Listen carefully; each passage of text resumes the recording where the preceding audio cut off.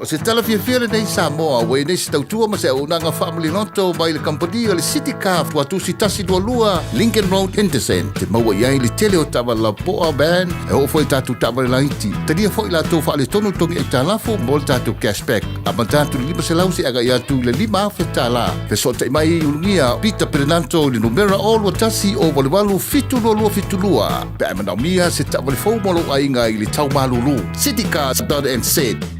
Taraflava o David Tua le nei, olo e whaafonga mai pei le Radio Samoa, tasi lima i watolu a mo, Samoa i amanuia le nei aso.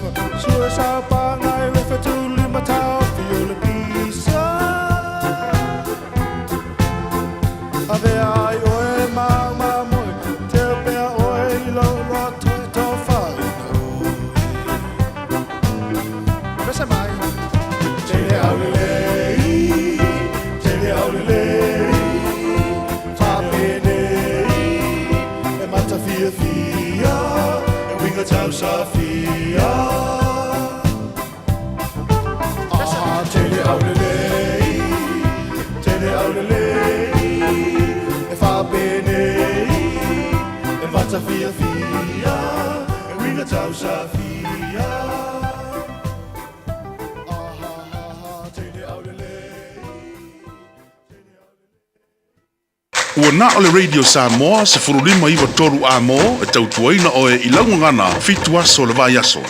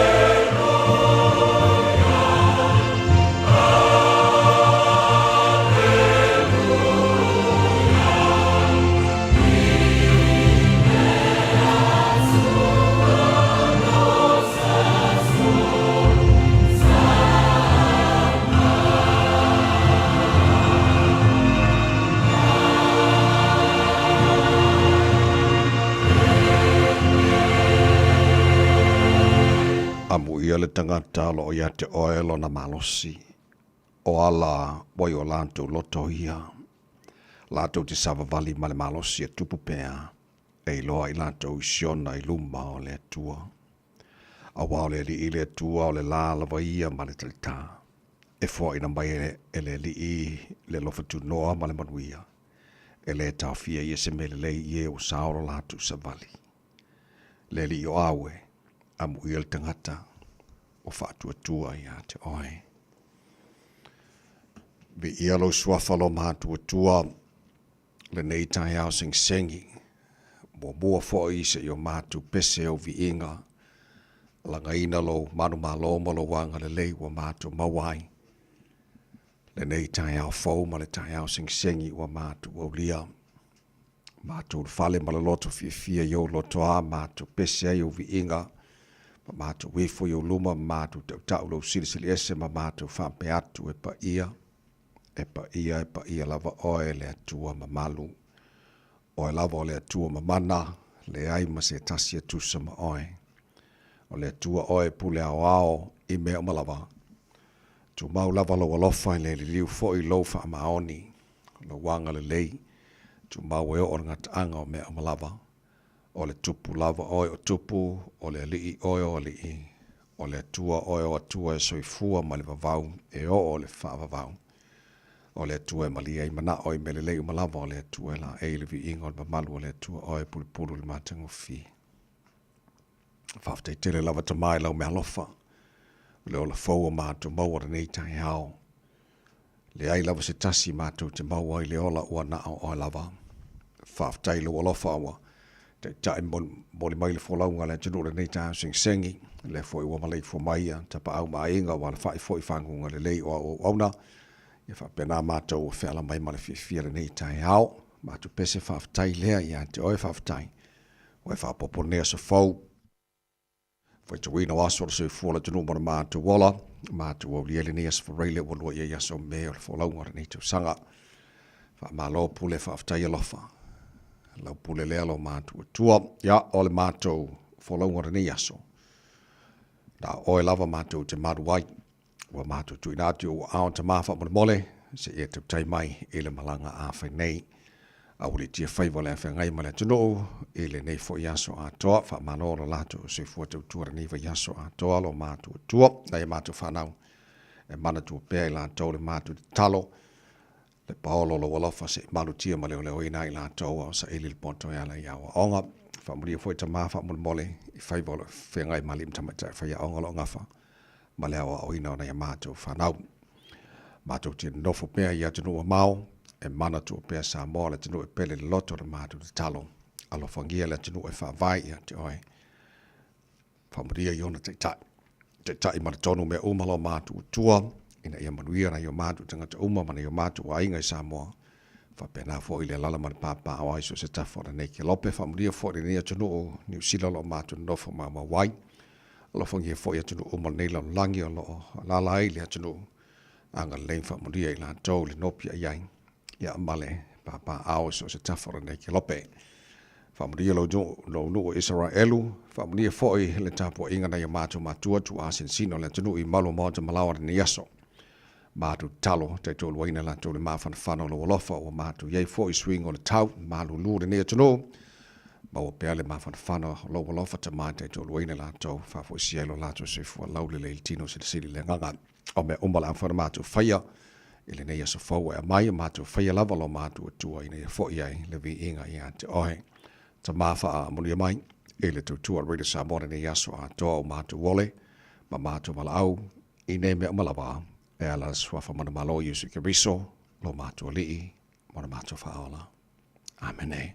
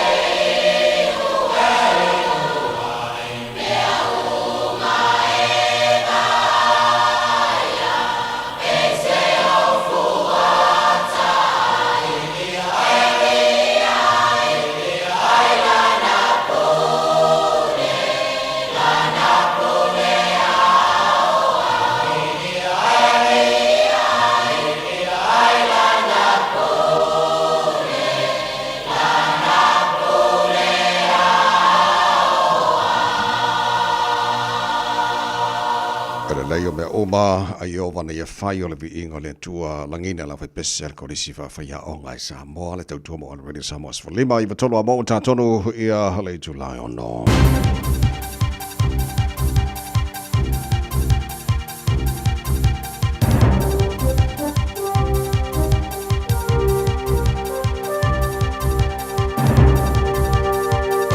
Good morning. In this update, thoughts are turning to recovery in parts of the country battered by strong winds and heavy rain, with conditions easing overnight.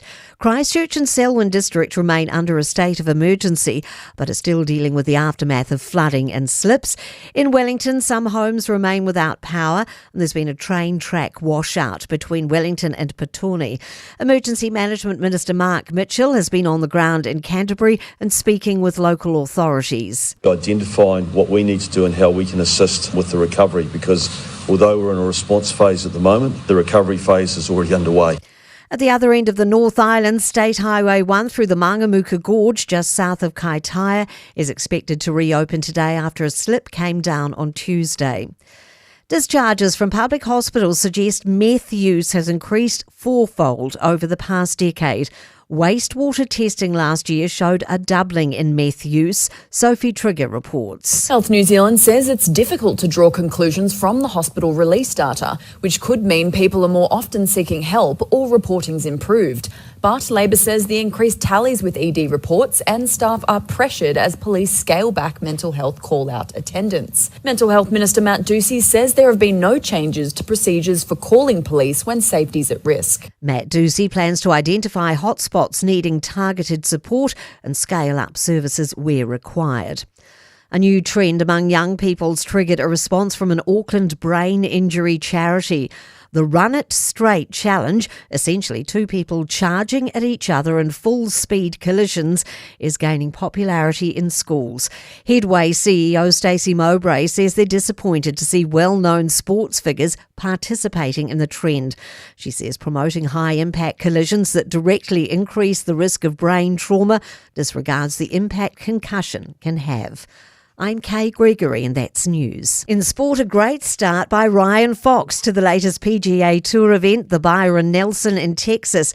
Fox has carded a 5 under 66 to beat 3 off the clubhouse lead in a share of 7th. A large number of players still have yet to start their rounds, with the last group away just after 7. A converted try conceded after the siren has seen the New Zealand under-20 rugby side draw with Australia 29-all in their opening game of the under-20 Rugby Championship in South Africa. New South Wales have beaten Queensland 32-12 in the opening match of the Women's State of Origin League series. And the high winds in the capital have forced tonight's scheduled final around men's A-League fixture between the Wellington Phoenix and the Perth Glory to be postponed until Sunday. That's sport. Ua na ole Radio Samoa se furulima iwa toru amo e tautuaina oe ilaungangana fitu aso le vai aso. Wawone tai ao no whaatalofa mo whaawhelai mo whaatulima fo I le avatele lava ma le whaaloalo samolo wa tinu pele le pa ia ma le mamalo la whaafungaanga e le nei tai ao sengi ma lo lava le suifua manuia whaamalo fo I le tinu ia le whalau tātu aveia le mua ma le whaasangi le tātu tupu sili le langi le o tātu au le nei aso o le aso o whaia le tua tātou te ori ma tātou fia iai parapatia le anga le lei siti le ese o tātou tampa au sili le langi ia o mbolo tu se fua mara mātu malosi ia ma tātou au ai ia le nei aso fau whaatulau le nei tai au fau whasango o amalat whalasa i o pa ia sau te whasa o le amamala a whapai lolo le whainga ruenga le tua au ona tofi o le tātou mo tai langi lo whaatuna paulia I so se vaenga au ki lani mani usila ma so se tafara nei ke lope a wale tautua ino le tua malone whitingalo so se kane sia lo whaafale le manuai manuele alo atu mo sauninga o le whai ungore ni fo I yaso whaata lofa le tāra pukalame le whaafo mai whale tua matausi sa o au mata mai tai malo se lu mar whanau wa tāra whatasi le pukalame marua le tai hao Radio Samoa nei tai hao sengi tā lofa lava ia le tununga mo fo se fo lau le leo le tunu mar mātu wolo tātu ai manu ai le mala nei tai hao fo I inga le tātu tua tau tai mai le tātu matai le tāra fo lau nei yaso tātu fo lau le lalo na lofa o tātu ele nes for rele wanua ia yaso masina o me o le tāra fo launga o le lua fe lua se fulu ma le lima poroklame maru le tai hao Alberto Samos Falima Eva Tola Moloto on an 8 of many to Twina Oise by Letuna Eva, Eleta Navso, so my 4 inch new time to Facebook, my YouTube already Samo, Sarah Tassi Pantea, my Fiona Pista, LJ Lucio. Ya, ole Famarsi Amonta told in 8 time out, all on the fight to win of Aberta near Efa Pair. The best and the most important object for every person is his inner self, his spiritual being. Ya tango fai fu se fa sa mo mangia o le na foi fa punga le ngana Peritania o le fa sa moina mai le tatu po kala nei tai au o le mea sili ona le lei ma sili ona tau ai so se tangata o lona tangata le te tonu po lona tangata fa le nganga fa le nam tai ala mo tau le nei fo ya se fo le to mo le radio samos fa le mai to amo.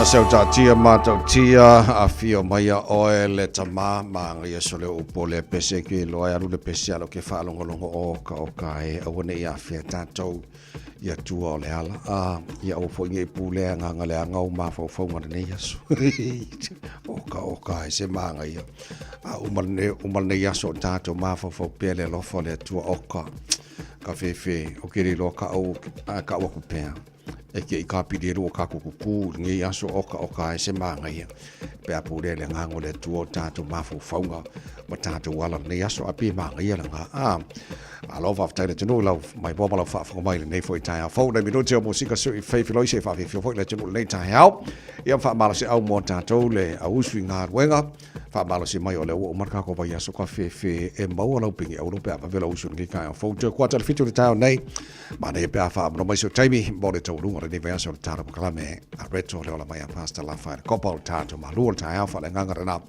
ia tau runga ai ia le tātou whalaunga le nei fai vai aso ma le pakalame a reto o le ola. Today in history, data pa mai pare mena tupu le sanua me e le tele tu sanga bye au le tai na fitu le tai nei fa ponga telefon e le ngara protania pe tal fitu o tata po klabe matala na ole nei foi tai ha fo I say mo on tata bye I lunga la wala po a mai lunga la wala nei tai ha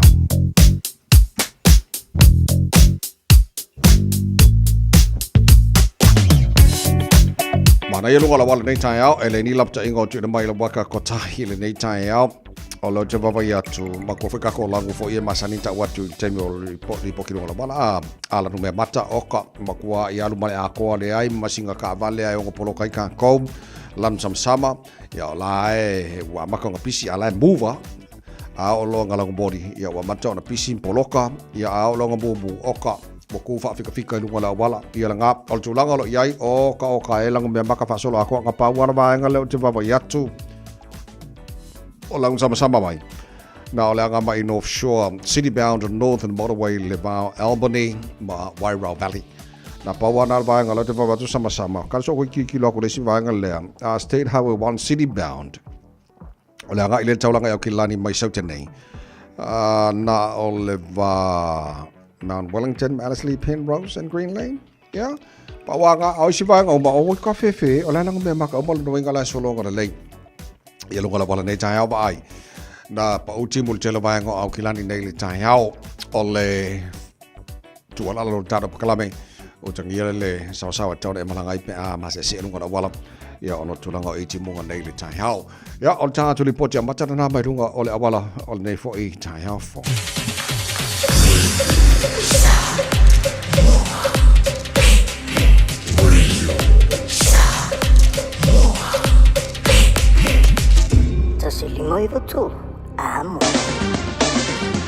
Ua mawhai ana au ina atu le tala o le tau Yaso Taitasi ona o le lango mai a le Pacific Finance Limited. Telefoni o Varselau fitu whawha lua fitu. Pai ngā matal tala tau nei fo i tai au fo tama ki makaurau au Kilani o le no whakale o whasalunga ale Radio Samoa se furumal tolu o le e mahalulu so le kau mahalulu e di kai au ori a. Winga fa mawina o tau le so le fa solo na pa utimu e ma mafatimu ngani so vaenga au Kilani o atu le auli o fa solo ina mo atu le malosio na fo ipo le mafatimu nga ya la fa solo ina awa ya malangi le tu le tau le fia na nei le tele vaenga au Kilani o savili e malosio nangi mai ni so taimi mo atu malosio savili i le auli ma le fia na nei mai le tulangi le sauti sifo fa solo nangi mai sauti sae ini so taimi le tau nei se futbol o le maulungana o le malulu o le ea mo tātou le so se furu lona maulalo e matau mai la o le fuka koe o le o le kako malulu o le ea e se furu malu kala mai masingo o ia kako o e whapenga tai au pe audia oka ka fefe susuru matanga o fila la le tele vaenga o au Kilani nga pawara me o le audia o kai au tutusa le malulu o le ea nei matai au se furu malu lona maulunga o vaenga i on tuatu langi le lei fo ilia sa Pasolo lang de leifo laso ngafua mala so lua mala so lulu pa utimo la stofio na vai aso o luma na yato. o whamamau o tūna mai lawa tau le nei fwoi taimi o le tai au tūlanga masani a whanga solo le Port Kalame maro le tai au Radio Samoa le mwhain tara pawail tūlanga o le tau telo isi vaenga o Rusila whapena o le tau Samoa mani so vaenga o le kelope o le talo le tau Radio Samoa o nato whalalonga le Pacific Finance. Ua loa le tautua le Pacific Finance in no ngā tupe mo so se wha moe moe ma liu whai pui ponga aso whanau sa whai whai ngā balolonga ma so se wha lewe lawe. Apa laine lo le Pacific Finance .co.nz pe bala au le oval sa lau fitu whawha lua fitu e talo sanga sauna no ngā tupe i le bao le 5 se lau tala ma le 2 hafe tala e 2 minute whai lau talo sanga online www.pacificfinance.co.nz ai tasi le tu lai whatali e se tali e iai ai inga whapitoa pala au lo le Pacific Finance Limited i le oval sa lau fitu whawha lua fitu oval sa lau fitu whawha lua fitu. Sa fulma le ono le wachale tulai ono le Port Kalame malo le tai au Radio Samoa fulima i watonu a mo fa se e mari lo la kamasa sa o a ia kode na liis stala na fa fianga Radio Samoa nei tai au fo le tunu anga tu te manga luenga le tai au se ia lo fa maro no si mai awangi ele usu ngi kai au ka fefe le pingi au lo ile maua maria fa vo nei aso pese le mo ore nei tai au fo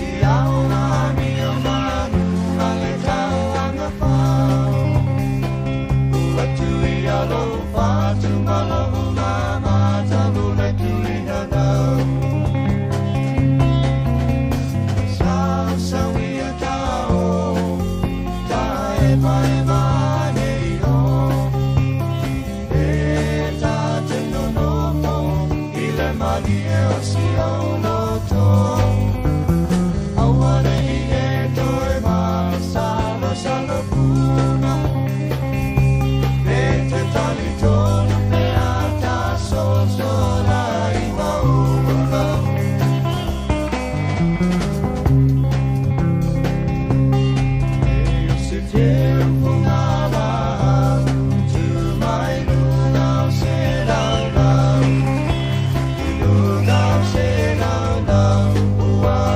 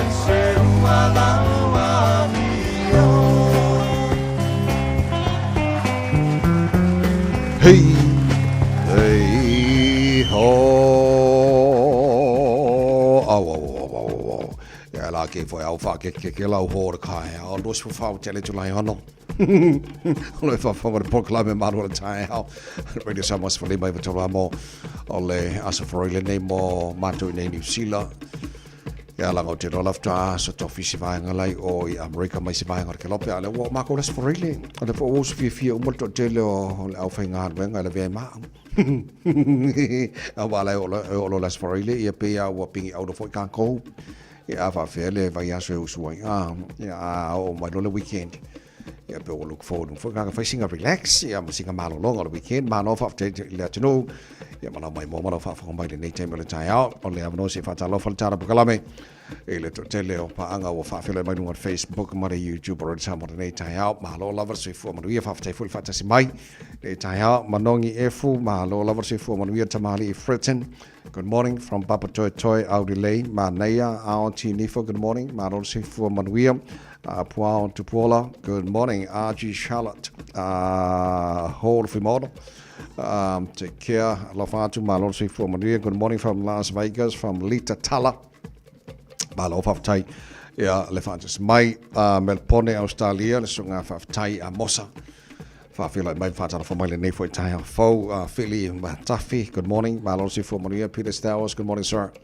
Hello of Taylor Fatis May, Tavita Solomona Ozo, Malo Lover for Maria Nataya, Leonga Ubutumuli, far from my Brisbane Australia, Telola Afar Vavao, Mola Tole, Brisbane Australia, Kelila Fatala for my Nataya, love for Samuel Smith, Malosi for Maria. Ile nei foi tai au matango fiu tatu dia mama madu Beckledge, good morning mama mano si for nei tai au ota tau tai Malo se fo moria fa taile fa ta se mai nei tai au tua saola fa fo mai Brisbane Australia mai tai matangi malo se fo moria nei tai au sinapi fa aui. Good morning malo lava fa taile fa ta se mai Tino Puni malo lava UB36 America malo tali malay from kiri do Waikato malo se fo moria Ioane tau di ele. Good morning 7 Ekeroma. Good morning from Orlando, Florida. Malo si fo moria nei tai au Flying Star tapa u. Malo lava si fo moria nei tai au so le umanga ia lele malo Noel Fati Pina Nen Nonu malo si fo moria and Mayava Simone Talia. Good morning Melbourne sole cafe malo si fo moria nei tai au fa malo fa tai o tele na tatu paanga. Fatalo for my long on Facebook, mari YouTube, ale Radio Samoa nei foi tai au fau. O leo wa tau to mai le tau le tele vai ngo New Zealand sa fatia foi. Tu langa ye matangi malolosi mati munga telo toya al vai nga leo Selwyn District ila lo I Christchurch. La o lo tu mo pe ona ia vai ngo puipuinga ia mo le tu langa ye malapta inga foi. Tele ni se vai ngo Wellington ole ba wo fa ola le power o le peni se vai nga Wellington ala le iola level power ona tulanga ia fianga matangi malolosi mati munga ilia so nafi tatou o kilani wale ni lapta inga wa vesina uma lapta inga pona ilia so nafi o tala fiele malo te talo malo fo don sai ona tulanga ile timu ma savili ya sa fenga matatu mana yaso umba yatu ya vi ile lo fo le tu lewa avesina uma ia lapta inga sa fenga matatu ya kilani se banga nala vai nga i South Island Calesteti ya manisho vai nga Wellington o lo tu maona laser power ya tela vai nga New lewa fa solo ina le mai tau ya ma avesina uma ya ande so lapta inga sa ya i tulanga na o ya le vai nga ile lau telo New Zealand wale tulanga ile tau ile nei foi tai au fau o le tai o le ACT Party David Seymour mo le Silvia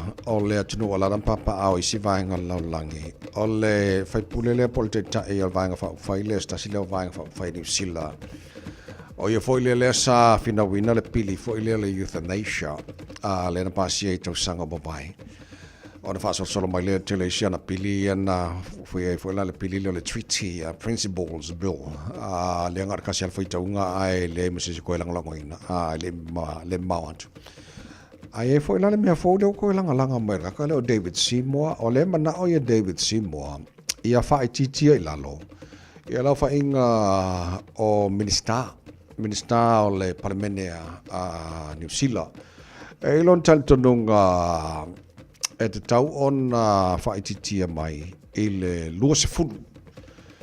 At the moment, e luasefulu malavalu i a minister iai. Ko se luasefulu cabinet ministers, e valu i a minister I whawhatu le government po outside cabinet. I a luasefulu valu i leo minister.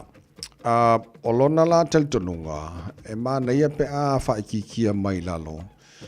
Ia la fa inga o minister awangi ko yengi associate ministers ia po o minister lang fo ile wala wa mingska nga kasia le matangal wenga tauna ilon minister lang na matangal wenga tupe a o matangal wenga umalava kipi wala wa mingska e taw veinal telo waenga o le fo titi lo atolo ia ilona taltununga wa taw fo na fa titia ia vaenga leo matangal wenga malo ile titilo atu I matangal wenga malo salo be ko kia fast food mon tupu ia matangal wenga malo government departments o le fo le lon taltunga town fa titi o mai vaenga o mai o lona taltunga fo ile e tu samba le valus fuma lua portfolios ministerial portfolios I tono New Zealand so afa pela fa titia mai ile na vaenga anga ile luasefulu la va minister luasefulu male associate minister tasiole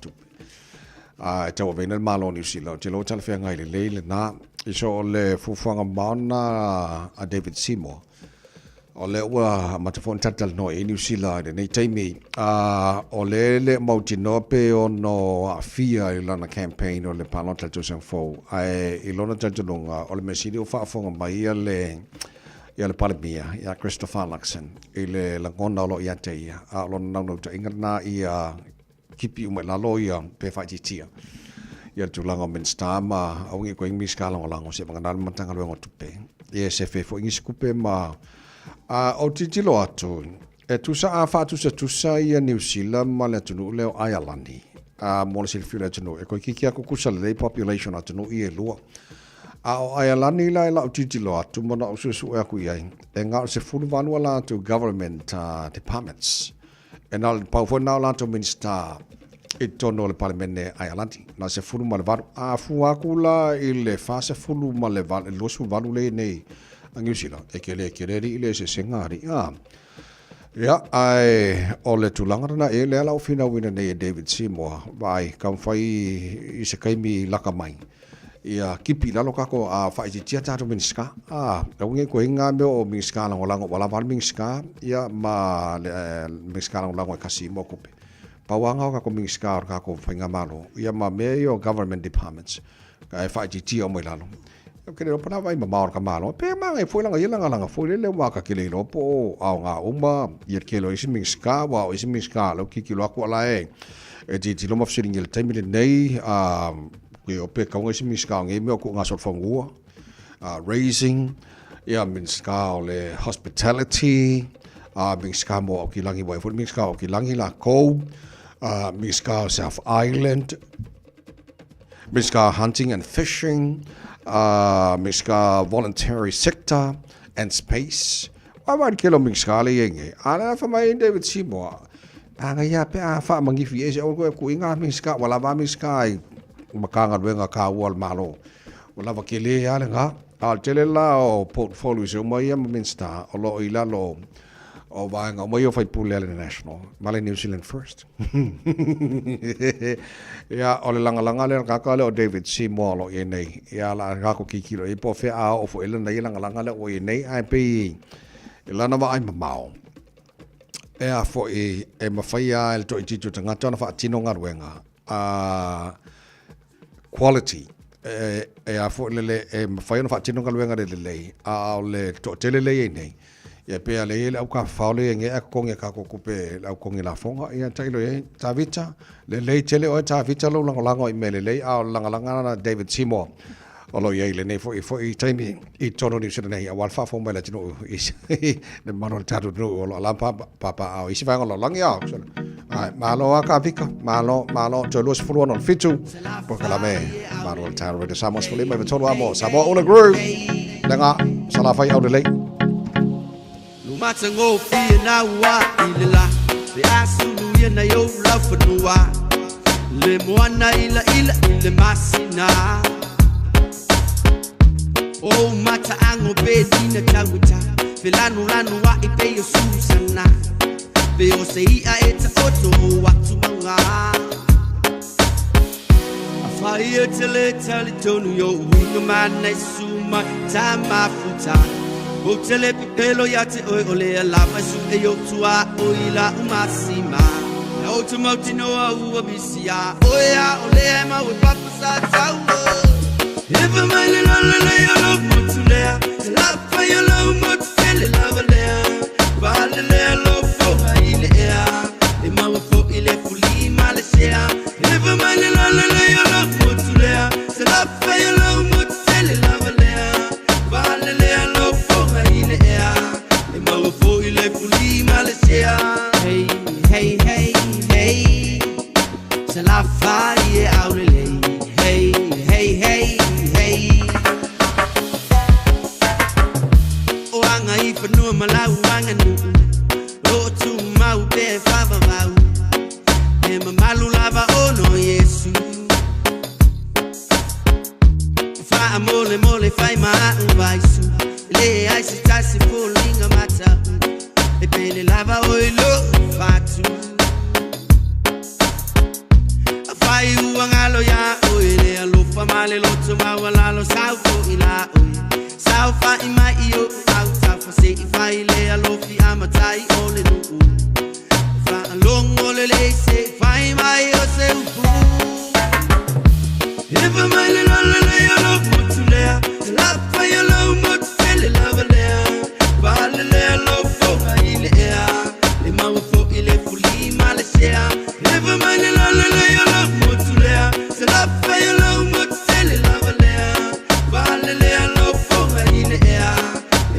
foi le puli Malaysia.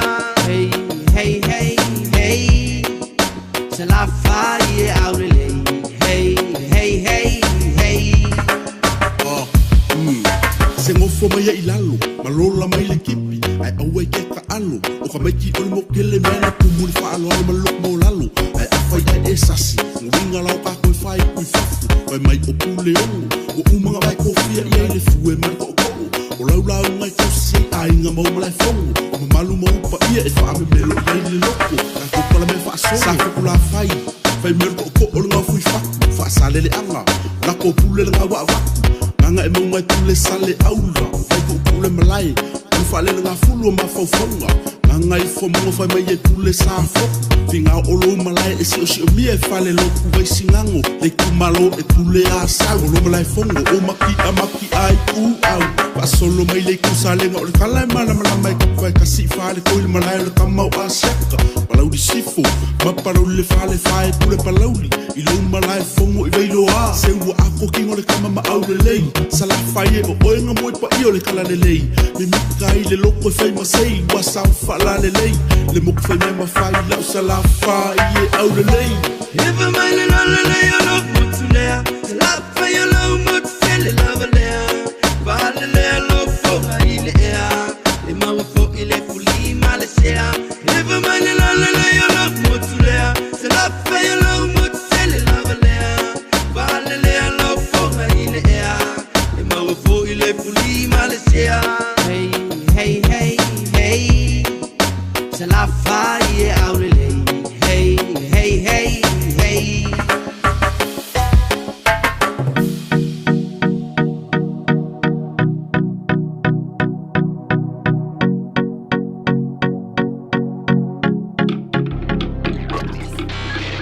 Tasilima i Vatolu Amo Radio Samoa. E toa tele fafine e a mio le leila tō. A oe, ua fasilisili oe ai lato uma. Le whana oe, ua lata mai le aso whapito o tina. O le asa o mea lofa mo lo tina. E le aini upo e whaananu ai le alofa o le tina. O le pae ma le auli o se a inga. E sili lona tau i penina. O le tau vanga le Radio Samoa mo le nei tau sanga. E sa o le lei mam. Tamaiti, po e mai se video a mam a o ia fautua i le tupulanga. Ia 2 minute le umi ona lafo mai lea i le radiosamoa.co.nz/mama. O le a whaia le se i le aso iwa o me i le afo le sfulua. O le a maua isi mea lofa fatsa o waa mo le tina o le a inga. E tatala nei loa le awanoa, awa e te fatu ai. Ia manu ia tele le aso sa o tina uma o le lalolangi.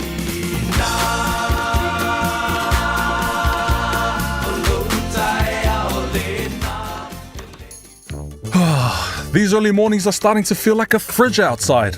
It's getting chilly and the flu season's near. Now the best way to keep well and enjoy quality time with my mates and my family is by getting my flu vax. And it's free for Pacific peoples aged 65 and over, pregnant women and many more. So get onto it. Book now with your local doctor, nurse or pharmacy or visit info.health.nz/flu for more info. Talofa Samoa, o Ateshna Ryan, o le Licensed Immigration Advisor mo le Auckland South Immigration Consultants. E visosoani mo so se tu ai ngā visa e malanga mai e New Zealand po Australia. Telefoni mai nei loa i le o valu o tasio no valu fa fitulua. Po le olua tasio no valu fitulua tolu o. Koe Samoa's Flema, hei batula mo ma le poloklame malu le tae ao le lona luaini o aso le masino me o le folaunga. O le nei fo i tusanga lua fe lua se folo ma le lima fipulea Elizabeth Ferrer ma lona si fo manuia e le nei tae ao lene sia pena fo i antau i Frenton Utah Salt Lake City ma lo lava fa pia tu le tua fa ma lo fa tai le fa tasi mai le porkalama nei fo i tae ao fo payment lua ma lo fa tai le nei tae ao fo ma le fa tasi mai le tano porkalame mai ava Simone Talia Melpone faietele isi le fia o le lau tau tua ia toi o nei aro e lunga le tau o le tusi folau mo tatou ni New Zealand ia a whapela o nganga ko whanga po ki le isi le fia o le la aru nungar kau a o ngei le ke maho whawhelo kusifalau New Zealand o ngei e alua lungal tau o fees o le whainga o le tusifalau fasili o le ala mafu anga o si iai o le titila tu le vaenga o lo whaia tatu tusifalau whamai o le the pros producing o tusifalau ia ma le whaongai no le telo isi vaenga o le technology o le ala le o le si ilu o le tau tusifalau lo ia nei so le whaatita inga la e tus falau lai o batu si tia kurse furu ka la fatita inga la o le vaenga martua adult passport e foringa mai tons futa la si tanga pe au te lore taula na ia mai le nang uman nafi o le lua se lau suma le lima ai a mata nei la ele tus falau New Zealand le la e apala ia la lua se lau fase fulu mar fitu na we ma le GST tono le tau na mo tangata matua so ava pela o lesa lo just for lau lesa ye sa mo le fanga fai lua ka lua se lau fulima ya o neila le amatai ya le sita ka phone na lua se lau fase mar fitu including GST mo le passport to maiti o lesa lua sa se lau lua suma le lima o le ufa popola lua se furutala lo no winga la foi ne la se lau fa sumar fa including GST e amatatu i le sora se luar nei o me so ona i si tangana o le fai o le tus falau mono sirfia langa o le amatatu nei so o le talina le vaenga le o lo fai ia tus falau New Zealand for the money collected by charging for passport goes directly to the delivery of passport services and maintaining the passport's reputation globally. Lona winga ele ngata ole tau ole kiri vai le passport e pa fa pe ole kiri va tu le courier po fe lava ole tau la le si nei na so swani le vanga na ya male tu mo pe ole aia mal le mal mana yo le tus fala New Zealand e atu no mau ya le kulanga langa ai ole temi nei mo le silfio le atu no o tangata New Zealand uma ole mfanga travel le visa free ile telo atu la lang pe amar se la mar suma lima ya atu la lang fa na malanga i tangata New Zealand visa free no ma se visa gal passport ala jar mo oi maka ya na si kanga nga le ka wa ku ya ke mangunga ke le i mali fo mar ngi ka ya o ke o fa pe o ngi nga ke fia lo e fa lo ku si fa la u ya si kanga nga le amaka ngi le so lo me ya o ka ya la sko lo me au dia a jos fu ro minuto lo jona talo le tula e fitu o le fa fa po kala me balo ta radio samo so le me tolo a modify una de vaso tanto ya yo le sili poti ma wala ona so e lo le mara tau runga nei mai aso le tāra pokalame a reto le ola mai a pasta la whana kopa pe mai a whari whianga mai 5 stars.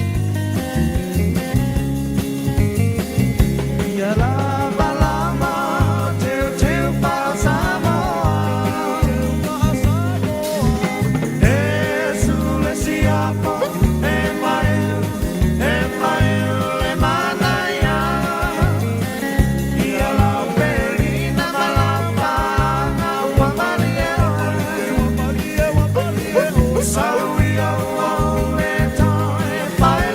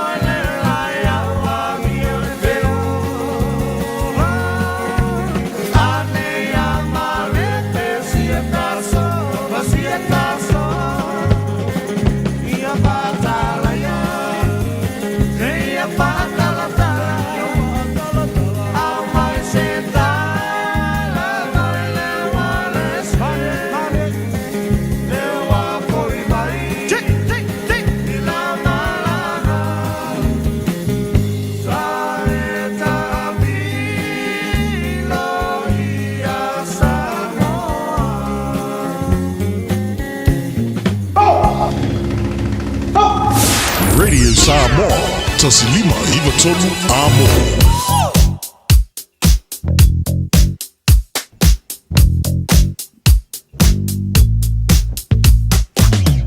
Lai seki arunga la wala nei taimal taiao leo o te tilo atu na pauar maanga le mumu mailungo le wala na tifi tato kala coat mubu na around Sunnysnook le Malanga Mai North Shore ngal tawlanga kilani por city bound of northern motorway Malanga Mai North Shore around Sunnysnook mpawa na wanga la tilo atu mumu o telo isi vanga la tu mona lan me mata sama la la manga ya la wa makanga pisi ala flow li ya le ma se vanga poloka o tele na vanga la wala lo ye nei temel kaya kwa manga ya voisole tulanga na lo ilunga la wala nei temel taiao ile tu mo mo samo solima iwa tolo a moto se furu tolu ile fitu se wala fa foga tolu le ba sol tara proclame areto ole ola bread of life sent down from glory.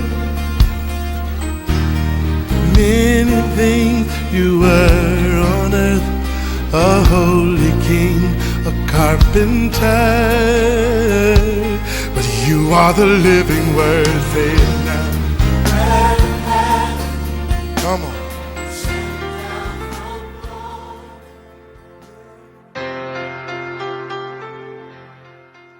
Mai le tātou por kalame o le a reto le ola i le nefo yaso o te fia whawhiroa i tātou tunuu i le suafa manawalo tātou le i whaola o Yesu manor so i fua manuia. O le momuar Samuel was fulfitu o whai upe tolu whamal tolu lima e whapea sa leo lau au auna i ma moea lona tamao tala lea tāvita. O nā luatu leo le leona ma le urosa ua avele tamai ma moe na ile lafu. Ona o tuli loa lea ia te ia, ma o fasi ia te ia, ma sengi maile ma moe i le ngutu. O le upula mo o e laso le nei whapea, wha maoni i le nofoanga, le nā e te iai. Wai loa le principal sili le na tāua, e le tuspa ia, e whaina sau no ai e su whai mai. Se wha maoni i mea iti, o te tōwhia, e pule i mea e tele. E tele tangata e mo o i mene i o nofoa sili, o nofoa i longa, o mea fo i o le si itia, ma o e move i le si level, si itia i tūlanga maualunga. Peitai, aiwa ai i le tua, always lava o le tua, e a mata mai ana mea i nofoanga po o mea whaingofi, o i nā, always lava e a mata i le tua. E le mawhai, ona move i le level 2, ona e move i le level 2, pe a whai e ke le pasi i le level 1. So simple a wala le tua. E le mawhainga e me i le si skep, se ilonga. E ke whai a whale le le skep ure ke iai, kwa e me i le iai. Pate te inga peo lau auna leo tāvita. Tāvita o le tupu sili ona lau i loa ma matautia i Israel. Ai o le tupu ngai wa ai iai na a mata mai i se no foanga whaatau waa. Na tu ele tua o se tamai titi leo ma moi o se ngaluenga sili lea o na whaatau waa i ngaluenga i tutonu o nu uia. Ai na koleni mai ai na ele tua lona wha maoni le leo ino ma moi e mai si mea mana i na o tāvita. I le teimi nga ngofua i le pā ma moi e le ngata na o ina le leo ino ma moi ai na o ina i lona whaonga ino le maata. Wai lo le maaka le nga pinge ka vika koriaka. Nga o ke mi leo ma moi ai. Le ngata leo le si mea o le mefo le ta ina o le mefo ile se fulu na mano a le hap le sa ta vita. Nga o fo ile ke binga leo ma moi ai. Ai le fa ai ina o ta vita nga ui mai le mea nga o le maata ma le na peni. Awai ke va ai.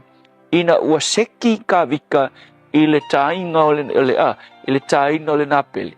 Ona wala aule saulo le tupo Israel se tangata i longa Israel e mangkua Israel o fia mili o nga tangata e loa ka le mele ai te longa piki mai ta vita o ta vita e makua siampingi ma profesa langa ka i le mele a whenga o mai ai na o mai le pā mā moe mea whaatau waa ai nga ngofo mā o ilana ta i leisi mea o le maata wai lo le maata le anga pingi e ka vika ia saulo o iai fo Goliata, inga bili, wal manga ol marta, e kai pe o le fanga me ia tatou o se mea kau pisi mea fuilele e ula i tangata ngao mangulele pe a le mata ia nga whaonga e tāwika e pingi e whaikoliata a le fesiri o wheanga train mai e ma o mai na o mai foi a o nofo i le mea sili ona whaatau wa o e loa le lui mo le mata le anga pingi e ka vika i le ulosa ma le lionga tuli pingi ia o le mata lava le nga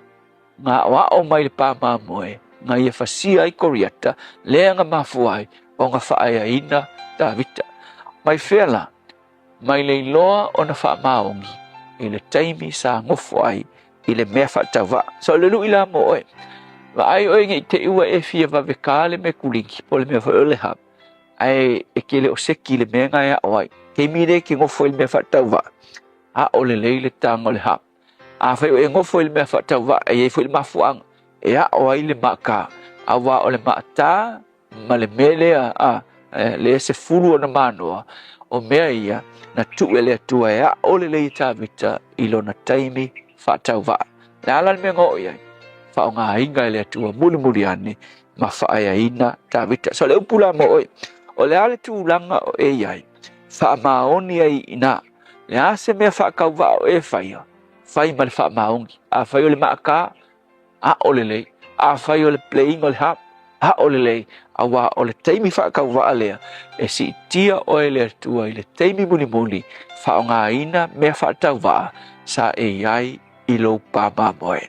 Le atua, whawhitai, tia o ina i mātou le ai lava se tasi whaia ina, e au noa ma le iai le pāma moe, a o ina i le mānoa se fulu, le mekulini se fulu o na mānoa, a o ina i le maata, mea ia, ta pena ai mātou, i taimi whaatauwa, ai whai ma whaia ina o i mātou. Whawhitai Yesu. Amen.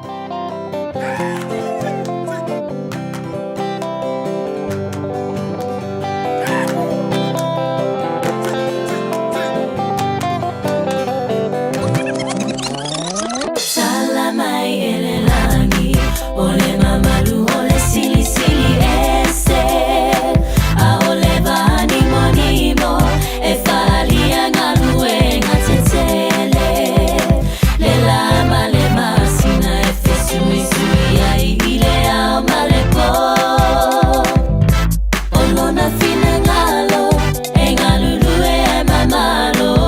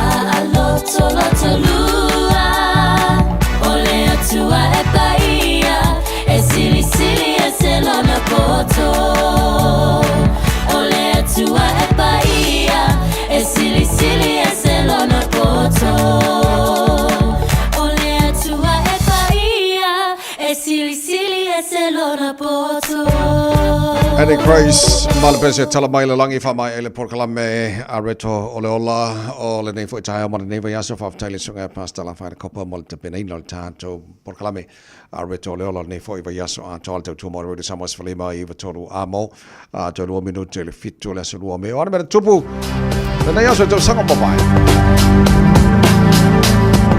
aso lua me o le tau sanga a feiva se lau warse fulu le aso na wha mawin na matai malanga i tonu Afrika i sauti o te tai o le Karesia Katorika o le taimi Pope John Paul II. O le aso lua o me o le tau sanga lua fese fulu maritasi. O le aso na fiwai Osama bin Laden, Osama bin Laden warse fila tunu the suspected mastermind behind the September 11 attacks and the FBI's most wanted man. Maua le leia e fita whaapitoa pol force whaapitoa Amerika o lafi i longa pikongo o Apple Tapad Pakistani. O la so tonu na nao lua me o le tusanga lua fe se fulu maletasi. Listen on mena tupuna sa lua me le tira tusanga mawale tau tua mora Samoas Whalima i watonu a mo taru telefone le ngana poro tania pe mai a tara whasalonga whaabesi listen Being up to date with our COVID vaccinations is a way to take care of ourselves, our elders and loved ones.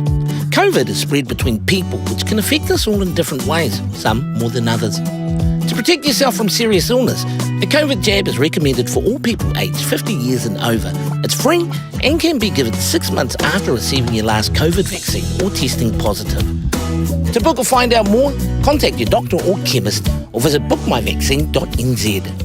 Wa ye nei le la le Bluebird Lumber and Hardware i Mangile a wa fa tau molo ainga i Samoa e mawhai ona whai umai oka o loa whauwhali pusa aisa o ngā umu TV moenga se tino forma le telo o loa ese o fa tau umai mawhai ona tatongi le tātou ofisa i Mangile ai piki i whale o loa o le Bluebird i a pia vai tele po sa le longa walau loa le o lua tasi 5 tolu fafa o lua tasi 5 tolu fafa pe i meli le info@tlmarketing.co.nz Moni si Talanga.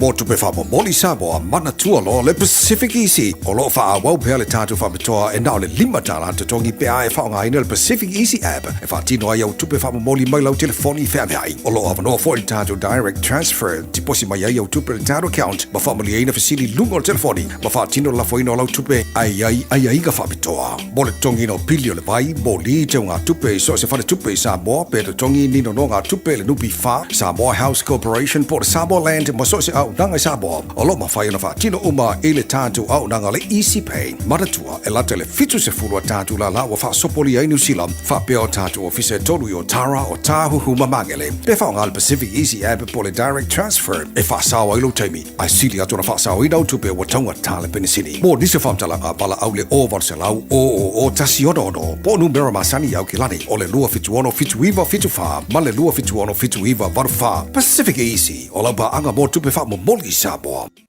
E toa tele whawhine e a mio le nei la tō. A oe, ua whasilisili oe ai la tō uma. Le whāna oe, ua latsa mai le aso whapito o tina. O le asa o mea lofa mo lo tina. E le aini upo e whaananu ai le alofa o le tina.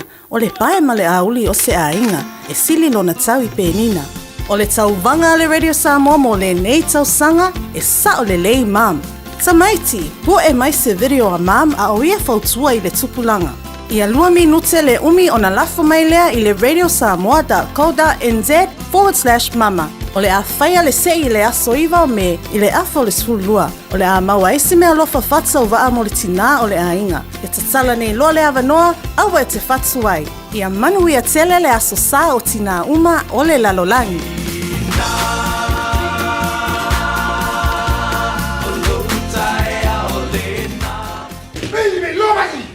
Hey, hey! Oh!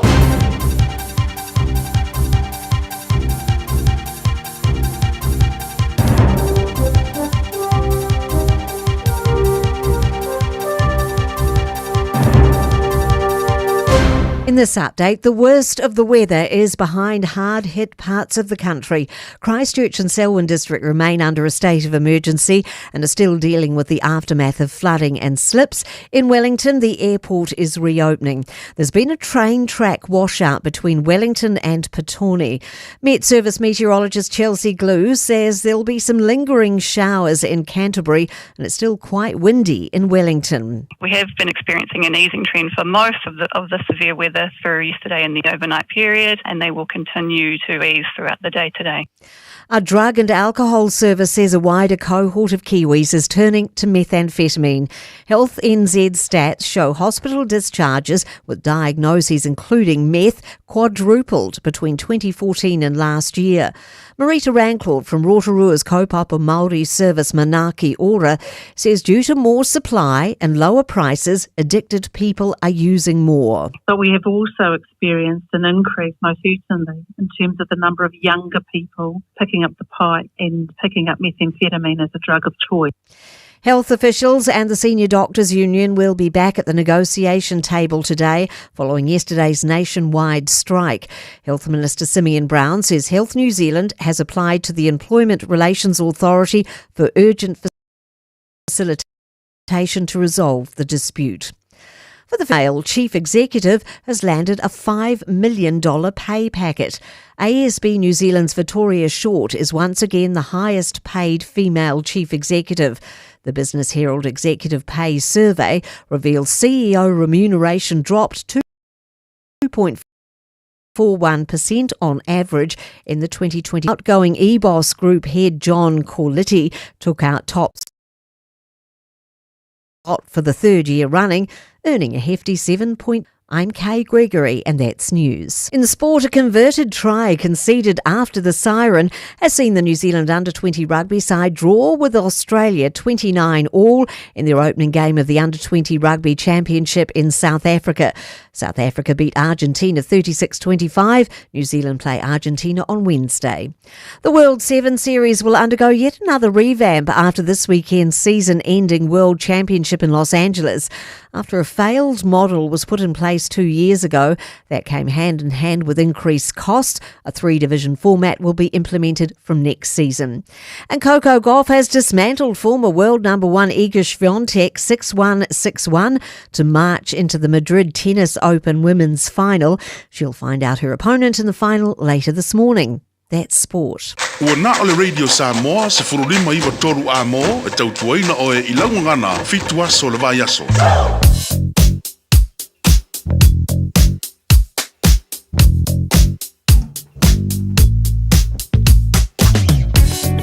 Mala se fomo real nei taimi ole taia ole vainga lata mai I lunga ole awala ele nei taimi ole taia.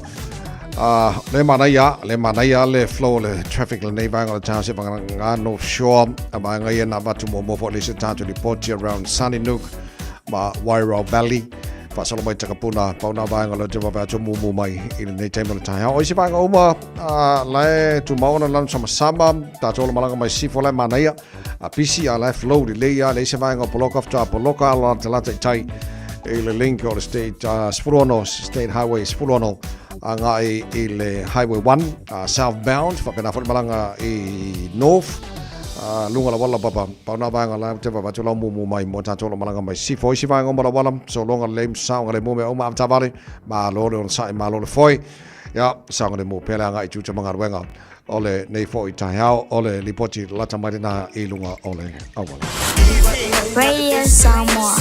Taslima Ivatolu. Amo. Ua mawhai ona au ina atu le tala o le tau Yaso Taitasi ona o le lango mai a le Pacific Finance Limited. Telefoni o Varselau fitu whawha lua fitu.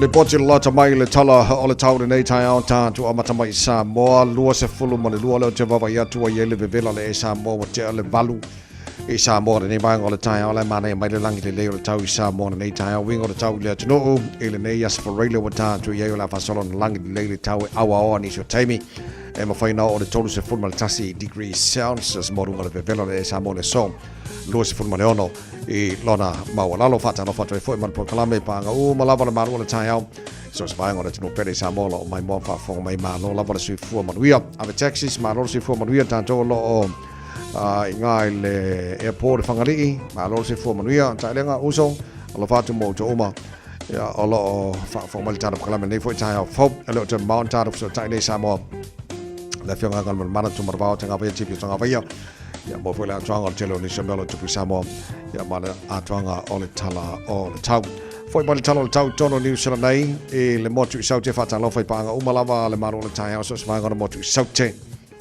olo tata fa tasi nei tai Nelson la fa son lang de le tau mo to po timuni so tai miangi mari man savidi mai saute si phosphor lima mo ngora malu lum Queenstown la fa son awa lang de le so sfultoru mo ngora malu fa mo wina le so timaru pa una wanga ni so tai mi lang de le la woli la sfulfar mo ngora malu fa mo wina mo timaru le so ile baba ya tul tela banga Dunedin la matene na awa pa timu lang le leifo ile awa uli male fafia na nes sfulfar mo ngora malu fa mo wina le so baba ya tu pa timu Blenheim lang le ni so tai mi sfulfar mo ngora malu ya male ayo fungala aude ayo kariso kada state good morning malosi from Rio so pa una wanga ni so tai mi ala lang de lei le fiafiana nei sfulluar mo ngora malu mo to le so fas malu di mo ku sakiri foi mai le tala le tau le moti matu pi to la ngora moti matu kai tai sfulvaru mo ngora malu le le so ola fasona na awa pa utimu mafatimunga ni so taimi mo watu mafona timunga le fiafiana nei le la mo Wellington good morning malosi from Rio pa angal tara pakalame so se vai le la mo Wellington ala fasola na pa utimu mafatimunga mo watu mafona timunga le awaulian fiafiana nei o sabile tu mawangi malosi mai le tulangi le I saute e mafaina o le malosi salau se fulu kilomita le tula le nei fo yaso mo tatou I Wellington e fasi maru lo e as fulua malunga na maru no mo Wellington le so le telo bango tau ranga la lang le tau le so lang le tau po fa solo na awa lang le tau roto ro nei fo yaso fa solo pa utimu le telo bango Palmerston North awa pa utimu ni so taimi New Plymouth fa solo na awa pa utimu telo bango nei pia le so pa fo utimu telo bango Masterton telo bango Hastings le so la fa solo pa utimu lang le tau Gisborne fa solo atu kirikiri do Hamilton e malo se former real nei tai fa solo na awa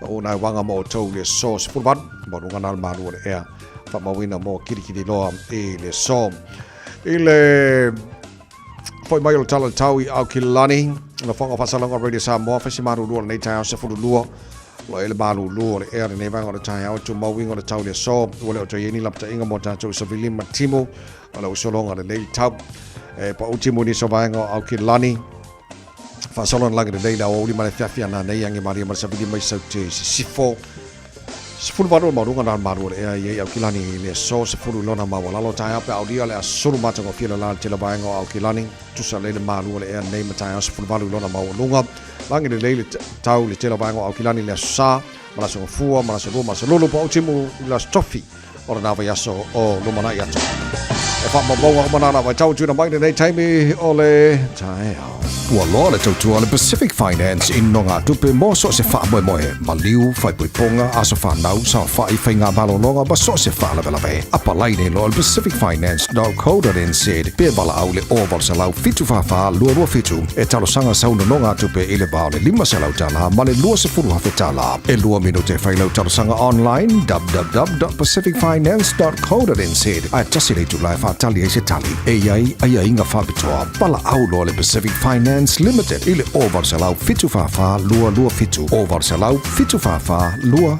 fitu. Right is almost really my total moina was a full monitor sila what I nearly to life fit to lot for the proclaim about all the time bring so much for lima even total mo ma lo lava fa taile to no lo fa fonga mala mai mo mai ele ngate so se vaenga au kilani so se vaenga do sila so se tafora nei ke lopo lo tara fa tasi ai no on Facebook ma YouTube or the sama ma lo fa tele lava le no to fa tala fa mai nei fo tai fo fa yam fa ma si au ya ma to nei lo nga lu atu to ino le no lo to fa tala fa mai le tai ma lo lava vai fai mafai ka ko ipuki fa mo le mole a fai ma bengo ya ko fai singa ipuki o ka ya fa mo le mole o le mele tele o le to le o le mo fo le tai ya ya ma fa ya ka ko kiu ke masangi ka penga ngo ka mai ki la o nga fa pena fo i la tuno o fianga me tute manga ba le tai ya a ko a le mo fai nga ba fi fo ya fa mo le mole o talonga talonga lena o mawa nei di poti le ngara Portania o lo fanga solo le under 20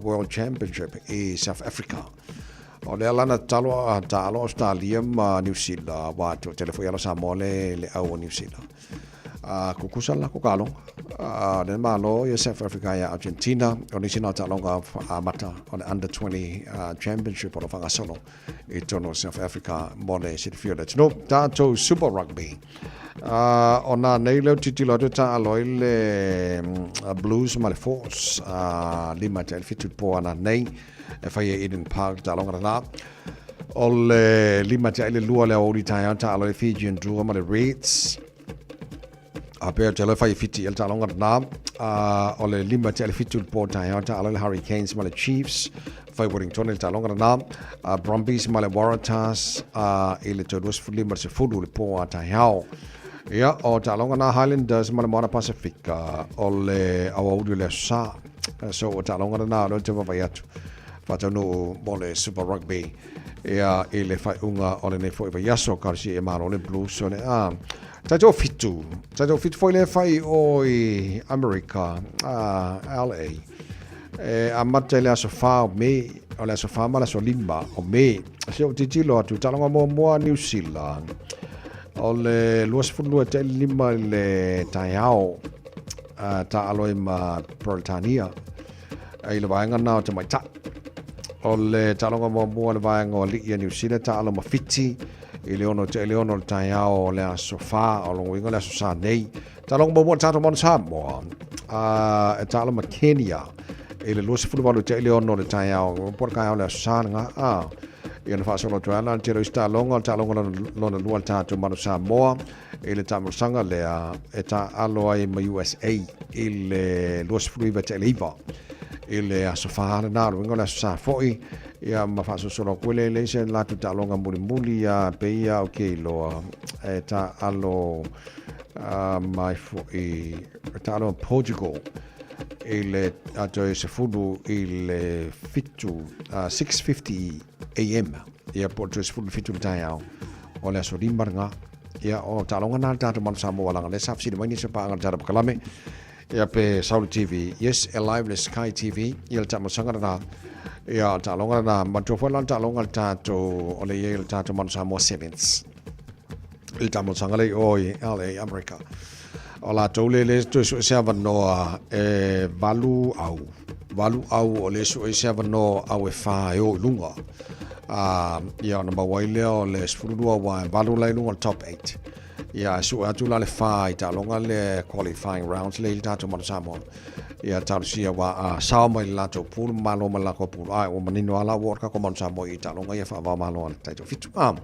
so nei vanga na mo le fa fo mai tunu ita tu longa nei fo ita fo le to mo le British Samoa sfolima e batolu mo e na was fulima bala fo chale tula fitu o le tolu o deve asol po club ngal Britannia think a minute on pa mai fa fianga penino che fa on tato sia si le Samoa tano no le fianga ngal mana tu ma tanga vai tipi tanga vai le sur British Samoa pia e bolo mai o mano le vovea che ti fa lo sole e ti e nei la upasika ai o suena ai la ukaiva e la te so o la te la lilo la mama su tu pela utale ole ala poi le mana me la o la su i puai tu sui moana sui moana tu vai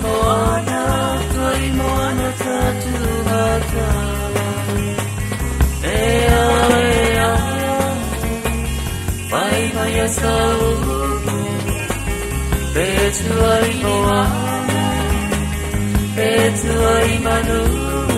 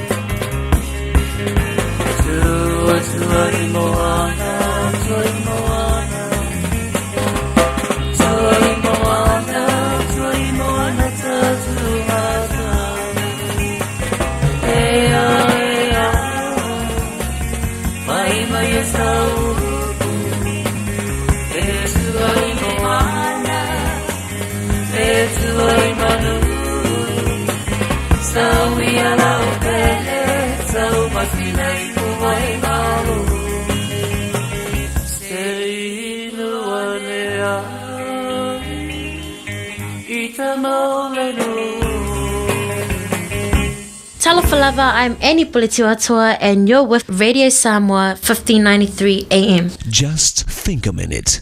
It could change everything.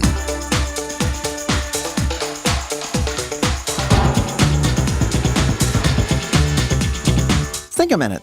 Imagine there was a safe, legal drug that not only made you feel good, but was actually good for you. And best of all, free. A former drug addict named William Burroughs says, "Every feeling you get on drugs, you can get without drugs." People who get high on marijuana often say they can laugh at anything. But they're wrong in thinking that the fun comes from the marijuana. It's actually their own ability to laugh and have fun, which was already inside them. So all the drug problems of harming our bodies and brains, hurting our families and relationships, ruining our jobs and careers, just aren't worth it. The fact is we were born with powerful chemicals already in our bodies that can give us these great feelings and highs. But how do we activate and get them? Simply by choosing to. Did you know that fun and happiness is actually a choice? When we choose to be happy, to laugh, to have a positive attitude, and to love others, then our whole body chemistry changes. We get new energy, confidence, and a totally new perspective on our situation in life. We just feel better in every way. Viktor Frankl's true story tells about the horrible pain and torture the Jews experienced every day in a Nazi prison camp. They were treated even worse than animals. Yet, Viktor Frankl and some of his fellow Jews learned and chose to have fun and enjoy every day. They simply chose to create their own life of happiness by seeing the good in each other and the world, even with all the evil, painful things being done to them and their families. A successful man says that you can make any kind of job you do fun. He says if it's not fun, then you're not doing it right. Real fun and happiness only comes when you choose to change your mind and attitude. And Jesus Christ, who gave you the ability to be happy, can help you start changing today. Just ask Him to take full charge and control of your thinking and way of living every day. Jesus is the one who can help you bring out all the fun and happiness He put inside you, no matter what problems or pain you're facing, so you can live every day with a natural high. Just think a minute. If you'd like a free CD of our top 40 programs, write to us on the internet at www.thinkaminute.com. Radio Samoa, tasilima ibatolu, amo. Radio Samoa, tasilima ibatolu, amo. Loa se wholo mana tasi mana a whala wa te ainei e halei tu lai whetu le tautua mo Radio Samoa se whalima i matolu a mo o le aso whareile o tātu iai Ia o avano fo e tala nol tala pakalame I Samoa le sui radio Samoa I pia le whionga ngal mana tumarama o tanga vai tipi tanga vai a whalau tele o nisa vaenga o mea tupu I Samoa. Ia le ngā te lea le taurunga fo o le tala nonga le nei taha o le amaili tele o tala o te pena I eilana au nanga masani e taru tala mai Samoa le taurunga fo I o taru tala mai Samoa pia tala valu le taha. Nei, ia, malo si fo maria la whionga ngal mana nei taha fo. Ia, so I kua manuia te vai. Malo so I kua malo le usu. Ia, kāngolo atu peina o e goila u ngalwe mai leia sporeide. Ai ua ngā senase le tausala. Ia, ona I fufuang fo I o lo pisi ai Natasha, ia, a leo le ka ngau ka o fot ka por ka berni kai. Ia. Ia. Malo whaftaile, tautua maili tātou ngaruenga, e nai Samoa le nei taha mara nei vai aso a toa taa mata. O nei a inga fo nei na fia I le motusira ele tise na vai aso ma sina uma vai. E pe fo nga mai le vai atu faisi kere o tarsanga ia fo le ia ma fo ia niso vai ngana fa le ngai na ngalman. Ia, pero tu langa na te vai. Ma to fero inga murmuli hoi masui o le komiti fau fo tua fo o ngā gunga so soani te mi fau lave fau fo se matu ia. Ta mata mai matu fero inga vai aso mawai na se furu. Ta sa fo I moni so soani. Ia, ini fa mama venga. Ia, le wo mai vai aso le ata fu ata kuni e fo ile. Polo inga. Ia, o fa se na fitu sfuto. Wow.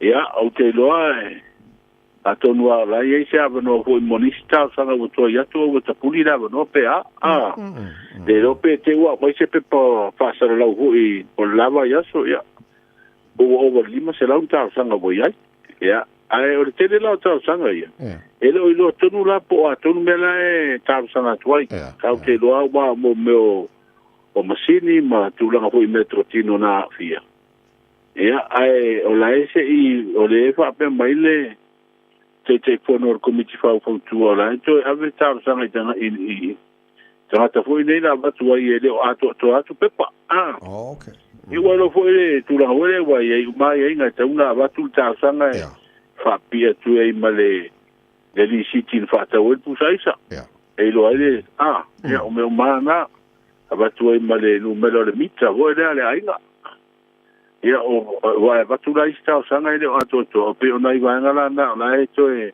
ave ia la to e ana ta sanga to te penacho e o te loa ia o le fa pe fa ba ia so pe ile do longa ia ona fa tino lola ia le ngai o inga mo ho imba ave fai po ai ta sanga la mo ia ta sanga ile mo itele Manua le wa sa no le mo I male le mo tele a pa fa pe sa lo fa lo longo e na o a inga fo I nei na fai na le tele wa nga pusa ai sa ma TV mai si va nga ina o tupu le fa le tonu le tisi ai le afia ia pusa ai sa ma si va nga le nga ba la ka sa ngo mai por sa le na tonu ata vai na tonu na o me to tino ia na de nga te me le na mai se pero nga tonu February pe tu langa na sa wala ia le tau mai le pai unga o ile te mire na mai ai fo ia le te le ia to ile o le tisi ia o masini umala na fai nai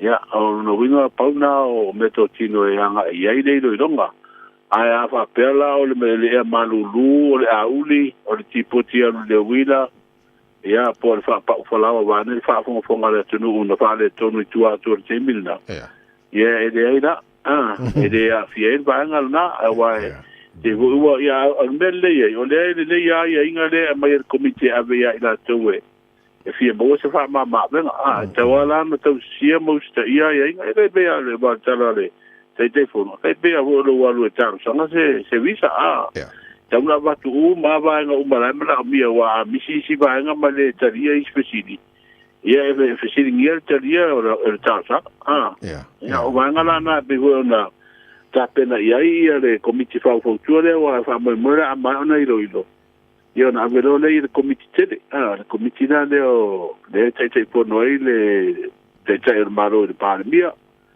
ia ona fa ile ina si lo longa ia no pata ole no mo kapenet o mai ile fa ma ninga mare io nga po ile o taria ia o le tula na ho wale sa si pe fie se va na tu pe wa fa nga nga ho nei mo tu ina tu ni fa ma venga e le o mauti da ma mautu le vaenga na te mine wa vaenga fa mamtanga lo tupe ya e moni ya e wa ngo winga fa kwa ko lo pe tupe no pe fu e se numero ta sanga le ataria ia mo me tu inga me to tino ko e alu le tise o le ta faina Malo vaftai tala no ile mele o le fia mali a fia mene o la malo se manga ya fia mali va nga ya la le fa lo fa ko fo le ma ke ki po isi va a fia mali le sa ngi o so va le o ile ke le la fa ino tanga ta malanga il tu langa le nga man sa o le ta vai o le tala na mai le mo fo yo sta mani ko la e o le po nga due mene o nga ya company va le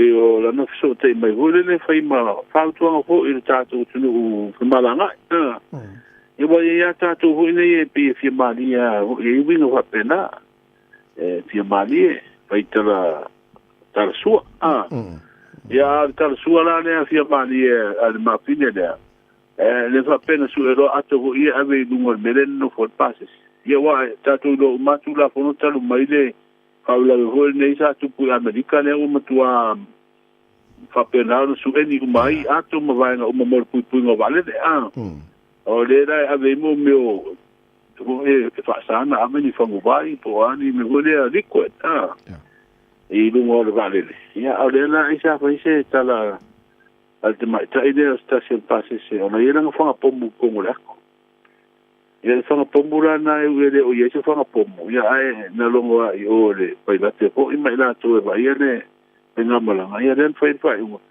e si ko fo i fate matua fa malu ia le tulanga fo i le puipunga sanga le mu pai ta to i do fo i te vai ia isi malanga fo ia ni o pale le ape o le poina take off le pale le o lai fa pe mo le pomu runga le vale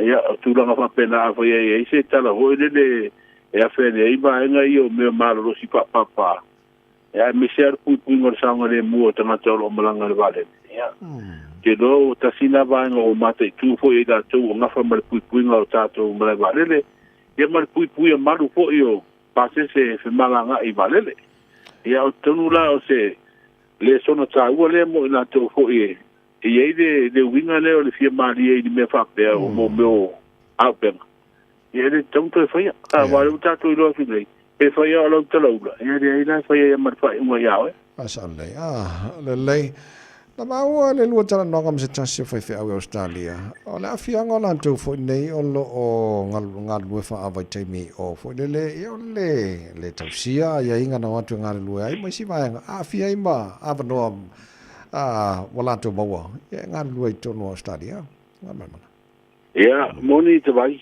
ya si fia fo ele ngata Australia o tu poi nga nga so tu la fo no fa penda o tu po ni sida mane no ya ni si o ho ita tu tanga te sa ngal luai nga nei sa fa sa ni sida fa sa nga fa pe no so tu la fo no nga nei le vo la uto ya di mai stasio ta tu tanga te nga nga Australia ya tonua o le na te pena le ya tu nei ma wa tu ai ora fu sa ave ai ye fa tu anga mutima inga matua so le su ngai o fa le no fa le manga lu fa le ma man tu mai ta tu ya la fo mai kupe ve ka ko fa le la me fa le ya fa le o tu o ba le o le fidiane o ngal ngane pe na o mai fo le fina ngal su ngal fe sa ia we ia umai tonu ia vai no e tango fia la malo si tu no fa pena ia pe onisi ia pe le la bale pule o ma fo pe na tango fia ia tu langa ia me si fo la fa sai pe o ide wa o tanga tale na fia le fa o ngali ma le tanga ta Australia o se tamatane fo le no fa o ia le fa o di ma le tasi o tole le wa fa pu nei le fa masina ia le tu mo tino ata vai a foi magalo pe o mun tuli fa sala ia mo to foi mai sa mo no winga to foi mai le uma wa le fa pe sa malangai de bisa foi nei pe to we to sanga e finga ru ngai o to a sa u to fa fo ia no winga foi mai de to mo le bisa le to mo ma sa no nga no nei ma mo de va do wa le wo nga so tu la fo no fa lima ia manu al tanat ai pe o tu langa ia wa sili mai e banga de ia o te roa na e fa fo mai fo inisio tātou tangata whainga rang whaawai teimi. I nei fu i tō ingo mata upu e tauna whai ma whangu ia i rātou. Mafuanga na mafuaiona tu o tātou a inga ma lea tenu. Ia, o le sa ili manuia. So ni ai nei a inga fu i sa moi. Le tere, le mau whaala lawe, ma isi po puanga lea tina. Ia a whai e tūla e maini tūlanga whapea o fie so ngā tūla whono. Ia, e resi tātou loto e whai ale malo se ole. Tūla whono le malo Australia, ma le malo New Zealand pe a fia. Mane. Malo whaftai mo le whaalau jaleino nei vanga ia wa fwoi whaafong mai le jino le nei taia o la watula wanoa e le leilo whonga ina fwoi le jino iau tāpenanga. Ia mo le taurunga lau tutu e tātu tala mai Samoa pēr tāna wanu whaamul mole. Whaftai te wai leo na te tala nafi le whono whaale tausanga fulona fitu sifuru. A le so se ete fwoi e tausi se fua whaawina o le tātu mutino.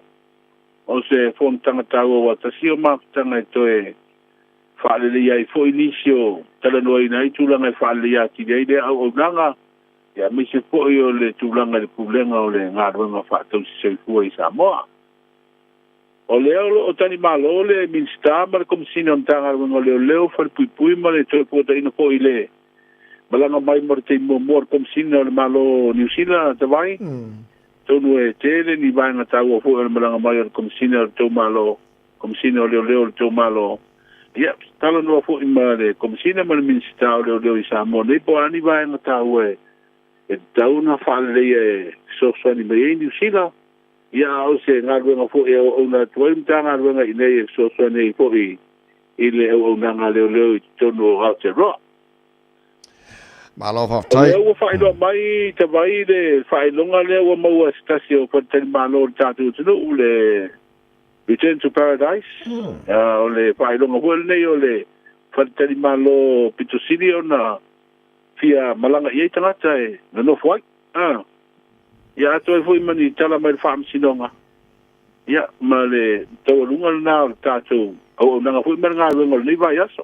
Lau whafte tele lau whenga ngalman mana o le alau silsila atu le tau le nei taia o la fwoi stala la mai tau mo le weekend. E leo wha malo sia ni whautuanga po ni rapta inga po i o winga whale tono le tau le tātou tino. Ai o winga le tau i Samoa le nei asfarele. O le lipoti na tamai wha pe o awo sa video le tua oloa lo ofiti ai Samoa. Peitai o se vaenga vai o pe au mao le ea i mātu i sa sae o lo au mai au matimu e a fi ai lo tātou tino. O le wainga ia o polu ma se vai mo le so e ofiti a se vaenga le langi e au matimu pupu e ono iai. I teimi o le tai au nei whapea nā i wila ma whai tiri. Ia ole, tala leo le whai unga o le vai aso le talo le tau hoi mai i Samoa, tamai? Ngabla mana, ma lo whafte tele le tautua, i le nei tai au, ma le nei vai aso atoa, mo le whawhau mai le tino, i tāra pokalame tu sa mai Samoa. I le nei vai aso, ia, manu iau whai wale nei aso, manu i whoi le, alo atu mo le whai wale vai aso uso. Ia, whapea nā whoi nā e leo nanga i New Zealand, manu iau whoi whai unga o le vai aso, tāra soi fo ia tātou. O le ola male malo si whaapopo. Ia, tātou te mahutai fo il lava ia so fo le ngā ruenga whai pēa. Lava ia soi fo ia. Le whionga ngalu malamana tumara bao tanga vai tupia tanga vai le sui redi Samoa ia pia ma le taranoanga i le nei tai au ma le whai unga nei whai vaso o tātou ia ora nawa watu ia le te leo tala la taulunga i lan tautua ia tātou tala mai Samoa pēr tala valu i le tau. Nei tautua mo redi Samoa spo lima i watolu amo taimi o whamaneanga spana.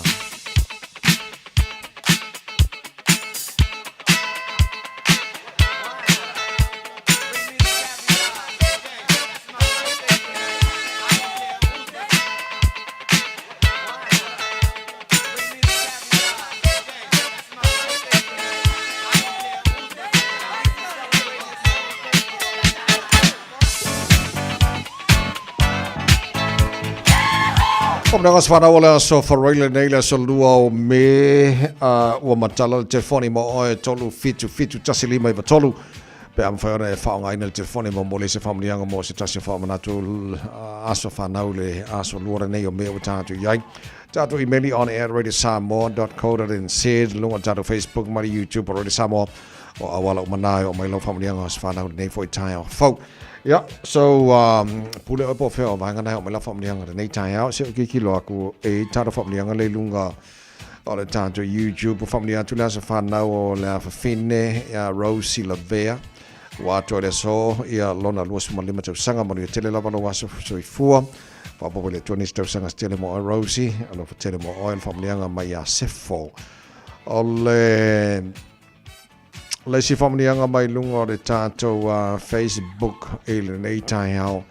Ole familianga nei ole aso fana ole fine melody mulipola milla.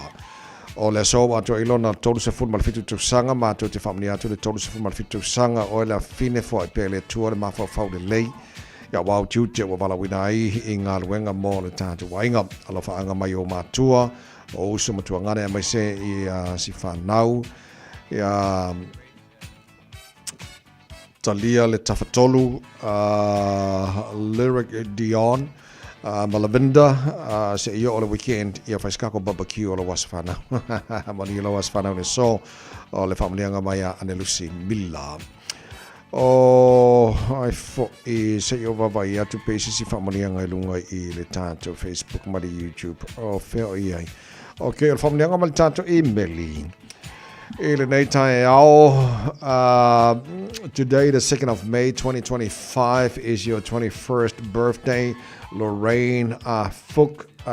Praise be to God for his blessings upon you, and you still as adorable and beautiful from the first time I held you in my arms. Your mother and I, your dad Junior, are so proud of your achievements, and we will be soon to celebrate with family and all your friends. Happy 21st birthday from all your families here in New Zealand, Australia and Samoa, your brothers Lateral and Lorenzo, your mom Emma, and especially from me, your dad Junior Fook. Maria Telelava, ia lo wasafana ile so vava ia tu e pe ia foringa mai o pauna tar fam nyanga o tono mai e nei tai out se io koi kilo aku I foisi family anga e pa watu tatu official nei tai out ofea ai ele ai o ia na o tar fam nyanga na nei fo tai out fo o le pese Mr. Cowboy Mavania Taloa family join pulenga mala fangal venga radio Samoa le mano jono famana to wasa fana le so mo ye tele lava o to wasa fana le lofa malanga le le tara matai le langi a faise pa ki manga ya a fai fai barbecue manga ya fo nga a fai fai ko pai a se la pasenge join was futasi la ban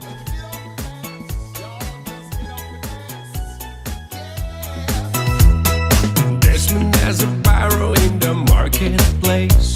Molly's a singer in the band. This my sister Molly, girl, I like your face. And Molly sees his as she's taking him by hand.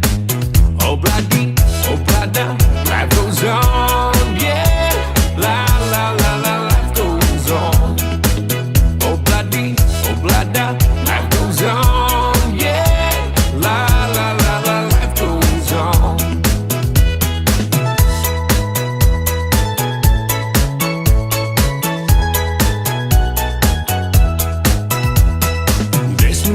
Trolley to a jewelry store, buys a 20-karat golden ring, takes it back to Molly waiting at the door, and as he gives it to her she begins to sing, oh blada, life goes on, yeah, la la la la, life goes on, oh blada, life goes on, ooh, yeah, la la la la, life goes on. In a couple of years they have built a home, sweet home, with a couple of kids running in the yard of Desmond and Molly Jones. Happy ever after in the marketplace, Desmond lets the children lend a hand. Molly stays at home and does her pretty face, and in the evening she's still singing with the band. Oh blada, life goes on, yeah. La la la la, life goes on. Oh blada, life goes on, ooh yeah. La la la la, life goes on.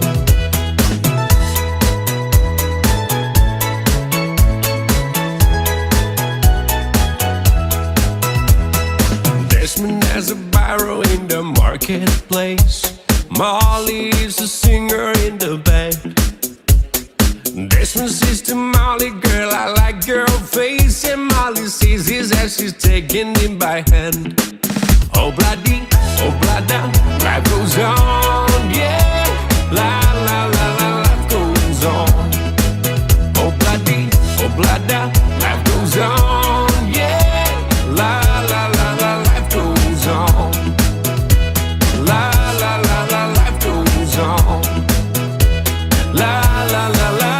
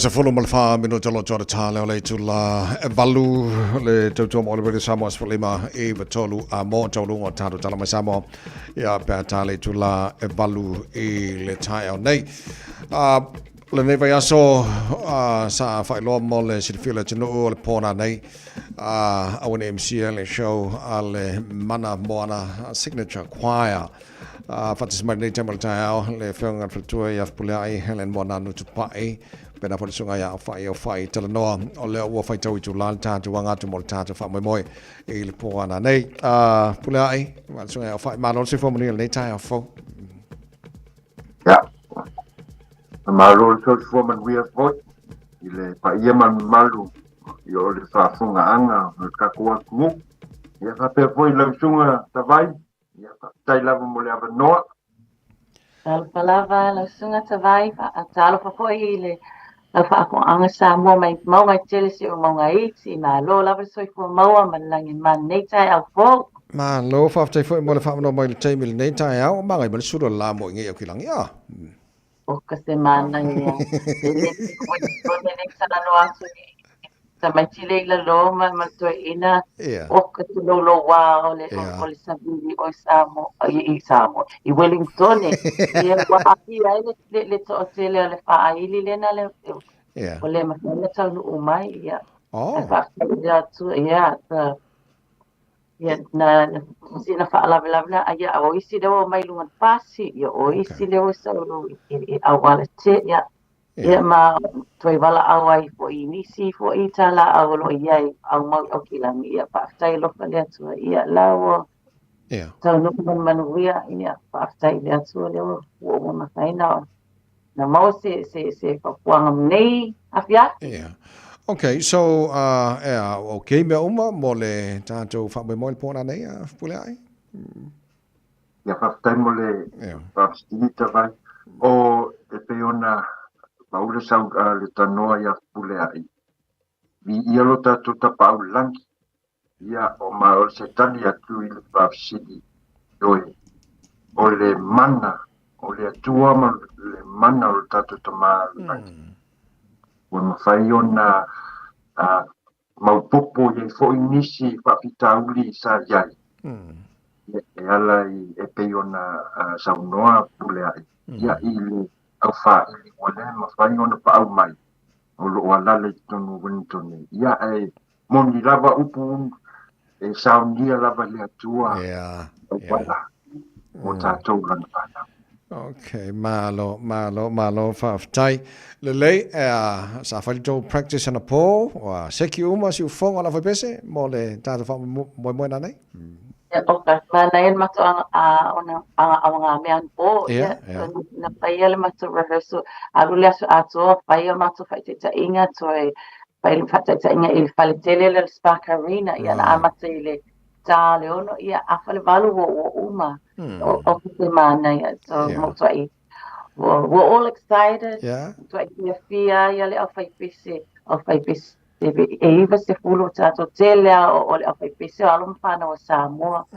Ia te fianga po I mato ia mfaino mato au anga po ile a fa fianga ia awale mai moa ma le sila ma le whaponga ala malo Samoa ia ai mesi po ia tunu o le a tato ia whaatasi nei ia pule ai le si me manei le show to sanga tu nei le ngata na pese ma la foi pese au mai mo fo ia so le o mo kwa ile ngofo le nga ko mo kwa I fi se siva nga ka uma e se vai ngol show na nei o la mo kwa I fa se siva la mai mo lele abno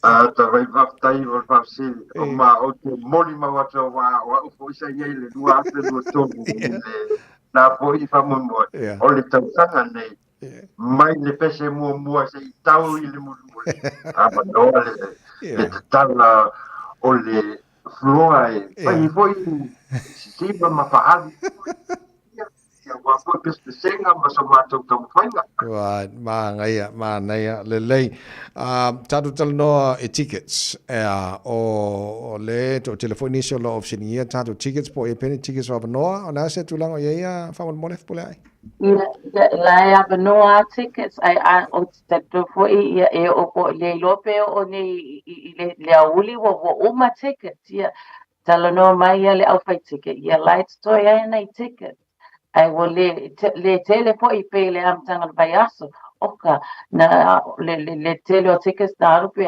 over male arte tickets de na nei aso e lopo ta tala no ta I lunga le o tele vai sao okay on na pe falling mai na pau vai ngolo mo wai tatu tickets af pule ma fa o fa tau online le fa mani no pe langa o ma ko wiang fa ngau samo manga yo ka ko ma ko fa le masangi le me le online fa mo Nalia o online le ticket master Lunga I le whailangi o le ticket master mawai, pe mo fo I mātou I le Facebook page signature choir, ia au o te tun po I lewa mo fo I lunga le page al Radio Samoa lewa ia isi, a pupuanga, o le ticket master I le whale tele leo sparkerine I le taulanga I au Langi. Ma lo whaftai, o lena ma ua tō telefo ia ma tō nei au ki lani o lea, fie tō le, la ve tono le, o la vai pese a whapula ima, au whai. Yeah, whaftai. Yes, yeah. O le māneia ia le polokikila, tawai. Yeah, from my perspective, o te tangata o lo o pese tono, o le o mai whaatasi o mātou ia mai wani tone. Yeah, le o mātou engage mako connect mako uso mako whawhine fo ia alala nei I au kilani.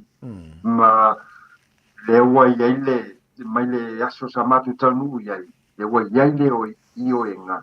E le se mea tau o se mato au whai pese au kilani, po se au whai pese wani ene. Taksi lava mato, o le au whai pese, o le signature choir. Wa po I se wha moe le aso ana nei.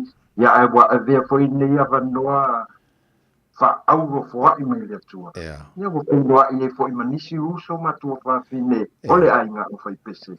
Ia lo o lala foi ma mau tonu nei. Ia I le I au kilani. Ia. Fule ma o whai o le foi ma o inisi e le oni Samoa o tātou wo foi mai motor Pasifika. O le foi e tono la fai pese a fule ia.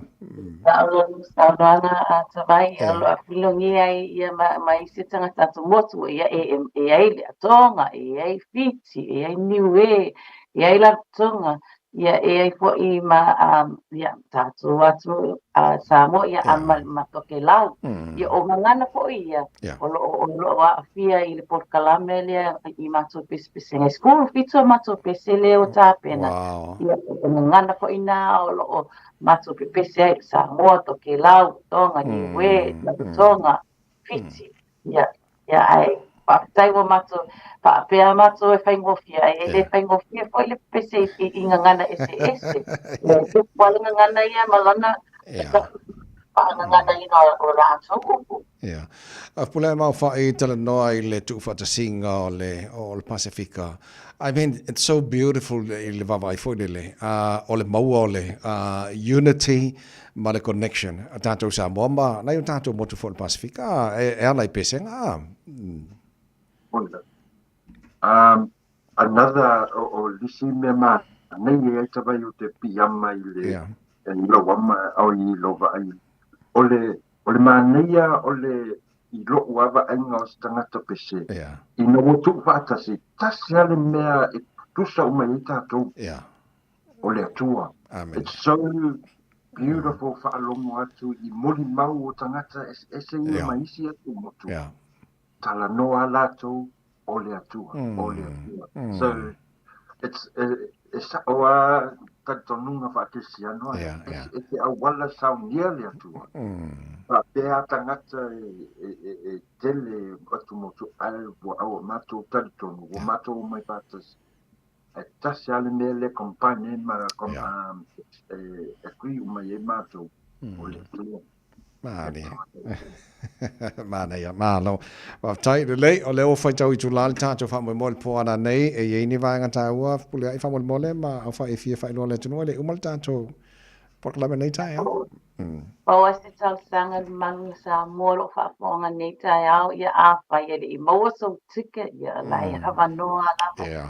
E master, e te sua mai maliu mai a fio mai. I le sparkerina o le e tatala I whaito o le awhaleono ia awhalon pitu walu le mato pesena. Ai te lele awanoa ai a whai e le ngapatia. Ia le ai se meo ai ia tautalo sanga, mantua I mato I tautalo sanga ia e manuia po isi tau mawhainga a halo mawhana wa Samoa ai whaaktai lava Samoa I o talusanga ia I mai se foi ia le au whaingarunga pa ia le atua ia wa o matu tatonu ia o talusanga o le au whengaruenga ia whapea le au sina ia man malo te atunu. Ia o manunui ai se tamawhainga a alo whanau ia ma o se lui tau po ilea mo tupulanga ia leo o tato au mangunei ia o Walu le soi pua ma le ahua atoto matua. Ia au ngā le awanoa.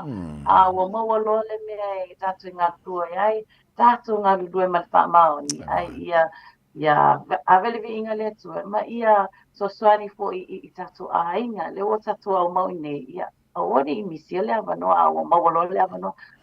Ia luai le to ato. Alai whaapitai lava Samoa molo. Ta po inga maa talo sama. Ia. Tautonu foi ole a manuia foi se tama whainga ni awhiawhia a wātou tā puaina. Malo, pula i whapena foi le sunga au whamalo whaftai mo le whaavno mo le taimi i le nei tai au. Well, all the best. Maria whamoe mo le whiawhia na nei. Ia ma le whamoe mo la makua i si siva mo pese umaka ko sa mo ma le Pasifika o la i le tātou konseti le pua na nei. Maria tele whamoe mo na nei. Pula i ma sunga au whai. Tai. Ja, lelei ole tara nonga man le fiong al tuaf pulea e Helen Monano tu pa ifa bena fo le sunga o fai ya mol fa mo le mana moana signature choir el poana nei ya mo le tele fa mo le fa na nei to mo le Samoa so lima ifa tolo mo to lungo taro tala mai Samoa nei fo tai pa mai ani so tar fa sa longa fa business nei. Got relatives visiting New Zealand? Don't let their travel emergencies become your problem. With Southern Cross Travel Insurance for non-residents, they're covered, with assistance available 24/7. Get a quote now at scti.co.nz. Mount Eden, Green Lane and Glendowie. You are food scraps legends. You're doing an awesome job to help power thousands of homes with your food scraps. Ka pai. Let's waste nothing. All together Auckland's Tāmaki Turiki. Talofa Samoa. I mawhai na whasoasoani atu Dr. Chen pe a whai te awhia le mai suka. Tauta mawalunga le maua se whanau. Mai sela, whatu ngao, ti ngā le ua po tuli. Whaalusi le tino puta, ka nesa, ma le tino mangeso. Maua fo i le kulini fulunifo mo ni fo ti ngā. Ma toi whaafi lesi ai lau mānawa. Tele nisi o loa e whasoasoani lo soifua malolo ina. A whio ane loa e ai Dr. Chen i le tuatusi lua ono Great South Road Orahuhu. Telefoni lua fitu ono tolu fitu extension numero lua. Wana o le fitu moana a onga amata po le moana Stars ECE le a onga Samoa Manrewa. Tuatusi lua tasi tolu Weymouth Road i tuane o le ekalesia e whakasai Weymouth. Mātou te tautua ma le whaamaoni mo le whanau. A wale whaatau waina o le ngana Samoa, anga nuu, whaasino manga, ai mai se leo na whaakerisiano o alo ma whanau o le atunu. E tolu sifulu i tūla e le aise tutongi. Mo le whanau e tolu tausanga manunga atu. Lua sifulu i tūla e le aise tutongi. Mo le whanau e tolu tausanga anga i lalo. E te pena le whetu moana le tio le tai au. Whapea le tio le awa uli. Nappies ma wipes e mawafua. Whafsotai mai loa mo se awanoa o lo walo. I le olua tasi tolu lima, fitu valu iwa fitu. Olua tasi tolu lima, fitu valu iwa fitu. Talo falava o a Lapi Marina, mau pelo li tio. I le Radio Samoa tasi lima iwa tolu amo. Usi mai alau whaafafonga. Talafo mai Samoa yaso taitasi. Wa au mai amo oe ona o le langolango mai a le talofa voucher. Whatalofa le tātou utunu i le whai ungo le vai yaso.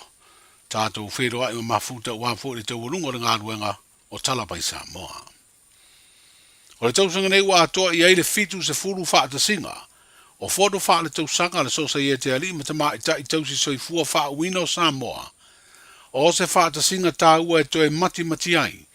Vaenga tā ua o lea to mai a o ina ina i asi tia le ngā ruenga, i ona i tu umba wale tau tua ino le tunu. O le stofi o le rei vai aso na te talalo i ai lea fono wha le tausanga, e le taitai o le malo le fionga le te mai te i pāle mia, a e na aua i fo i le minstal mta ngā ruenga le soifua malolo ina, wha pēle pele stene o le sosa i e te o li me te mai te i fo mai, le Samoa Medical Association. E le ngata ina mana tua e le talaina o le fono, nisi o li me te mai tai tausi soifua ua whai i langi le fo launga, a e nā mana ia i fo i le au nanga ma le tautua, a nisi o tausi soifua ua aulia tau sanga le soifua ua malolo li tai ai, mai le ngā ruenga, ma o nisi o lo wha au wau pea le au nanga, aua o loo maua le malosi. Ua o mai tau i le autu o le nei tausanga e whapea. Ua tātou tausi soifua o le tātou rumanai. O le tausia le lei o tausi soifua e whaamalu si ai le tamau ainga. E ataria le nei autu le sao tā ua o le sosaiete tausi soifua i le lumanai manuia o tangata lautele o le atunuu. Ia e pei ona iai ta iala autu o le malo i le whaalelei o le soifua malo loina mo le lautele. O whailonga o se atunuu manuia ma se atunuu ua si lona tamau ainga. E atangia i le soifua malo loina o na tangata anu. O le susaiete o se tutino malo si e faisao i le nei anavatau el malo i le soifua malo loina. O se paanga mautu mataua i le whatinonga o le auaunanga i se tūlanga i pitasili o na mawai. O se tutino foi e fina ulava mo mea sili e le ngata mo le sosaiete a tausi soifua i ana whainga whaavae ma whaamanuianga. A e whapea foi mo le tūlanga e si tia ai lana au nanga i le whatinonga o le ngātuanga. Ia o lava i so se vaenga o le atunu. Ia le sosaiete e le tau laulauina atu tūlanga o le tau soifua ngalui. E mōli mau le atunuu i lo o tau ngā pātia i le au ma le pō, le tautua ua au i so se tafa o Samoa. E ui ina ia e iei teimi na lofi tuina ai Samoa mo male lalolangi i whaamai pesi. Ai le avea lea matulanga e vai ai. Pe mou ai le loto tautua i le basenga o tausi soifua. Whamalo le whai o le whaiva. A whai e iei se whi au, ua o mai e le fitu se fulu tausanga. O le fono whare tausanga le sosaiete. O le whi au i a tū mau i le tautinonga, ma le loto whawhauina. E ngā whatia mea uma i le whatuatua. O lo au mai lava le langolango o le malo, i le sitia o tūranga o oina, le whaarelea pea o aia ingo o ngā luenga, ma tutongi, ma le sao tausi soifua i whainga whaavai, i mata upu o le soifua maloloina mo Samoa. Anene yaso, e avatu le whaafitai, ma le whaamalo, i la autou ngā luenga. Le fionga i le pālemia, le fionga a fia mena o mi mata afa, i le te talaina o le fono wha le tausanga rona fitu se fulu, a le sosaiete a tausi soifua wha uina o Samoa. Le asfraide le wha ingo le vai yaso, o le aso muri leo le fono tanga, o le a fili ai ma se pelestene, wha pea isi tūlanga a tofi o le komiti wha foe. O le tausanga le te nei, na tu malo ai le wharetua i a sori alofi papali, o se tausi soifua si nia sa tau aveina, le tofi pelestene o le sosaiete. O le iai sa moa le komisina o le mtanga aluenga o leo le malo New Zealand, le sunga ia Richard Chambers, o se ava no ta ua lea mo le minsta o mtanga aluenga o leo, fale pui ma le toe fuata ina Samoa, fa pea le komisina o lea mtanga aluenga o le tatu malo, e fa soa ma fetu fa iai, i le tele o unanga e mawhai o na ngā lulue fa tasi ai, ai mai se ai o le vesoa soni mai, o le mtanga aluenga o leo New Zealand. O le tula i wha aloalo o leo Samoa, o se wha aloalo Mawalunga, na wha tino mo le li komisina o leo mai New Zealand, sa whaia lea i no fuanga wa o onga wha leo i tā wha ingata, so ai ma le li tai au i le ava, na wha whelo i ai Richard Chambers malana au malanga. O le teimu mua leo wa siasi ma iei lo tātu o tino le komisina o leo le malo New Zealand. O se tala fia le atina o tangata tā whau lo tātu o tino le manu malo ai o se tasi o whaletani malo i Samoa, Le Return to Paradise, po le toe fo i le Paradiso I matau tu le fanga, o le whaelonga lea o le whale tali malo, ua whiriwhiria e tangata malanga po le Traveller's Choice Award. O le 10% o whale tali malo uma le rorangi na whaia I le whiriwhiringa, ua ausi ai e lea whale tali malo I Samoa le whaelonga. E peo na sila fia o lea ua siria nei ma le lua tausanga, taluna toe fo I au nanga masani o lea ati nae, I tūlanga sa iai mua, ona sa matua whale tonu ona o vavao, le ana whaatino I puipuinga o atunu uma mai le wha mai COVID-19 fulmaleiva. E le ese ai sa moa maisi atunu I le atina o tangata ta whao. I le onga whale tonu na fiai, ona o lea wha mai na matua fia umai atunu o le rolangi. O le tinata la vau ruas fultolu tau sanga le matua o Sophia Amen, wa amata tuli neilo na whaasalanga I se furulua masina, I le whale pui tānu malala, ina ua ioi morianga e lua olona umia leo le pauta whaasa ino le aisa. O wha maunga leo leo lo whaelo ai o November le tausanga umawai, ina ua alu Sofia e asilo na to lua lo no fosala le toese, I soli tūla fono fo I tau whala au whaasa ina, na mauai o ia wha urufale le whale pui, ni tanga pepa I ira la iti o lo iai le aisa. O le teimi na su e inailo na tino na mauai ia pauta whaasa ina. Na su e fo ila na taavale ma mauai fo I tanga pepa I ira la iti e lua, o lo iai lea pauta whaasa ina. O le tasi leo soli tūla fono, ua sawa tele ma ua te komesina o leo a New Zealand mo se fesoa swani, I le lato ngā ruenga o lo sa idi aino o fuanga, o lo whaatino aile umia ma le whaonga aino na koti, po o fuala au whaasa ina. O le tina ua no fosala nei le whale pui, sa ngalua o se tausi soifua, I le mta ngā ruenga o le soifua malolo ina. O lana talo sanga sa fina o ina aile wha pawhala, o sona wha asalanga e au noa ma le wha maoni o na morianga, o no o le manu manunga ia fianga o lana ngā ruenga wha tausi soifua, na te ena ele wha masinonga.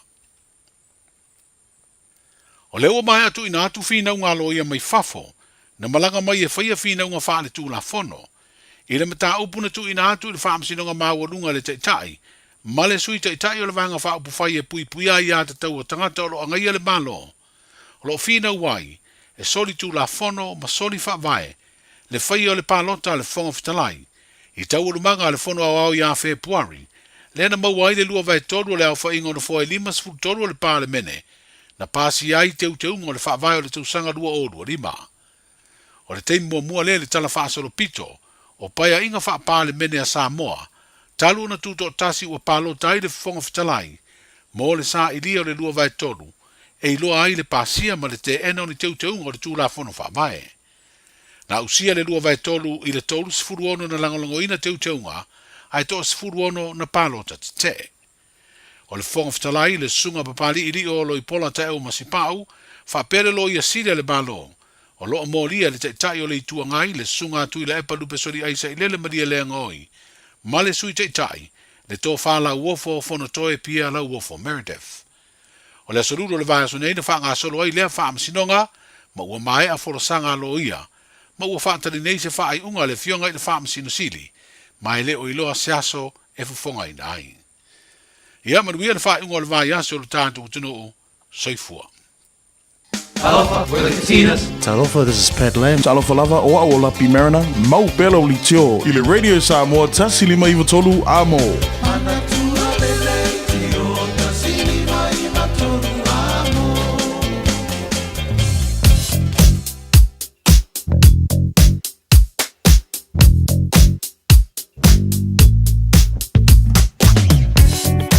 La manga ya lunga la wala sole nei te mole tai am kwa manga ya kile sole na pau va nga lo te va to lo poloka le nei te mole tai am na ole State Highway 1 pole Northern Motorway city bound malanga mai North Shore e le ba Saninook Wairau Valley matakapuna fa pena foi lunga la wala papa o isi vanga uma malanga mai North Shore ala mo ya PCI flow le traffic fa pena foi le State Highway is full baru le pasi mai Green Height, fasolo mai I Westgate.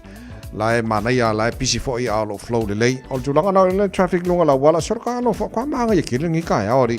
Au e lunga State Highway lo se fulu. Le malanga mai le I si fo anga mai nei saute. na paule vaenga lo te vavatu le polo ka mai al pasi ma le tano i le va Mayora Road on-ramp fa pena foi Dominion Road on-ramp pauna le vaenga lo te vavatu le polo ka nei te ma le tai fa pena foi le va Dominion Road on-ramp ma Hillsborough pasi mai lo anga mai lunga la wala papa flow le lay after to polo ka southbound on the State Highway Lusafulu around Lemby Drive on-ramp Fasolo mai le link o le luas furuanga i o le tasi paua na vaenga le tuwa vatu le mumu mai au isi vaenga umala wala. Lai flow le lea, o fo le State Highway 1 City Bound oka. Kwai maanga i fo isori ngi kai hao le lei avta vale. Na paula vaenga o lo o whamanatu mai le waka kotahi o le pauti munga le tai hao o lo tu maura masa se la wala. Laka vakulo maanga i mai le suru maule la le la aso o maltalo le tau. Ya o nei vanga na lo fa na tu mai wa sanga nei mo na ngai o le tino i tu manga wanga nei tai ha fa pena fo na ngai mo ni tu mai tina o nei tai fo ma lo le on sai ma lo fo foi nei tai fo talo fa Samoa o Jerome Gray le nei pe o ti e lau ta vale po e fa fonga mai i lo mota ia tu pele ni lo lau le tio le sfulu lima i vatolu a mo Radio Samoa numero tasi i New Zealand. Ua mawhai ana au ina atu le tala o le tau i aso taitasi o na o le lango mai a le Pacific Finance Limited. Telefoni o Valselau fitu whawha lua lua fitu. Malo whaftail pōrenga ma la whengaruenga a le Pacific Finance whalolonga lo au ina tuali tala o le tau i lea tai hao ma lea tai hao. Vaenga la tamai le tala o le tau i le nei vaenga o le tai hao fau wa vatu i sa mo lua se fulu ma le lima waile vevela le e sa mo ina watea leiva i lea tanu.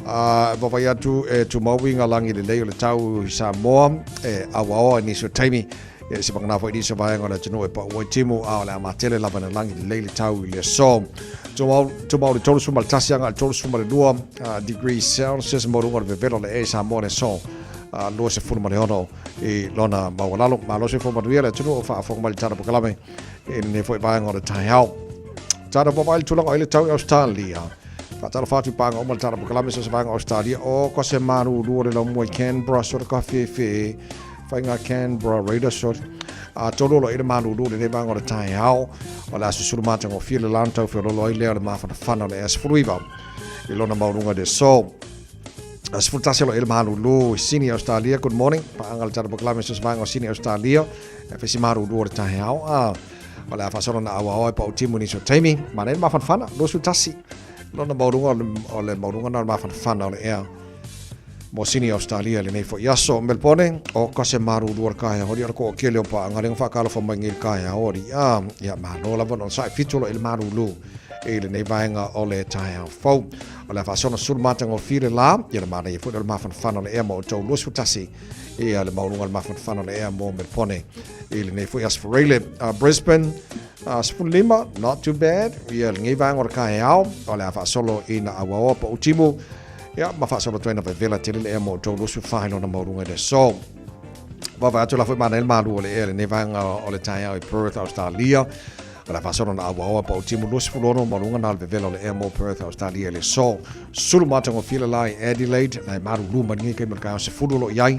Na o pole la sulu le la ya mana il mafana mo to lu su to lu na maurunga maru lu mo ya la male e Hobart sole o ka e to lu il ne vanga o tai hao ma tele na wa was fitu maurunga na maru lu e fa ma wina mo Hobart te so sulu ma tango fire la be vela fo le e Darwin to su to lu maurunga le vela le e ya mo Darwin le so ole tulanga na ele tele vanga Australia ya male vanga tulanga e tau mo to ile nei foi Australia se mali tau ile la mopo le no fanga fa salonga Radio Samoa tama ke makaura sfutolo ile malu lu nei vanga tava ya la no manga ya suru ma le laso e vai la ia fenga le la le suru mai malo ya umi ko suru mai fa mo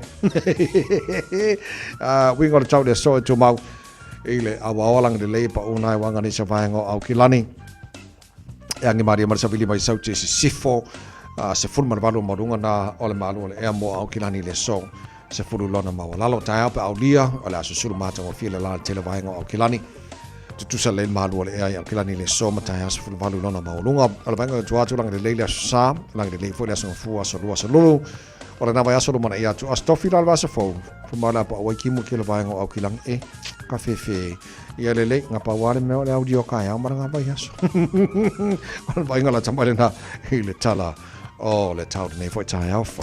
Ua loa le tautua le Pacific Finance in no ngā tupe mo so se wha moe moe. Maliu, whai puiponga, aso whanau, sa whai whai ngā balononga, ba so se wha lawe. Apa lai nei loa le pacificfinance.co.nz. Pe bala au le oval se lau fitu whawha, lua fitu. E talo sanga sauna no ngā tupe i le bao le 5 se lau tala, ma le lua se furu hawhi tala. E lua minute whai lau talo sanga online, www.pacificfinance.co.nz. Ai tasi le tulai whatali e se tali. E iai, ai inga whabitua. Pala au loa le Pacific Finance Limited. Ile oval se lau fitu whawha, lua fitu. Oval se lau fitu whawha, lua fitu.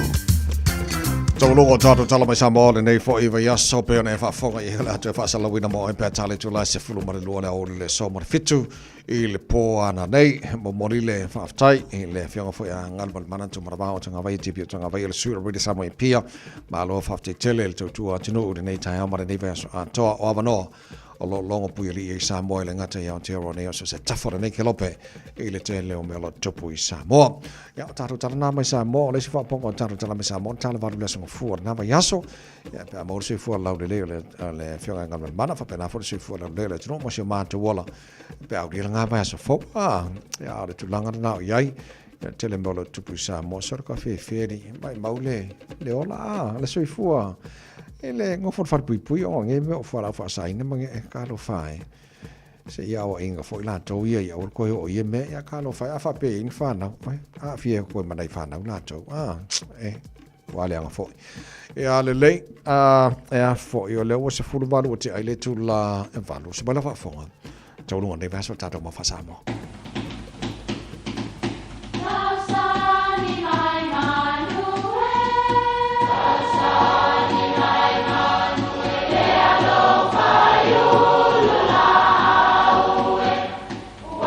E o whanga manu i ululu o la au, awa e whawhanga i funga o la au. A o le tangata, e whawhanga i upu matala. O le mawhileo o alanga upu mamuanga ngana Samoa maona whaapongai, e a fua i lona sio mianga. O lona lea sao i le whaatufunganga o le iloa whaale aso, mai le tautua se ia o ina pule. O alanga upu mamuanga ngana, ua lanto mamanuina le tō whamanino a Samoa, mana tua foi, e tāo fitau muli le atunu. Sa tantou wheiloa i ulutila maulu la. A o lea ua tantou wheiloa i le avatuli ma le ava fatafata. E lua wheiloa inga o loo mamoli mai i ala ngā upu nei, o le wheiloa inga a va a folau i le sami, ia, ma le wheiloa inga i mau ta malawa. I lunga le basa, e loa mamao tu lava, e leisi ali i waa, leisi waa, pe a ali mai ulutila maulula. A mana o fo ila e wheiloa ai, ia ona whaatau matau atu lea, o leisi ali i waa pe a whelanta i waa, ia ona la fuantu leo le a ao ma wheiloa i fo. A wheiloa i la li wa ane e lua. O na whape leo a la upu. Panga lea, san tantou wheiloa i iulutila maulu la. Ia aivi ia le li o le nei o tantou wheiloa i le avatuli ma le ava fatafata. A o lupe sa vau ese a o le nei ua fui fatasi. Whawhitai a wā san tantou wheiloa i iulutila maulu la. A o le nei ua vatuli ma le ava fatafata. Ia manuia lau whaasaunga Samoa.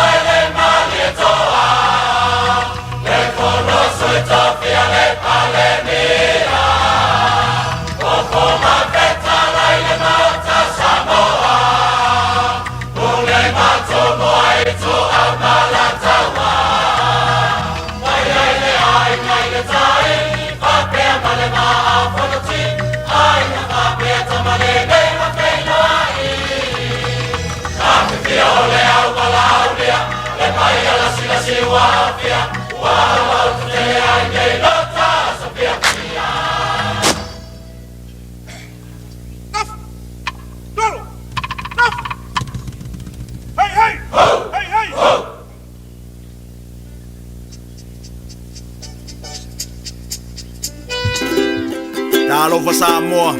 Wa ule ne yo kasu tialu. A wale suia lingila wa ule kio. A eva mai ina se fudu lima iva kolu. Amo. Radio Samoa. Vevela a. O le wha toa uma o tātou tui pui pui ar COVID te tau ona whai. O se au wala i tau sia le lei ai tātou. O tātou tua a mātutua.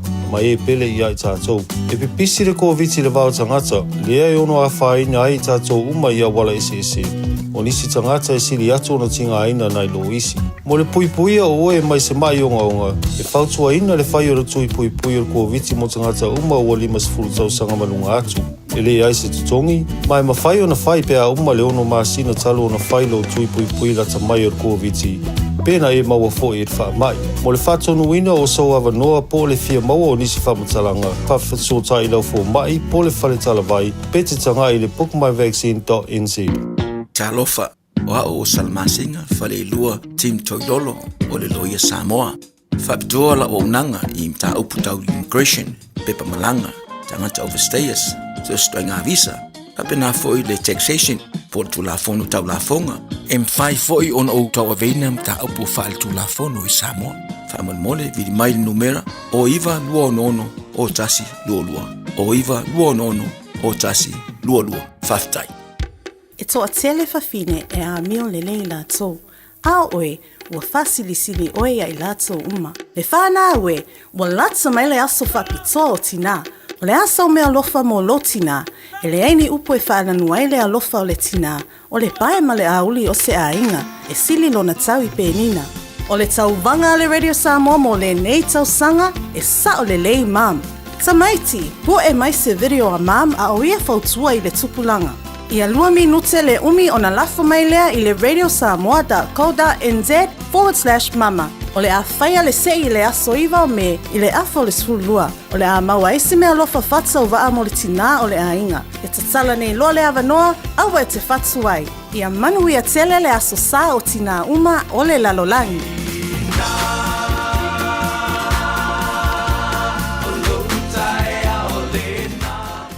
Wala tamai le Mother's Day. Awane ia tungalulo ma fau se mea lofa mo mama. Ave sa o e whaatawhau i le Mother's Day Dine and Dance Dinner ale tui sa mau Manhattan. E te whiu e tau mawha, tele seafood, ma le tele o tu ai ngā mea ai e te whili ai. E na o le 5 se fudu tālā.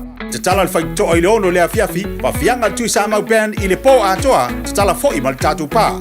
Whawhia mama i le nei Mother's Day i le tui sa mau Manhattan. Tua tusi, iwa whatasi a Dominion Road i Manrasco. Whawhia tai mai lisi mo sau pukin i le Oluwatasi, o Iwatasi, o fitu o Valuvalu. Oluwatasi, o Iwatasi, o fitu o Valuvalu. Tina lele sili lona tawilo o penina.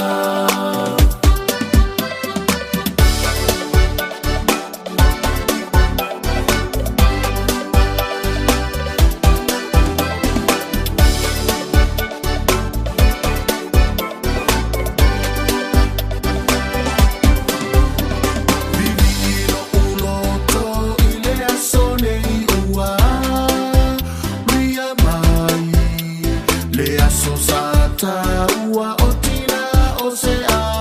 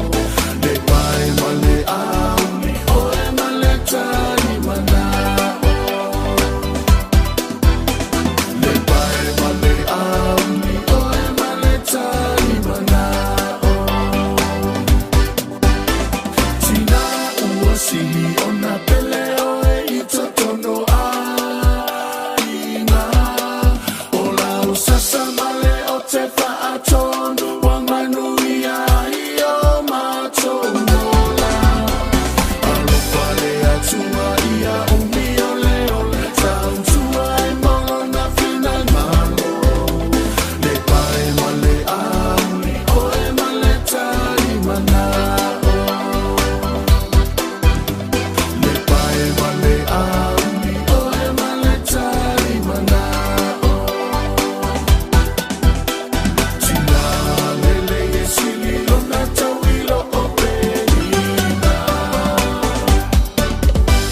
Vale pese mana ia lea le sunga ia a pelu I fupo e whamatala I le nei vai taimi o tātuanga ia I o le aso sā o tina le aso sā lo vai aso fau ia o le pae male a uli male tali manao ia ai oka kwede lo pei masesi me lunga atura nā vaenga ai o le aso whareile o le tātu pokalame wale se maso ori so ano se tumodo whata se male tātu pokalame nei tai au so ano anone se fomo wiri kaya Lange mata vai, malo le usu, ya, vi ele tuele, ola mal malos.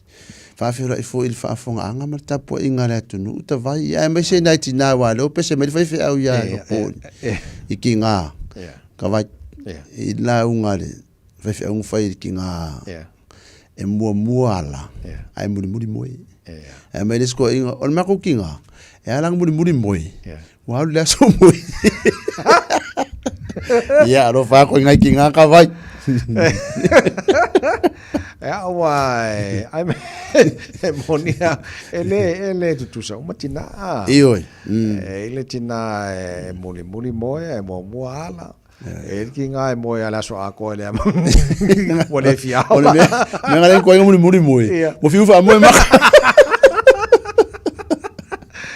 Malo ya moni au ya fa moni atu tapo kala me nai tina yo ya tar si mo la tu se fu la de lei wa fol fam na tu na sa tina na va so mo ya pa working ai de fa mo je fa fangi ya le do fa I ka ku spa ya ke ngale umma le vitiko we ko so over perfect kama apa skol ya do fa ko fa fangi kinga umma ya le leu tona ya televisión nava yaso le ngato le seta ya le ansek fo la ko saori ya no ko back to reality fo ni manga ko o mo sala mo fa manga lo nga sala manga ko yen fio ki ka wa o mo ile ko fa yo ko me nga fa ya sa le ya ta tele fio no ile vason ta tu ne te lo sa so pong sa tele ma fa no le kalesia ta tu ya ono le tu malo fo yo le te le kalesia pena ya ia afa afia nga paulo ka ipe e nga I vai o ka o le ku o langi o maro ka au por kiki menga era nga ia o fo le ka se ka de se fo ia orthodox au Jewish ngo wangi umma e pela ku fa aro le e ka o ke fo le popere ari ka vai o nga ia fo me e ke iri ka mi me fa me o so fongu ale skula ke un pa u ka ai fa ko maro ka vela me punga ro alu pe first aid foi ngale ia fainga ia le ngaro ia ka kala ngaro venga au te loe monia wa no fa long fo mo ma le fionga aki e po Moses e pe yo le o le tasile me mana te le fa ngaro ta ia le ta ile Pope Francis as a pope for everyone ole tusa ole le fa longa ina tangata le le fa longa ina tu no pe ke musalemi pole alava pole lava e tusa la na yesi sila fo le tangata uma sa fa a wa non tau o ve ina na humble beginnings ai foi que ficou a poupa e que ka ngoi ku ka vale o so ho taxi le popela so ni e de masangi le foi la fili nga e de ngo foi me uma la va ngo foi pop e o não kongi ave se uma ave charge me ave le foi la va yo foi pop mo la wa ese me ke wa e me alu ka ave fia mo ka ngaka alu ka o me ka ngaka ku pe I me marukele o ko ia pe yo ngai me nga longa loko anga marure ma ol famoni anga le tala le la o le foi O te loa na fautua ina I awane I fio I fo lalo I le Basilica le na ia le no mana soifua I le toi asoa le umana soifua ia na fio fo lalo fo le ona o le pela vanga na o le amana ia ina o tangata ia lan toi mafutal na mal filo inga fo mana tangata ia o le tu malo fo ima ia va pe langa umuri muri anga fa ia nga time o ka fanga ia me the 5 words thank you for taking me. Wo mai kanga ko le fenga sa wala wheelchair. De langa ko ka bilo le square bari kan square sa le. So le te ma wala so fitu le masina nei. E amatai on feelinga fo ia katinale. Ya po la apa le mai avea fo ma. Conclave Fa ka ka ko la spa pa. Yes. Wa pe alfa ilo na asa ko la spa pa lo ngala wo bawa asa le asuru uri. Era e feeling. O ngo le aso la piso pe para fa pa lo ka ngai luang e lunga e lo ngofia pa ele aso. Ia ko fo de kai ingo kai nga kai me fa ala wi do la langi de o pe o filia. Okay, tata no mene o filinga o ke topo le filinga local boards. Mene o local boards po o fai tu malo ne pulang fai tu malo ta ua tele mo tato. Iyo. Ia man ko fo local boards ai ngi usita. Ko sa fai pule sa mo. Wa local boards e nga fa maka pule ia ki dia ngol lapisi. O awarakele o mori ia o awar savadi mo na au vala la savadi e haset ka savadi ia o ka nga local boards ade ka so ka ko ta fa sa le okay so ole mana ia manulo tata noi ba nga yo local boards ole ia yo suyo tato Samoa ole fengo fo le no tato leo I lungo le council I me ole le leima mana o mia tato fo ile mo le soifonga lo tel I aso fa so ole o sa no ta vai pitoria esa wa o to par paro o vai aku le local posa o tarama papatoi ye le councilor ya lot fuli male local pod ya li amana ya Lorenzo le ngaru la ko pasifa ka fa ko ingmo makua okay ya me lo fa fie ko ingmo makua au vai aku ya ali amanga yo lotu ko kuri ese au manga ne ko ko dungal pasel o tara o local pod manga de so sela ko pas fa ingela ko me mo ya aya fe manga ya de foi la ka ta o sui o tunu taitas o le vai o ku fa se o kanga kai kongo gi usida pasifika ya di masumo ku pasenge Samoa kai ko sumo ku pi konga mala konga I mai ngala iki dai kai kasi kai rupa senge de ko elau ki paki o le aso luang kenge ngai fi muri o local poda mangili sa ia fa pe o ma fi ai ke o withdraw le ko fa ya ka wangu unik pakulit ia pe foi da o lo mo ko le o talten manu rewa ala o mani do fa lo la le ko run o la nga luar kai minge ka ku kai minge ka ya ke top ia umar pa lo ka ma ko ai o mi foi kai minge ko manga mi se si da sanga fo ia fa kai ka ku e la nga ko fa feeling o se sui ko kasi I ka vai mo mangele o tau o kai minge ia le sa fa ile sunga pari ke de pari da fulafu sui Samoa e le konga o ke konga e le fo le alta de le ngiwe e o tio le ra konga o le sui nge fo ngale e le so se kasi e koru final ni singa su e po le so luota vai e fai fara ko speeches o mai panel fo ngale e o le ko te project o le ngia ma palang I ma Samoa okay ia ma Samoa ka vai ko ru so alo o la we dungal Facebook nice ia me na ki ai sa ri fidinga ia o ngai sa o ngalangela ia fu fo ya na ka ku ka sai ko le pa mangele ma yo inkia foi la ka vai o le fa porenga sidi de ki do ia ka ko inkia yes inkia o vai de inkia nga saure de vangi sida un moru ko fiar un palo nga su ese councilor yo mai foi ma al Filipina so po la we o inkia ua maka nga flex maso inkia e di liwa inkia me su ma ken me lang ko ke le mai kong e fo infiltrate ko ngol council me ke le so ku la fo ngol vai ngai pa siele fa ro inkia o me ngol o foot pa fi ala ko fa lo ai fa asare council me ai ese singa ver council ka mori ai fa la inkia nga inspectors o fale inspectors a fale le la uso sala ese kala ai kula nga sa ye pura so dua le la wo ye ye kale ya o ke to pal parok longo mi ka vai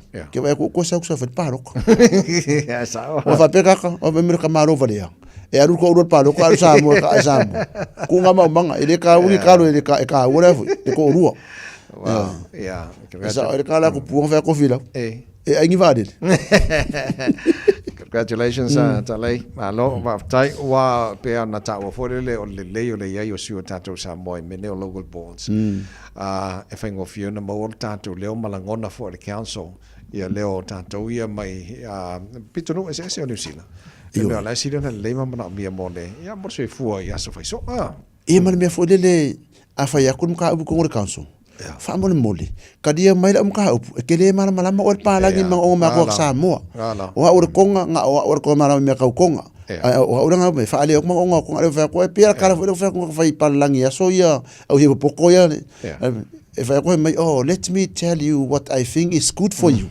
o fa ko fa kadia fa le mo mero so fongo va ko let me tell you what is good for us not what you think is good for us but what we know is good for us sa ya le so o tala noi ba nga yo October fa le palota ta o telefoni palota wa le fa le palota ya la le fa fona so ni mota to suia ya le tambo mai ba nga ese mangele o ta hu pa to toy o tara ya mai si fu ba nga o ma yo lo okay o le si va nga fo le so ni mola to yesu nga wenga mai ma o le self esteem skills o le awa o ina ya to le lei mala mala tali no si le pa kai me fa interviews for you bo wenga ka vai e feuro lo nga va vea o ke usu itanga ni papa kula e pika me konga ka ngo ai ka so ka ke sa mo fo me sa ka yai fo ya ke ya sa mo Martin Hotos sa ida o nga le sa fa o ka penga ngala le interview skills e o la var karingo ke fongi ka vai e ke le o vai ka kala ka ni ke fongi a ke lo ngo fio ka fo linga kala le fa alo ia vai a fa ya ke ro o se o le simia o le o avenga e le apalai le ngaruenga ai vidi men ngaruenga e pere ke fongi le la fa kala ka maki fa o la ke fongi ka bi umma a eva ai ko le private number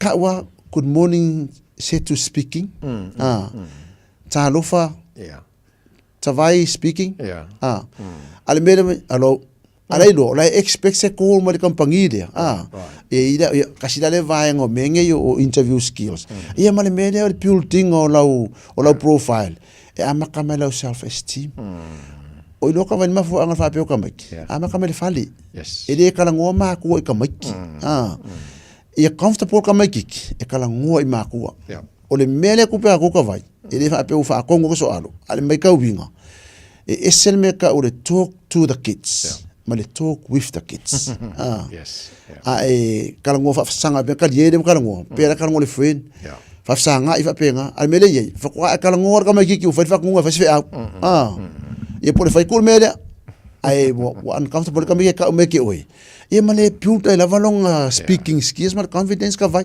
sa so tau tele ne va ngana fo dele ya me se fo na fa na la tau su ngan we ngan ne be la ta fai o le o mana e tele tam fai nga le tanto fo ya on le teto fitu le o de la o ka alo mai i ka me sangale fai America ya o se va ngo se ko o ka ko fiku lunga mo lunga ya le foi kan fai merka ko under 20 sa mo la ko o la so lu va so le ka vai le trials sa ile trials sa fa so lu va son ke ngi nga kala yo isa mo o le mawala ori wa unexpected le so mai le oceania le esa o le causa ese coach era na 20 ya le era le o fa mo e po kala mengo so ngore coach ya o le afionga ya sapani po mari fo le sa coach o kengi po pie le wo fa o kofia nga ka o venga le kai fo po tu da sa coach ko san kengi ana 20 e mo ko o le singo na 20 o le junior manu sa mo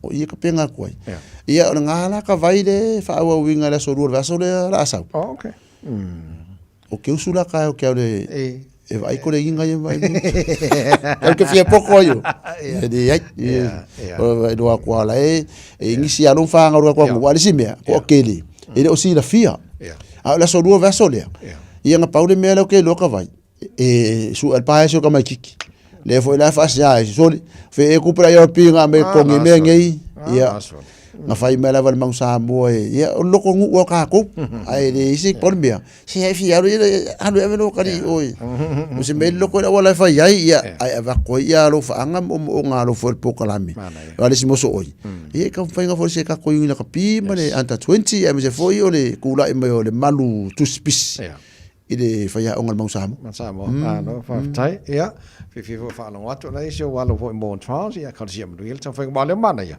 wa open me la no mo players ya ku nge ka ko ñu sila ku Oscar dia po sila ma Oscar dia ngai le ngo ia fo ngis ka me ko ngis ko ngu ia ele as ka me ke de fi sa mo yes sa le lo fa tai so mo nei tai hao ma ri ma langa sa mo tai hao ka wen ka ke fi lo fo le va so mai sa mo pe le ora lo se lund ai mo ida ro lo ni lunga le sa mo so va fa kai mo ta ngota vai tai fo fa fo anga mer ta po inga le tu nu ia o kala so alum ka vai fa pe nga to o ke ko pe fa ko ngula ku de ai va ko nga ale le fa nga ale ai ave fa lo ke de ku de ka po inga ka ko ngu fa kai mo la ngo ma ngu fo lo ki ke ko ngi so ka vai fa tai lava na senga solo se tu mo ma tano klabe wale si mo so oi ole nei fo i tai ao te to re sa mo so le me tolu amo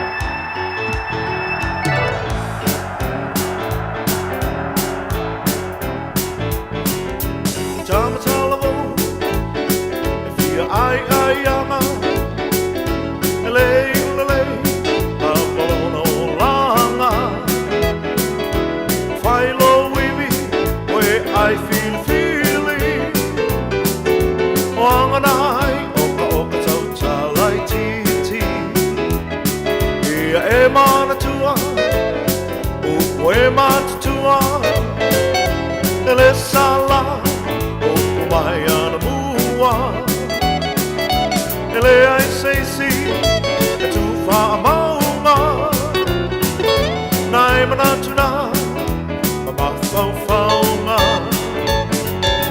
fa ala titi fa to fiti mana oile mane ale ai uti e wa aule pisi kisi toi ai mi misi e una tau muli muli sto alu o sei si oh so tofi tu maulo i ai ana tole ai nga ya no mai le vai vai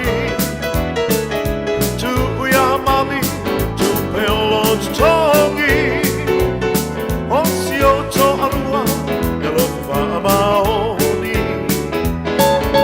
ona e matua e vai vai o le fa no lama e tua iai o le o lama nei e le tu mau so le wa e toe ina e te le toe au o le umalea e te iai mu i le afi tangi sina i vai ua e sele yo winga sa fai ua e salamo ai le anga watuai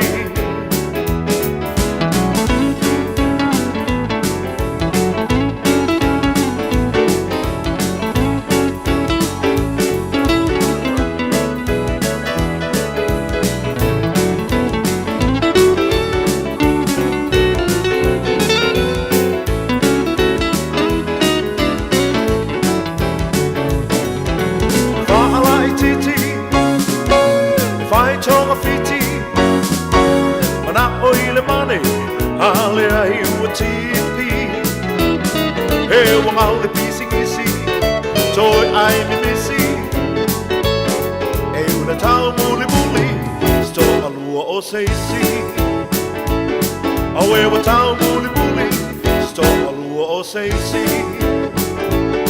e una tau muli muli sto alua o seisi Wale tabi tan fa fiang on tai au ina ua toi va minu tolo jora tala le tu lai va toi pa na minu tolo toi le tu tua le maru le tai au mo le fa fa mai mo mai le tu no le ngata ia kilani so se vai ngau si la so se tafa le fa ke lope mana tu solo le tai au po fa ska ko ki pe a malo na to fi te tunga tu te manga wenga fa fa mai tu no fa fa ngar wenga ne vai ngau tai au fo malo lava malo no sa fa malo si mai ko ki fo yo all morning tea la ko ia ma fa la ko mai lunch ia o mai fo no las freile la ko a ka lo fa malo la vo sa no ko ma ia mai ka ma kimu yo fi fo ma la ka polo ia vai e a foi o la faile special le tano e o fotina o so lo fa lo ngon ma nga ia top tina los fuka la fast food ka la ia ma limus fudu pasenge la e a foi limus pasenge le pa ule fa o le iva nei tai ante talai a e suane la o se la limus ma le iva o ne hanga mo le hanga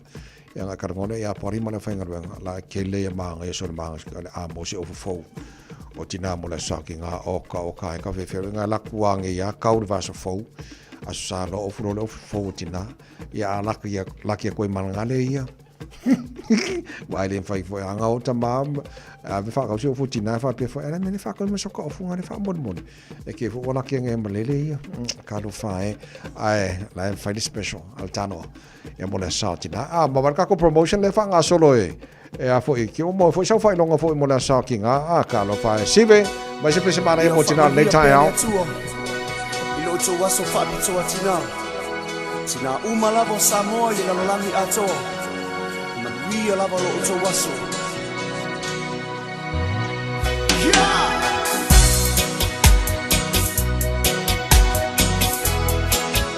when we are telling us out now happy Mother's Day.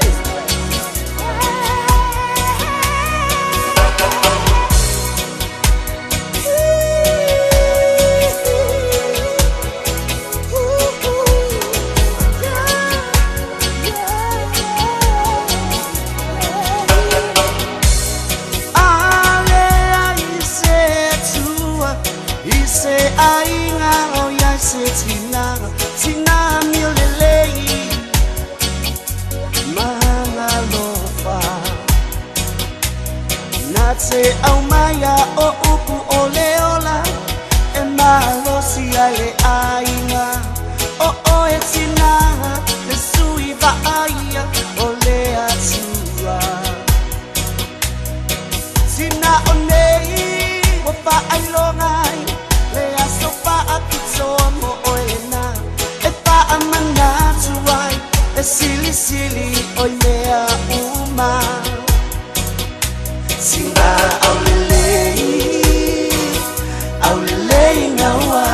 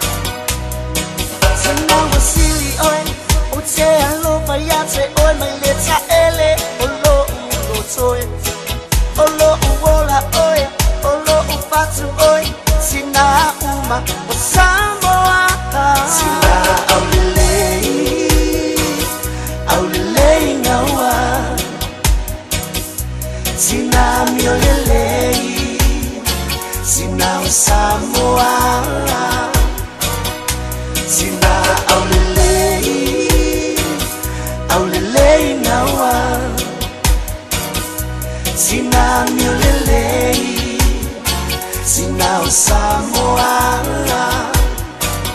Singa aulele ngawa Singa miolele Manuele aloha tu tina umole tunu umole whamana tuina on Mother's Day le hena so sa o lumana i lama yasa fau. Tana po kalapena malu le tai au whaftai lau te tana malo tampo inga malu e whan le e whinangalo se pati wa sana le tautua le nei tai amana nei paso a toa. Tatu tana fau. Nangala sa mo peta leivo na tua tupo lau tana whasalonga sunga te tia whala tusti tia man po kalame whiwhia mai. Mo nei taimi, to ona nei tamai meni se wha mai monu ia. Ole Ola ole basa Neli pulei beleki Ei halo mai samo Siota ele ele E mana tua vai pea Le au pase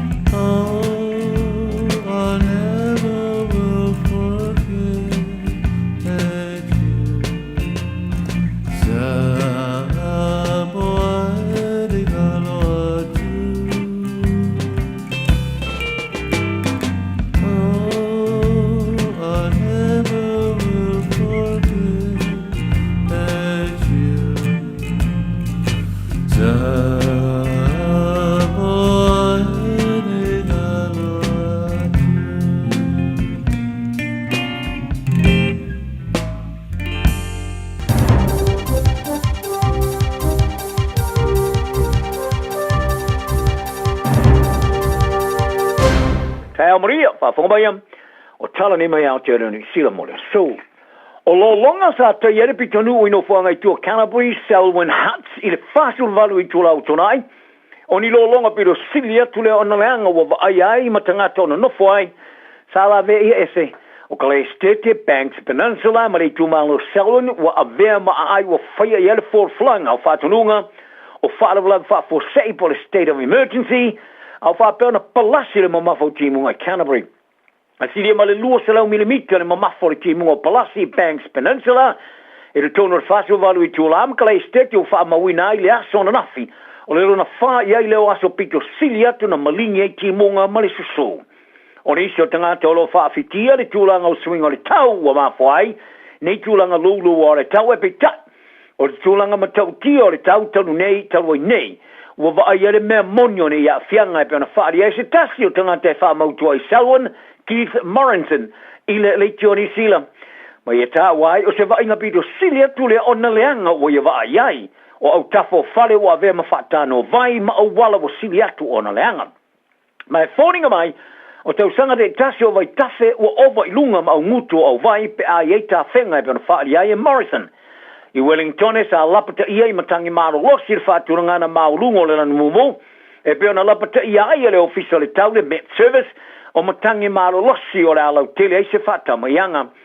Ta wai le lapata inga e wha ono i se tūlanga e wha matau i nai ni ola mai la au e palarasi, ma isi vaenga e whele le solo mo si o whelawa inga, ma le tise.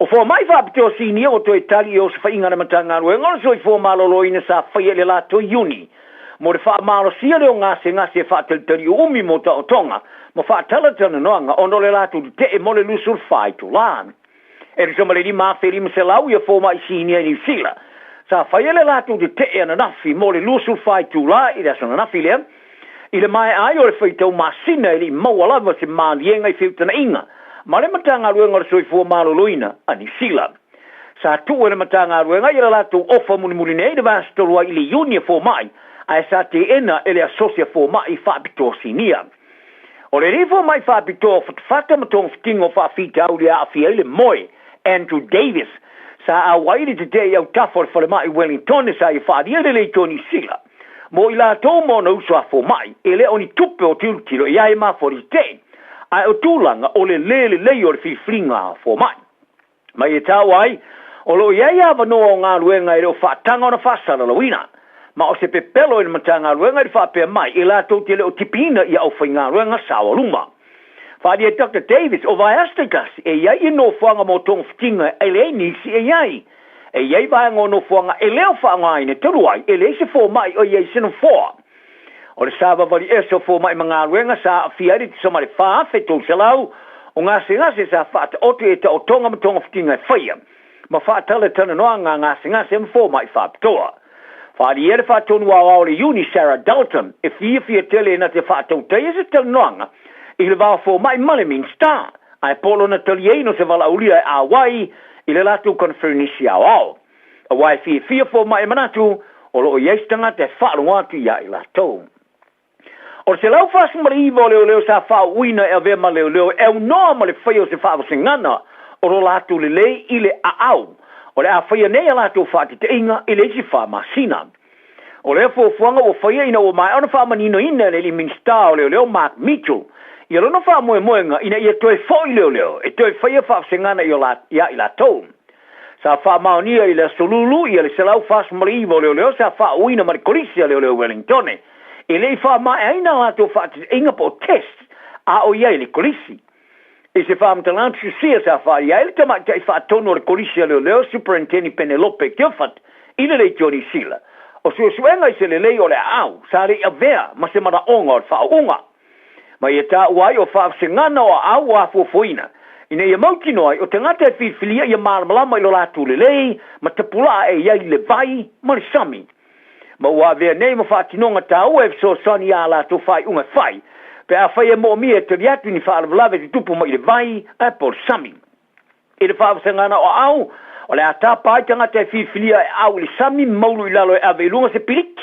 ma te pili e vai le sami ma le ulu i lunga ma tau avele a piliki o le a foi fa singana pe mfai ona au le mamao limas fulmita i le loane ma le tasi minuti le umi ma te pili foi vai ma le ulu i lunga o le sami mo le 5 minuti sa fola le matanga luenga o mata upo le vai fafoni sile le sona nafi o le a si i lunga le tutongi o le tus folau o tangata matua ma i le luse lau sifulu 5 tala o ye nei i le luse lau fasu fitala ma le tutongi le tus folau o le tamaititi ma le se lau luas fulu 5 tala i le se lau fasu fa e amta mai le so fa adiene matanga luenga o le sitanga o no le alu lunga o le tutongi e alu e lo miai tus folau i talonga o mai loi fusuanga fa professor e mai sei fusuanga champigno lo langi o fainga fa apolo kike masani ona mi milo ai nisio fai unga moni fusuanga e faia i le mai air sutolo tau sango fus fa professor wa o ina ia lupe so dia i Lauri Joseph Parker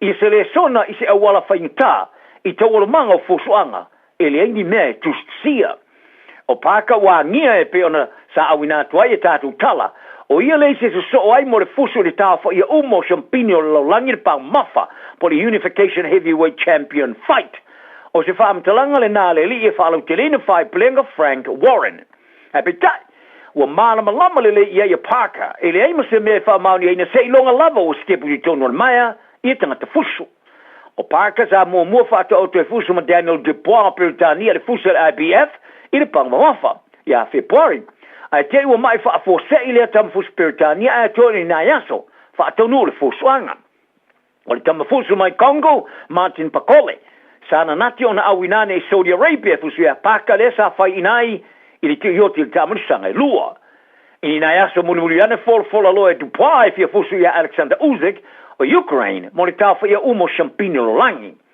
o le vaso nei sa fola ia Warren o le fusu anga fa ia sfuluivo yu lai o le tau sanga dei ilon tona mo ia fali ai o paka le se so ai fusu i se manu malo i le va Usyk ma ti pa mo champini uma petai sa to e fa mana to ia le pule o paka ni sila nei David Higgins e la tu te le mana na o vave i le flanga mo ia fali ai o ni fea ngainga tala no ina fa fainta tele tu pe au fiai tele foi fa portiki au fiai ma noa ya fia in tama fali Higgins ele ini me alo ion tu se longo o mai e fosu anga Usyk ma de pa a mai ale na fai alo tala no anga ma fa mo ina tu singa ai mai sai e fa tu longa no tanga fusu ma se panga paka mana ai ai po fe foi e fosuai o le malaya le Rotorua stay mi Rotorua le o fa ngai no se no fa nga utua le kapia le man Samoa pe ata alo mafiti le talo fa tolia ya se tema o no malaya le pia paki pia o le fa ese nga nga tele mo to fa le ya wa vai tama ina ya le kapia fa va malo le tunu Rotorua o sona no fa nga utumo le talo nga le sono se tema o le talo fa tolia o ta o tele au umalua o ta pena ba atu mo la tu talo fa va malo e fa ile tu ma tu hemisphere pe a malanga ia i te sanga nei ma fa wa wa la tu sanu ninga mo le tamu sanga ri por rolangi le wa fe ma le fo fitu o fiti o la fa ia la tu talo ngam engala ma frania November ai o Samoa e o mai le termine ia ile la tu talo ngai fa ma Italia la solo su tolo November sa fa ia ile o silo la capia Samoa se umano Douglas Ngaujang i se fa mtana sia wala tu fa fiina i le whaia mai leo le isi talo whai taulia sa mo ini sila nei i rotolua o lo loto to iai le kapi. O to lopo e whai au ngā laura kapi e tamaitai le Black Ferns i le tamaitai sa mo kiwi lau lo rupi tui. Mai le au mori tamar sanga wha vau malo le Pacifica 4 Series i le masina foam. O tui Renee Holmes ma Chelsea Bremner. O tēne tā alu wha tu muane u misia mai le toa tosman tono le au whewhria. E pia na whai loa ile no whanga o toreninga a pahatu wani tone le aswana nafi. O rei umatamaitai tō tolu sa whaio lato sao tāwo tele i le manu malo ai o le Black Ferns i le tamasanga riporo langi o le luafe ma le fululua. O tui sa avea fo i matene au tū i lau lakapite tō fito tamaitai le Black Ferns ani sila e sa manu malo le pine aure talo ngara un peka i Tokyo i apani le luafe ma le futasi. O le au o whirwhilia nei o lo awhiai i dis fale whanga Yana Mikael Tu, Leila Sae, Risa Leana, Pauli Lane, Longo i Plotu le Mapuate i Silver Blunt, Teresa Stefano, ma Aisha Leti. Ingo talo al Black Ferns mo le Pacifica 4 Series, e talo ai ma Australia la sufuru me, Kanata la sufito me, ma Amerika la sulus mo le fa o le masina lavo me. Talo nal ne yaso, tausi file mum fe alola i leisi, manuele so. Ua mawhai an au ina atu le tala o le tau Yaso Taitasi o na o le lango mai a le Pacific Finance Limited. Telefoni o Valselau fitu whawha lua fitu. Ua loa le tautua le Pacific Finance in no ngā tupe mo so se wha moe moe. Ma liu, whai puiponga, aso whanau, sa whai whai ngā balononga, ba so se wha lawe. Apa laine lo le pacificfinance.co.nz. Pea bala au le oval se lau fitu whawha lua fitu. E talo sanga sauna no ngā tupe i le bao le 5 se lau tala, ma le lua se furu hawhe tala. E lua minute whai lau talo sanga online, www.pacificfinance.co.nz. Ai tasi le tu lai whatali e se tali. E iai, ai inga whapitoa. Bala au lo le Pacific Finance Limited ile o Varsalau fitu fafa lua fitu o Varsalau fitu fafa lua fitu.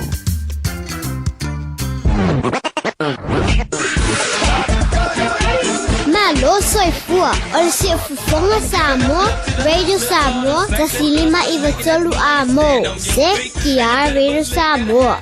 Hey, au ona ia vea oe pei o isi tangata e manatu maa ili wha iti ngā. Ele nao le inu ulwaiti polo na se kia ilea. A le vave tonga fitia le wha iti ngā. E ono o le tūlanga e maua i le fever rheumatica, ma e le ai lava se tasi. E mana o e o se pele le nā tūlanga. Aia. ave loa nei o alo, e whaile siaki le fō mai whale ainga, o le tausi mai le aonga, po le whale talavai, e vave, whaingo o fie, ma le mea sili o na tāua, e le totongia, e mawhai foia na whaile tui o le paisilen, e ki lia atoa ai, saula ia Samoa, i le nei vai tau o le tau mawhanawhana, ia tau sia le leina i o tātou alo ma whanau, whaile siaki, ma whai loa le tongu fitinga, mo nisi whamatalanga, sa iliana i lunga le social media, Stop Sore Throats, pe asiasi i lunga le upenga ta whailangi, stopsorethroats.nz.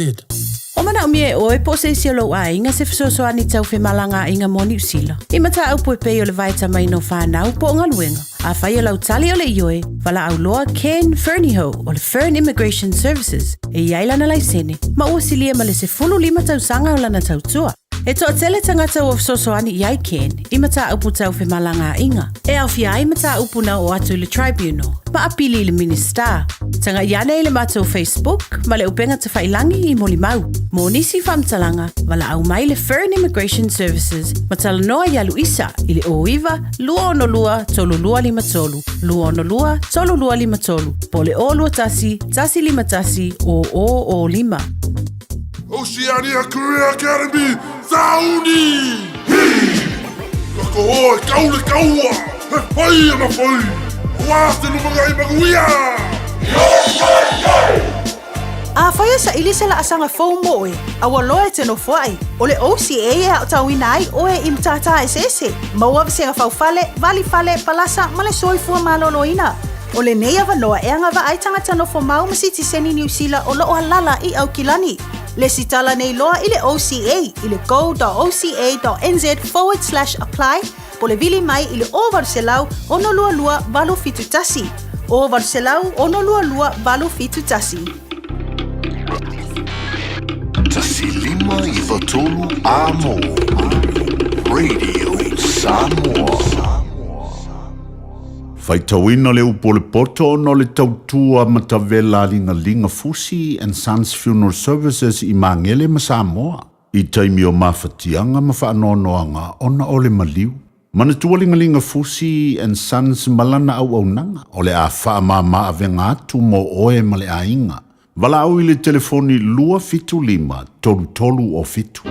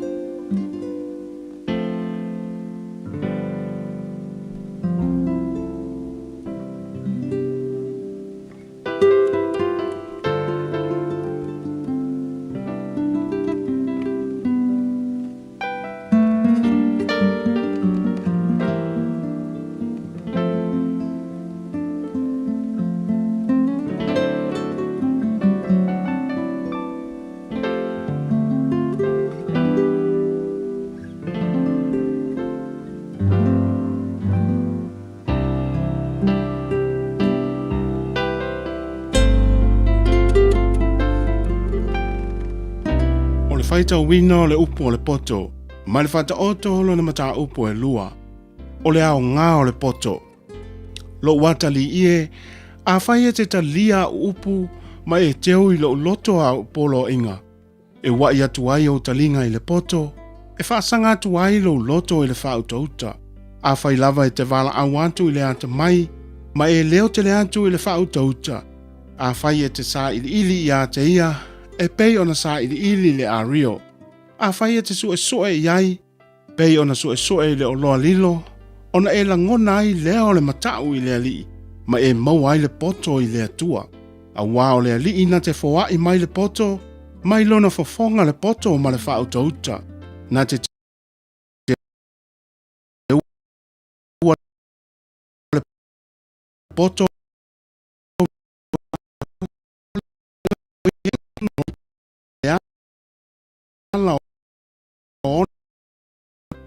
e tausi masino o ala le ma ua maalia ia te oe lea e whaafeao le mawhauwhau ia te oe E leo ia te oe le whautauta, ina ia lawea ia te oe ai le ala leanga. Ai le tangata ua tautala I mea whaapio pio. Ai ui atu I ala pong sa. O e fia e whai mea leanga, ua lātou oli le whaapio pio e leanga. O e whaapio pio I o lātou wala, ma vaunga tata ia lātou a mio. E lawea ia te oe ai le whawhine ese, o le whawhine ese na te wha ole ia na upu. O le na te tuua le na tausi ia te ia o teina muli, ua ngalo fo ia te ia le whea ngainga lo na tua. A wae tau nuu atu lo na whale I le oti, mo na ala ia nganga o e woti, o I lātou uma o e o atu ia te ia. E le fo I mai I lātou te le maua ala o le ola, ina ia e savali I le ala o e lelei, ma e tau si osi I ala o e a mio tonu. A wā o e a mio sao, lātou te mau le nuu, ma e ua sawa lātou a mio, e whaato e toe ai I lātou. Ai vavai e se ina o e a mio leanga I le lau ele, e lia ina ai fo'i o e a mio pepelo.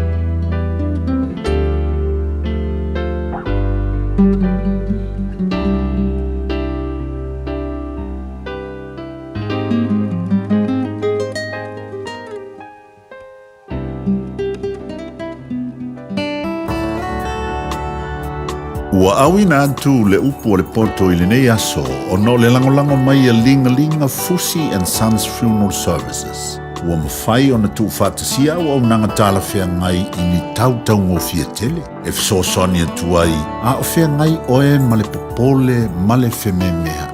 E mori whatasia atu ai ma wha mai senga, ma wha mawhana whananga mai a linga Fusi and Sons mo a inga uma o Samoa ua whea le maliu ma le oti.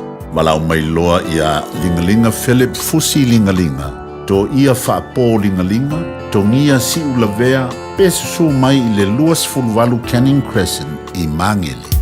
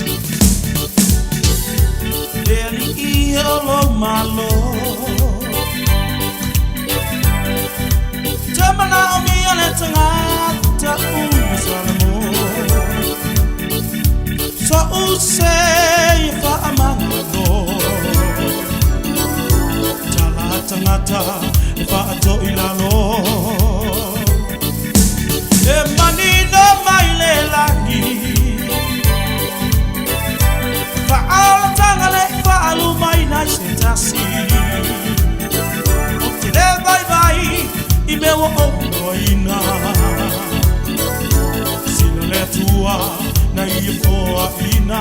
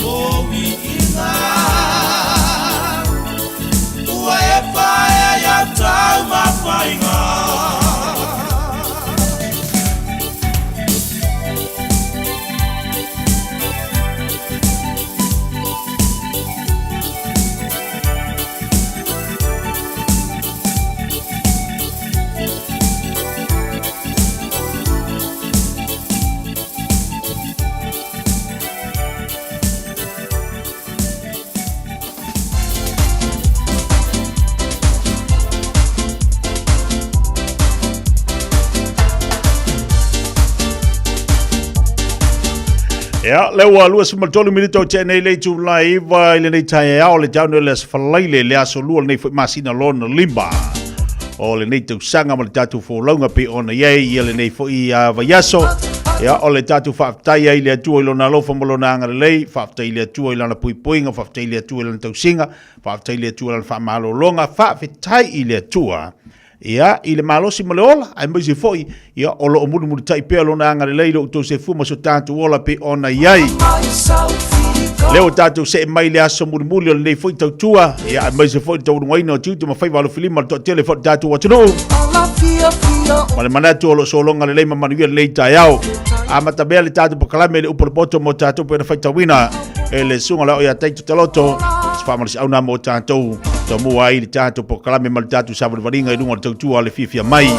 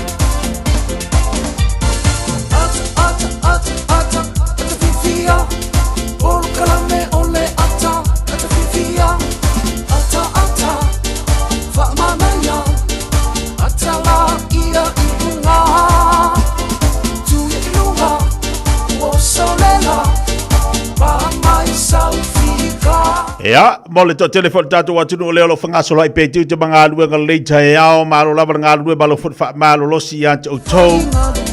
Ta won ngoi no fo tu te mafai balo filima pe ona yai. Malo lava le o sa. Ya malo fo li fa malo si nei va yaso. Fo ia le vi inga ile tu ilo na lo fa malo na ngal lei. Ina u mafai ona mo pele malo si fa wina io tatu tu te manga lua. Pamalo atu to telo tatou yelo mafuta ba idunga upenga tfa ilangi idunga tatou Facebook nei tayau. Pamalo atu pokalame ya to. Ia tantodo lo solonga le maria le tayau fatalo fatu pa morunga tatou watunu. To telo la tu yelo mafuta mai tapo inga nei tatou tu ama tu asinsina. Fatalo fatu le tayau malo lava le mafuta mai. Ya vi ia le tu lo na lo famalo na ngalei. Ia olo penana manuia le tapo inga lo fengai mo to. So se mauta ma so se lawa pe fo ile mauta tangata matua mauta ngasi so se atunu le to tele tatu yelo mafuta mai ai fatalo fatu la finga luenga to fele tu sunga fa fenga nga moto fatua fatalo fatu po kala me leita ya fo ya malo lavale to watai malo fo fa malo si atu to au finga luenga le tu so se tovine fatalo fatu po kala me leita ya wo ma panga uma lava fifia mai mal tautu le samo pena masani ai tatu ya so tajasi leo tatu mafuta atu leita yao se pa ivo stable le so ina o se mal tabile wati lu se football vado minuto te neli tu laiva ya tomo faya tu statu po klame pe ona yele tautu la unanga le sunga le pula le tatu motonga tau nei ya o te lo langa o leo isi tatu tembi leo te sfuru ya tatu samo le vato ate ale tu laiva ya tatu nei ya tu langa na o ye swing o time mo tanto ya o pise fo ia tu langa o ye tu tu langa ale fionga ia pe matsila ma le tu fo tatu mo tonga pe ona ye ile va yaso ma le va yaso ya ele vai ona tu fo ngadu fa si pisi te le fionga le pule mo tanto pe o le tasi na baenga o ye o le pisi te le fionga le pule mo tatu tu to tele tatu ia ma ya be sole la to tele tatu la malanga tu samo ile nei foi masina tele usunga fono e kalesia la iai na ua pisi ele fionga le pule fa pe foi lama le tau tubla nga mo tatu mauta malawa fa to tonga ina foi o mea fale o mauta malawa telo tatu mea fale ta pena ina tatu mo tonga ai mai sele swinga phone te va ya te mo wall mo wall fa io fale po mauta malawa mani e tele tau tu aleta mari el tatu wa tu malo alfa malos malo fo tau tu atinu lima le lei fo ele tu manatu ma langona le lei e fatu ma faisi si me le mo le atinu uma tatu ai dai me le wati luas fluiva minuto te le tu leiva especial tu tolo to mauli taulanga tanga loa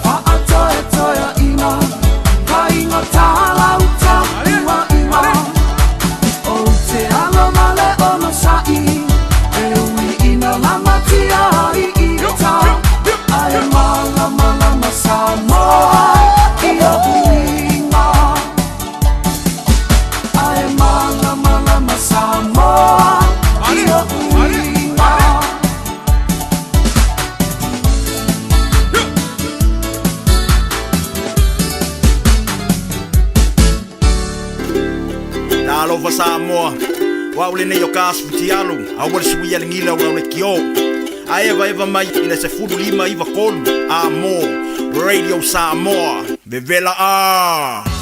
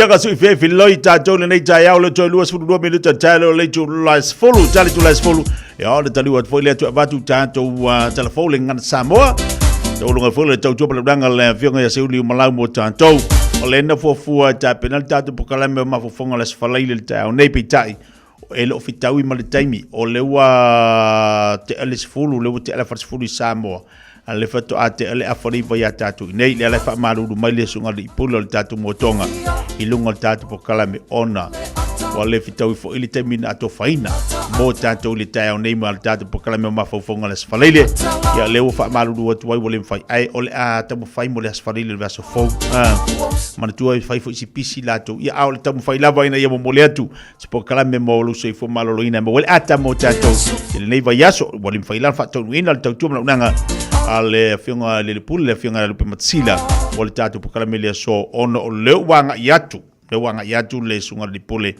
ya inisio fo yo fo fanga fontanga maloia pe ona yai ya latu pokala me uman fatatia le afar sfulu tao nei yo ono suinga le samana ya le te mila au tu satatu te msamo le fato ate fo ila le afori va ya tatu mantua le na tu sai tatu te mi alu ese taftu tu na mai le te mi sunga le pule mo tatu le nei tao mal nei va ya so mar suinga le te ina imo fa yo to fa o wina le tatu pokala me ya ai fa balo to tele liso tatu pa nga ilunga tatu Facebook le tao nei Marcelina Brown malo se fo laude le pa fa wina tani yelu fa talo fa tu le tao fa si mai nei papa toi ati malala fa talo fa tu malo se fo laude le aso pesio good morning fa talo fa tu se anai alo fa tu so manuia fo inga ruenga mtafa nga le tao malu paklis fa talo fa tu pai si mai ini mai wa amajano tatu fa ngo ino swing le tao mo tao malulu ya lo no winga wa ya swing le tao mo tao tau tuana mata to ia le fato amalanga mai ia malanga mai nei tatu ai nga Samoa o ila to fo malanga mai sia tu no le wi swinga le tau ia tatou ia tau tuana tu la e tau tuana le tau tuana me umala me tau tatu mata la yai awoni fa tamala tatu di telo vaenga o me titia ai tu poi fa la vi tu poi mamai e fa tamala lo tatu ma le hano ma le amana ia se me titi ia le avele ma me ole afa atupula ia se ma ia oi ia be sa ni mo le tau e te fulu lo fa tamala tatu ia la tatu o fu ile tu langa o ngaonga ai mana ia le fa longa tu lo ia swinga wa matona tau o mai le fulu ta fita felisu se tu lo fa fonga tatu wa tunu baba ai lo le po la me tau no fa ke lo o le vai ia te au ia le mengel fulu ta ilo ilanga se tangata ka mo sa ka fa kasi ia le fiu mariang yang isinga marki polo ola wiala nga vai o la te la ngona isele ma man ko le fiu o le ma ko ke le o nga le fiu le il tino tangata te le nga le fiu a fa pela na te fa fonga mai e te le ini wina la le fiu ka sa ka fa kasi le fiu o pokala mena fa so atu ai ia le limola ale sunga tu le pa male tatu pokala me tai o pokala me malu tai na le fa matala tu ai le sunga ia tu le pa le au nga le ang yang singa le au nga le ang yang singa vai dai male fiu a fa ila le vai o ke le fulu o kwa lo le fulu me nga yo le o ta maluru yo a lo ngala tala pe fulu pe tate e o lo ka maluru ia ma ke ka nga sa ka so se kai tango le saka fatasi le fiu ang yang isinga maliki polo ia nga umalo le kang vai mama bange masinga kama fu ile le hani yo bange le mal hani kau fa su maria kama ngai ngwa le o le vai sili na matau kamala ngai ki ka ngai ngwing ia na fu sili fie tato ai mole ang yang isinga fu ile ai ba kai ka ngwa wow kangola ia le makua i kipi fa ni se tulo ia pe ki kango kui kongi le ko kongole ole afo ole ulo saka fa kasi fa kwa fa punga la kama kamalanga e popo ala ko inga kau ngai ai te fa longo fo ila swing o lo tino te fa longo so to ka makala kala mai ia mo wa mo maso lono winga taua ia tau alutang o vai ang kako ola mai Samoa mangkua e ia fiu ia sora ka falo ko man o e di mo se fiu yo o po ingal ai nga vai po ola la ko fiu e di mai ka minga ka kere yang o mengi o fiu saudi ki polo ia mangko fri ki polo a nga maka kupa le faidi fo ilia e fa matai le nai fi se tu lower fa fonga tatu ia nga ka kaudo le suar ki polo ko kong ia ai vai de faida ko inga ia solo makwa manga ia pe fa ko fa ka o awala ma aikia na ito ina manai lo mantua i laso. Tātu ti toi tiro iai. Le la futo e whamanatu mai mo tātu nei vai teimi. Vai le lei, vai lo sui fua malolo ina le lei. Ma vai le lei iau la ei, ma kwa i tapo ko kingi pe kai sako konu. E kusape ke whenua ma Amerika ngā mea ngai ma mawhairu kingo a ngai mawhangawhanga. Vai ngai whamanatu mo tātu le lei tai au. Patalo fatu lei tai au ia Pule Maliko, malolo se fomanuia. Susana tole papa, talo fatu nei tai au mafuta mai nei Brisbane Australia, Nita Saulo, good morning. Rob, so Kimi langa aia, patalo fatu lei tai au. Lunga tatu YouTube le foi fatasi mai nisio tatu pa anga lei tai au fou, fa malote alupe Malinos.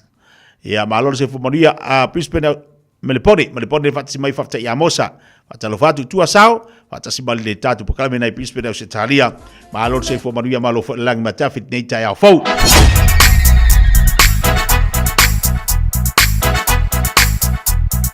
DJ Magic.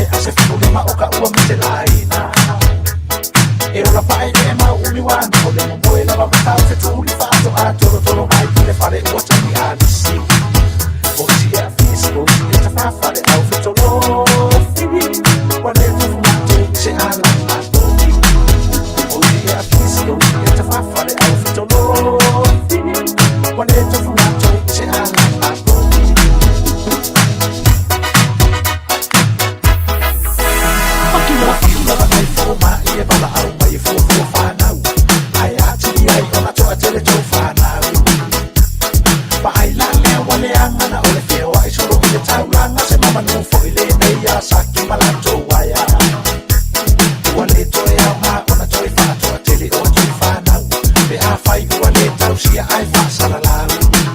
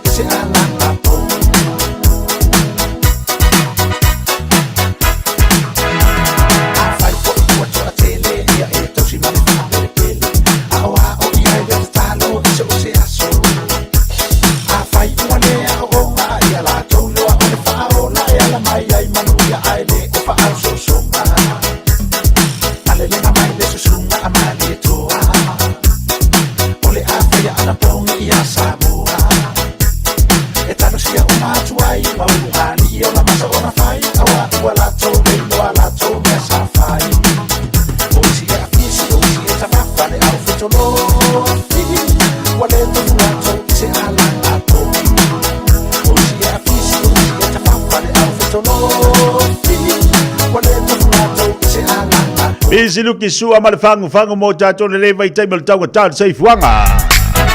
Tau tuana wa tau ngata wa lu dunga tau loa. Alu atu mal tau le apa susu.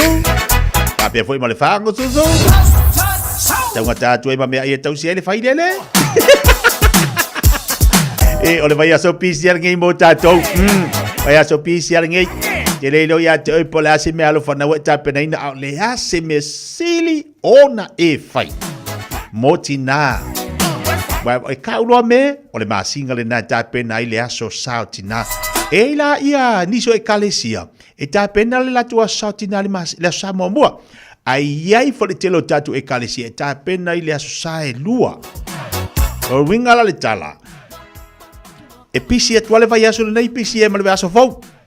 Yo, e pisi e tuale vai aso nei. O le e kalesia e ta e fai la tua sautina ile asale la sau. Ia po le asale lo manei no atulo la ia le faile si ia foi a satina nisi e kale si la sai lua ia la fe mai le to te le tatu panga a mo tatu o le ase me alo fasilo le tau mo tina tailo ia to le tamama ma le fana le uta pena la satina te le lo ia to e pala ta pena mo tatu samo a mo se mo nga ka ko lo ma ko manga ke ya alua ngali mo ko ngai kal ngoya pe maxila mo se moeng ya pe mo se pusala lava ku le ila e yo lo makua ya pe ke vai se ngo se kingo fo sa fa e lo makula saki e vai le tu sa vai se me alo fo ile te lo ai tilo ye tu sanga uma o me alo fa tili na matawa e te va ai tu sanga uma tu sanga ba o le se kingo fo le nga me le saki ngar ka sanga ki le makua se kia o le boenga le nga mai le sau ki nga le nga umaku ngei le ai manga ia ai wa so nga vingi se va lo ko lo ko kusa fu yo nga lo fi va ngi vai ke e mo ia o nga wa makanga me me ko nga nga pa ko piko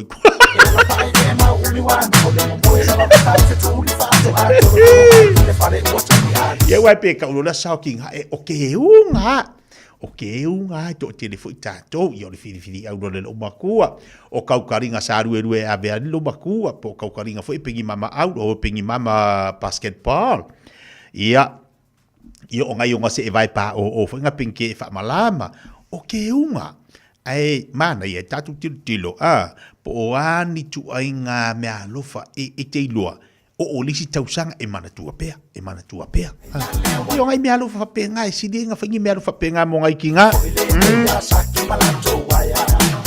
e lo ina le tama lai matua i manga fangafa le makwa ma fanga le lavla le mi wa bo sa fatasi mai nai Clover Park fata mafta mai marukau alofa malanga Williamu seki mai tatu nai au kilari ile tu sifo mesi fatalo fatu me ali alo pulo fatalo fatu mafta mai nai Henderson seki mai tatu li tai au o le utala no ato no le uta o le vavela luaso vavela lo taimi e titango e tape na pena le leipo le ase me alofa fatalo fatu se matamua uso alofa fatu brother uso ia yo asa le fu ma fau do lo kor ka magiki se me alofa ave masion kinga Susana tola papa fatalo fatu nei taiao fa pa ia tu ia malo se fo laude lei ia me alofa ngalo ki fa kwa O me alofa te ilua e o atu nisi tausanga. Ia ngale punga lo ko ngol boenga ka vale pe la se ki fa barua si ko ruma siang fa ngau pe alo fa la tausanga ia sa fa ko ngofo la ma kwa mangi le mom ile kai ya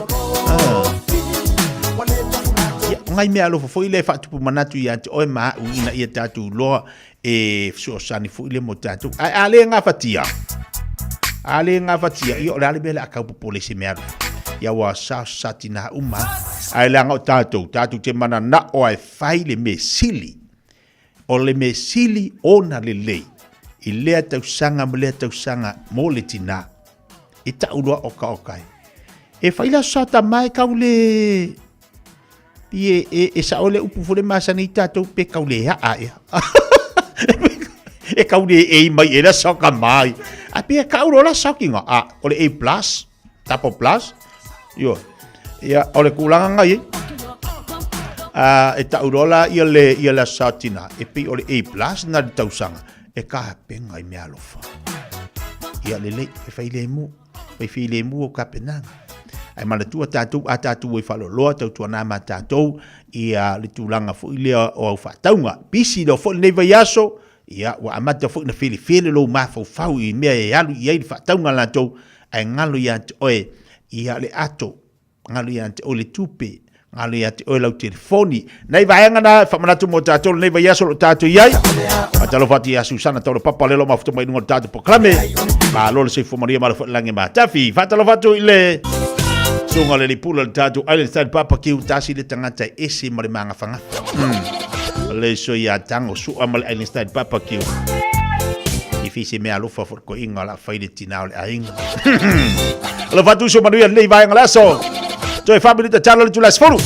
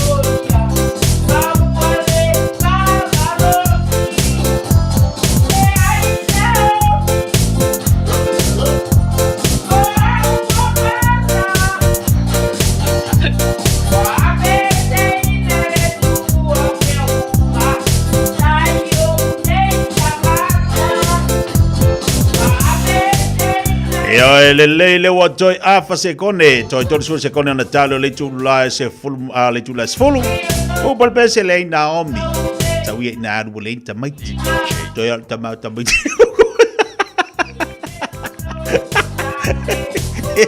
ko ya ka mai ki le sa fa mai ni woni pa ngaku idu o ka mai ki wo ko fa ka mai ki malanga ngadwe ole ai amaski mas ai ko ka mai ki le ka fa ku aku se vai disi de tatu falinga ona batu leo tatu tala I vai fanu le tai ao. These early mornings are starting to feel like a fridge outside. It's getting chilly and the flu season's near. Now the best way to keep well and enjoy quality time with my mates and my family is by getting my flu vax. And it's free for Pacific peoples aged 65 and over, pregnant women and many more. So get onto it. Book now with your local doctor, nurse or pharmacy or visit info.health.nz/flu for more info. Matau te whaia ni fo aroi le aso lava e te whio mai ai I le Shine Dental. Ai e ia inga whapitoa. Matau te salia le Afterpay, Zip, Q Cards, whapea wins quotes I le Shine Dental. E whaia fua whatalanoanga ma le ACC I le Shine Dental. Le aise tongi mo whanau I le bao le se furulua I le se furuwalu tusanga I le Shine Dental. Talanoa mai le tongi ino le whainga o nifo whaonga ai le Zip, Smile Now, Pay Later, le aise tului I le Shine Dental. A whio mai le 575 Great South Road, Manukau pe wala au le lua fitu ono whawha. Lua fitu ono whawha mo le Shine Dental. Hey, don't be that guy or that auntie ignoring a sore throat. This isn't just some drinks and lemon tea in your sweet situation. Untreated sore throats can lead to rheumatic fever. Nobody wants that for their family, eh? Go get your Pepe's sore throats checked at your GP, school nurse, or pharmacy. It's quick, easy, and most importantly, free. So come on, whānau. This summer, take care of your tamariki. Get it checked and get it treated. For more info, hit us up on socials at Stop Sore Throats or visit stopsorethroats.nz. O fia maua sau ta avale po sau piki apu. Ai tongi ta iwa yaso, lua va yaso, pe ta imasina. O le sleek cars o le a maua ai le fsoswani. O ta pena le au whainga ruenga a le sleek cars mo oe malo a inga. Aua e te popole I se mea e tasi. Te tala fitu aso, mai le sifulu I le tai au, angai le afo le ono le afiafi. Tele la alai au kilani I saute, mili mai loa, I le olua tasi fa, fitu lua selau, po le o lua o, fa lima, tasi lima tasi. Hey, hey! Oh!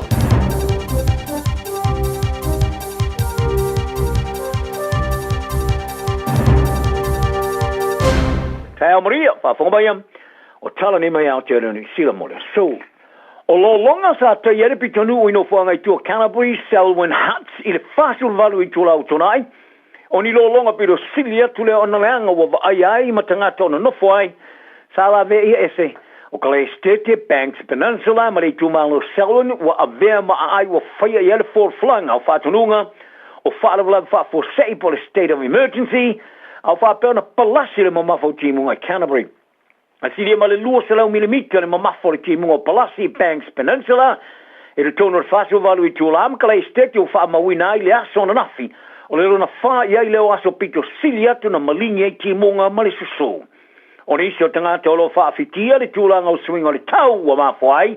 Nei tūlanga lulu o le tau e pe ta. O le tūlanga matau tia o le tau tanu nei, tau ai nei. Wa va ia le mea monio nei a fianga e pe ona whaari e se tasi o tangata e wha mautua I Selwyn, Keith Morrison, I le tioni sila. Ma ia tā wai o se va inga pito silia tule o na leanga o ia va iai. O au tafo whale o a vea ma whaatano vai ma au wala o siliatu o na leanga. Ma e whoringa mai, o tau sanga de tasi o vai tafe o ova I lunga ma au ngutu o vai pe a iei tā whenga e pe ona whaari ai e Morrison. I Wellington e sa lapata ia I matangi maro losi le whāturanga na maulungo le lanu mumu.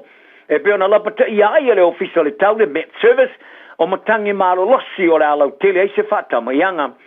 Ta wai le lapata inga e whaono i se tūlanga e whaamatau I nai ni ola ma I la au e pālarasi.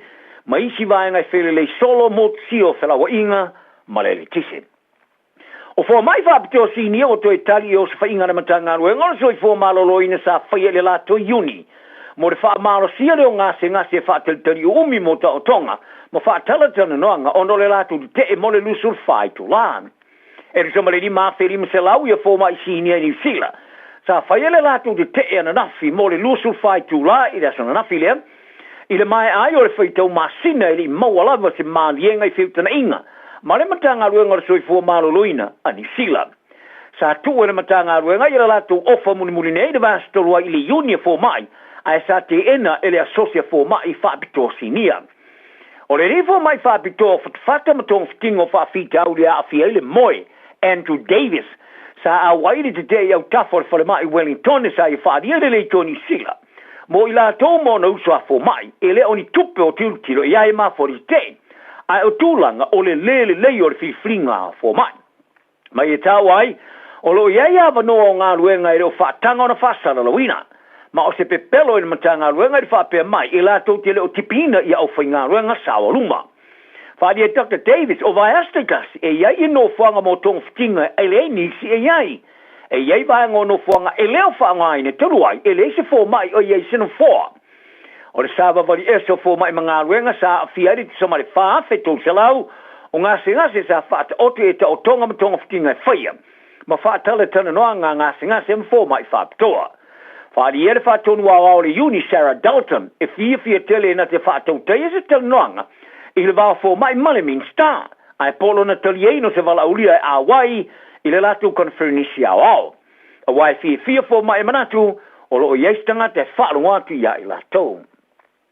O se lau whasu mariiva o leo sa wha uina e avea ma leo e unoa ma le whaio se wha se ngana, o lo latu le lei i le aau. O le a whaia nei a latu whaati te inga i le isi wha masina. O le fuanga o whaia ina o mai ona wha manino ina le li minsta o leo Mark Mitchell. I alona wha moenga ina ia toe fōi leo, e toe whaia wha se ngana ia i latou. Sa wha maonia i le solulu i le selau whasu mariiva o leo sa wha uina marikorisia leo Wellingtone.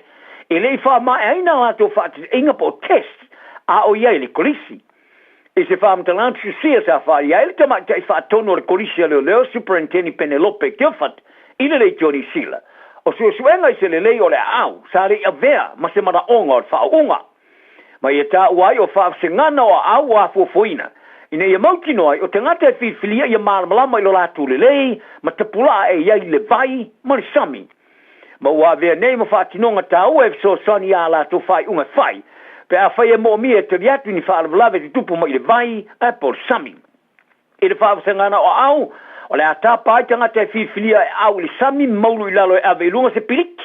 Ma te pili e vai le sami ma le ulu ilunga, ma tau ave le a piliki. O le a whai a whai whaafasangana pe mwhai ona au le mamao 5 mita i lalo ane ma le tasil minute le omi. Ma te pili whai vai ma le ulu ilunga. O le sami mo le 5 minute. Sa fola le matanga ruanga o mata upo le vai whafoni sile le sona nafi o le a si ilunga le tutongi o le tusi whalau o tangata matua ma i le luse lau sifululi matala o ye nei i le luse lau whasufi tala. Ma le tutongi o le tusi whalau o le tamaititi ma le se lau lua sifululi matala i le se lau whasufufa e amta mai le so. Whaadiana matanga ruanga o le sitanga o no le alu ilunga o le tutongi e alu e lo miai tusi whalau. I tālonga o mai loi fusuanga wha profesa e mai sei fusuanga i champinio le langi. O whainga wha apolo kiki e masani o na mi milo ai nisi o whai unga moni fusuanga e whaia. I le mai aer sutolo tau sanga o fusu wha profesa. Wa o ina ia lupe sori ai lauri Joseph Parker. I se le sona i se awala whainga tā. I tau ola manga o fusuanga. E le aingi mea just sia. O Parker wa ngia e pe ona sa awina tuai e tātou tala. O ia lei se so ai mo le fusu le tāwha ia umo champinio lo langi pa mafa po le Unification Heavyweight Champion fight. O se whaamtalanga le nā le li e whaalau te lena whai plenga Frank Warren. E pe tai, ua mālama lama le le ia Parker, e le aima se mea whaamauni aina se ilonga lava o stepu di tono le maia, ia tangata fusu. O Parker sa mua whaata o te fusu ma Daniel Dubois Peritania le fusu le IBF, i le pangma mafa, ia Februari. Ai te ua mai wha fo se i lea tamfusu Peritania ai tōni nā yaso, wha tonu le fusuanga. O le tamafusu mai Congo, Martin Pakole, sana nati ona awinane i Saudi Arabia fusu ia paka le sa whai inai i le tioti le tamarisanga i lua. I nā yaso muni ane fola loa e Dubai fia fusu ia Alexander Usyk o Ukraine, mo le tawha ia umo champinio lo langi. O le vaso nei sa fola i Warren, O le fusuanga e whaia la sfuluiva i ulai o le tausanga nei ilon tona. Ma ia whaari ai o pāka le isi so o ai e fusu i te isi e manu malo i le wā uzik ma te pua mo shampini uma. Peitai, sa toi whamana toi le pule o pāka i nisi le nei David Higgins e lato te le mana na o e vave i le forflanga. Mo ia whaari ai o ni whea ngainga e tala no ina whawhaintaan. Te tele tupe au fiai, ke le foi whaaporkiki au fiai, ma manua e a fiai tama. Whaari Higgins, e le eini mea alo ian tususia se longa ua mai a e fosuanga uzik ma te pā. A mai a leo na whaia lun tala noanga ma wha maumawina tususinga e mai sai. E wha tūla ngana o tangata fusu, ma se pā ngā pāka e mana o ai, a e pofea foi e fosuai. O le malaya le Rotorua, stadium i o Rotorua lea, o le a whaonga ino se no whaonga utua le o le kapia le Manu Samoa. Pe a ta alo mawhiti li ta alo mawhaitaulia ia se teman. O non malaya i le pia pāki e pia o le a whai e se ngā runga tele mo le tue whāleia. Ua vai tama ina ia le o le kapia whaavao malo le tunu i Rotorua, o sona no whaonga utumo le ta alonga i la sono se teman. O le ta alonga whaitaulia o ta woteli au umalua o ta pena baya atu mo ala atu ta alonga whaavao malo, e whaia i le tui mātua le hemisphere. Pe a malanga i aile tausanga nei ma wha a wawai ala tau sanu ninga, mo le ta amarasanga ripo le rolangi le rua whima le no fofitu. O fiti, o le a whaia ala tau ta alonga ma ingalani ma wharani a November. Ai o Samoa, e o mai le teminei e aile la tau ta alonga e whaia ma Italia e la solusu tolu November. Sa whaari ai le ofisa silo le kapia sa Samoa, se umanu Douglas Ngaujang, i se whaamtanga sia.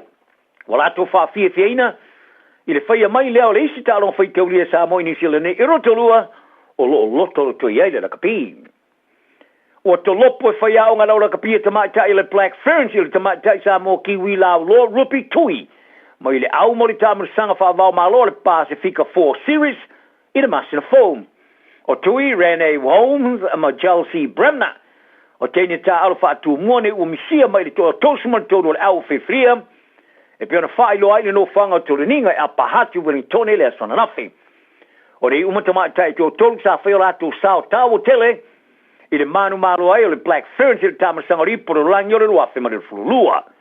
O tui sa a vea fo i matene au tū, i lau lakapite tō fito tamai tai le Black Ferns i sila, e sa manu malo le pine au le talo ngara un peka i Tokyo i a pani le ruafe ma le futasi. O re au whirwhiria nei o lo awhia i e dis whale whanga, Yana Mikaele Tu, Leila Sae, Risa Leana, Pauli Lane, Longo i Plotu le Mapuate i Silver Blunt, Teresa Stefano, ma Aisha Letty. Ingo talonga le Black Ferns mo le Pacifica 4 Series, e talo ai ma Australia la sufuru me, Kanata la sufitu me, ma Amerika la sulus mo le fa o le masina lavo me. Tala nal ne yaso, tausi file mum fe alora i leisi, manuele so.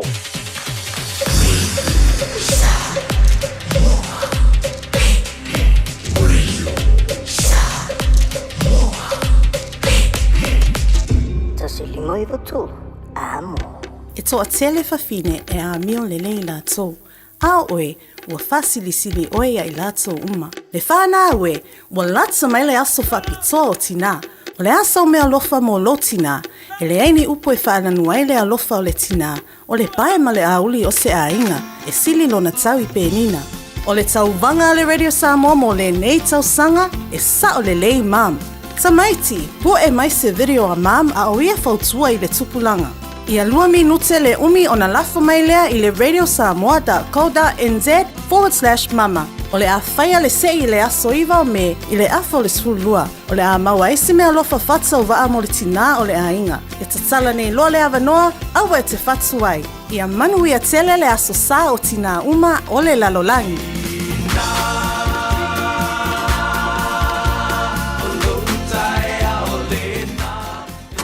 O mia se fsoswani lau whaitau tusi, pole ingilisi. Wofo ina tunei ele life skills, po kalame ole intensive literacy, numeracy, and English language. Ele eisi tutonge fsoswani mo oi. E iaia mātou vasinga ole foundation skills level 1. E whai fua foi po kalame ole adult community education, ACE. E fsoswani le filifilina o se vasinga tala whiangai, mo roho o langa a onga.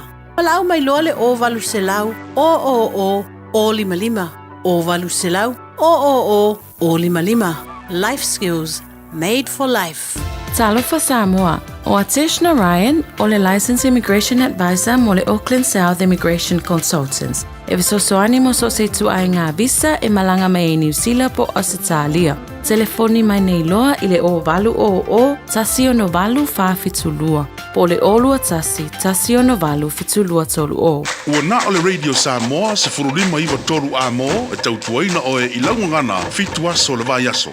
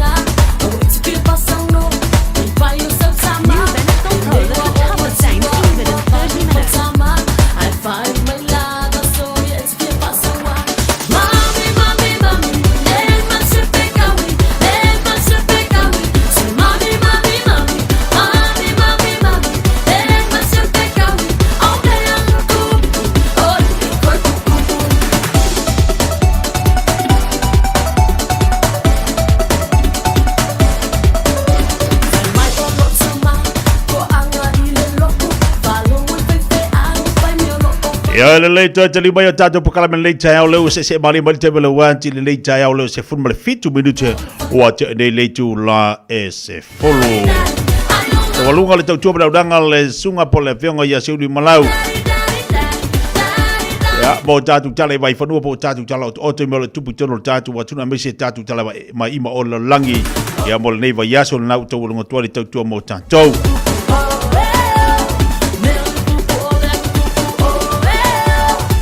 ya mo le tatu pokala me le tatu tali mai le tatu se me mo le tatu sumpa le tai ao tau marulu mana ia mai o wingo le tau le nei tai ao baba ia tifa fol tatu ofisa o ka se manga ia le kau pese kau se sumpa ya la tatu tali watu mo le tatu fa malstino mo le nei tai ao awon ngali ya joe awe ma futa mai o nei tau so se me fa tau so tau maftanga le tai ao ana nga ia tu la ia le numero 1 Perth Road no Maleona Perth Road ina Manurewa East na wa vela tatu papa kiunga ya bai bai le vabe kelo nga yo ya ka mor ya kongo ya sevi na wa vela le papa kiwa wal fonga tau mafa ya le ka populi fu wala ko fa lo nga kama le leyer nga ke da kula makwa vivela felesi mai lungo lo nga kama ai sa wala ia pole fa yo ma fa nga ngia fa laili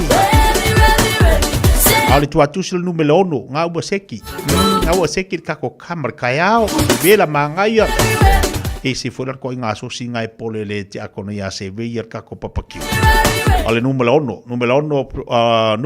Perth Road Manurewa East olo yeli tatu papaki le taole nei leo fata sibale sunga le fa fenga ya o pau o tatu fa marstino nei taiao ata lo fatu balor se fu maria le sunga fa fenga malo sai fu malo fu lange mama lo le wata i te tia malo fo le usun le tai au vi ele li inde va so ato ia wai fo fe amunga luenga le asul muli fo nero fe amunga luenga nei va yaso ya lo anga le pele to te tia lo so fu ai mese le nu pele o Samoa fa talo fa fo ile nu malo so fu malo fo lau malo fo lange ma i ele li utato mo ne yaso fa ta wina ai utato wa so lunga funga ele le fa malo longa luna lo fa ele di ali te tia mana ia lo wa tatu ele masina lon lima va ko le va vera lo masin oso fo la nga ia fo la wa ia anga le ia le tu ia la to fa fo ilangi fo la ia lo anga le ale tu a mi to tasi tu to hotel me se fo ia pu le ale tu e meu cha te leo le ne te lo o me tu nei vai temi ma le soifonga pe on tatu ia pa me fa te le tu ia e ui al te lo me tu lo langa ma le soifonga ia o le la vai lo fangi le tu to te lo tatu ya me si tu te manga luanga pe on fenga mal tatu watunu o le lui foi le fai le kale si te tia a we tu ma fo te le me matala mai ima o la la e ma fo we po la le sa la strauta penanga ya pe o me bala o le tu mana ia se le tau nei vai nga ia mole tulanga we tu fa longo fu we ki ngai lo ul finga lo pa tu vo le na lenga le o sto ino mosol no ile no un for line al nu ula e ko bumu ma muy ai ki ngai lo ko mosen Ngā rui mo se sasal papa e le whakule kua le sasanga whakule kua le kaukana. Ia ngā winga le nuu mui nei te te leisto inga moe maleika. Ko toi moe se si maseika. Ko moe mastinga. Langai te wai alu e ape moe atu e la koe ki le o le whawau langa e le unforgiveness o le loto le whamangalo. Ate tia.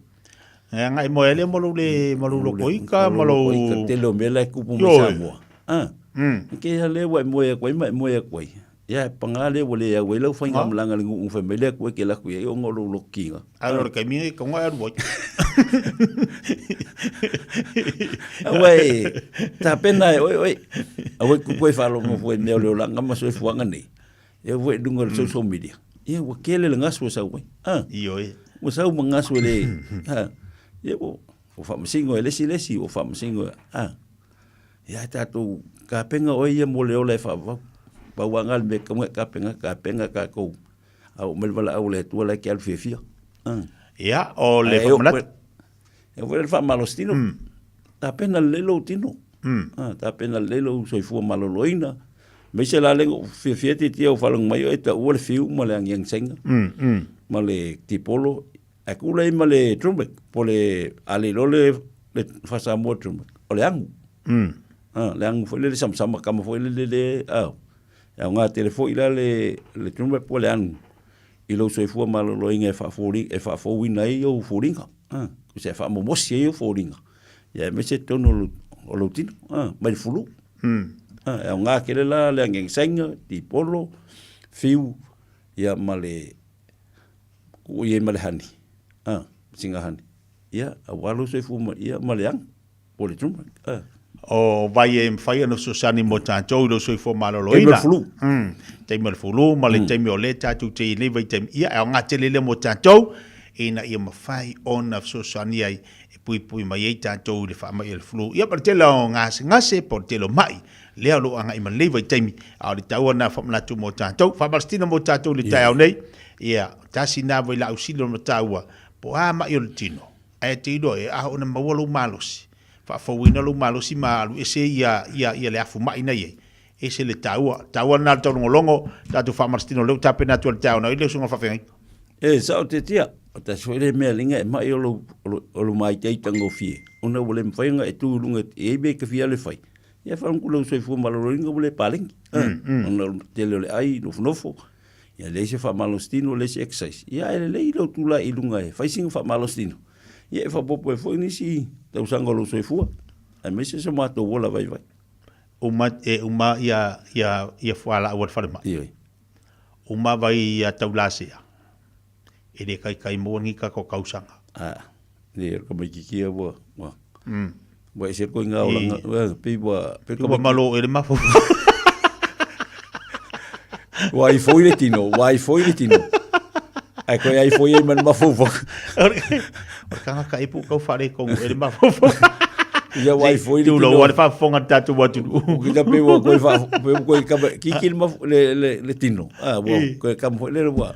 Wala kikiri kingo wa banga yer au kwele kiki ko ban mafofo ia ka epu ka fa la va tu va martino la ka kon ia on sai mai tu lai mai ia mo tato foi matua ia tamam tina matua ia ta pena mal tatu fa martino le tai au tu lai mai tato malolosi ia ai mo tato ia butterfly mai fa lele papi ke fa lusi va pe yo tato malolosi mo tato tamam tina matua ia fa tai mai le la fa foi ni tato fa martino sa fa ongo fiko valu eva solo ia luma ua kas lunga malalo lua kolu fa lima ongo fiko valu eva solo ia lunga kas lua kolu lunga lima ongo fik ya maraya solo kulei luma ya luma tau au kolu luma lima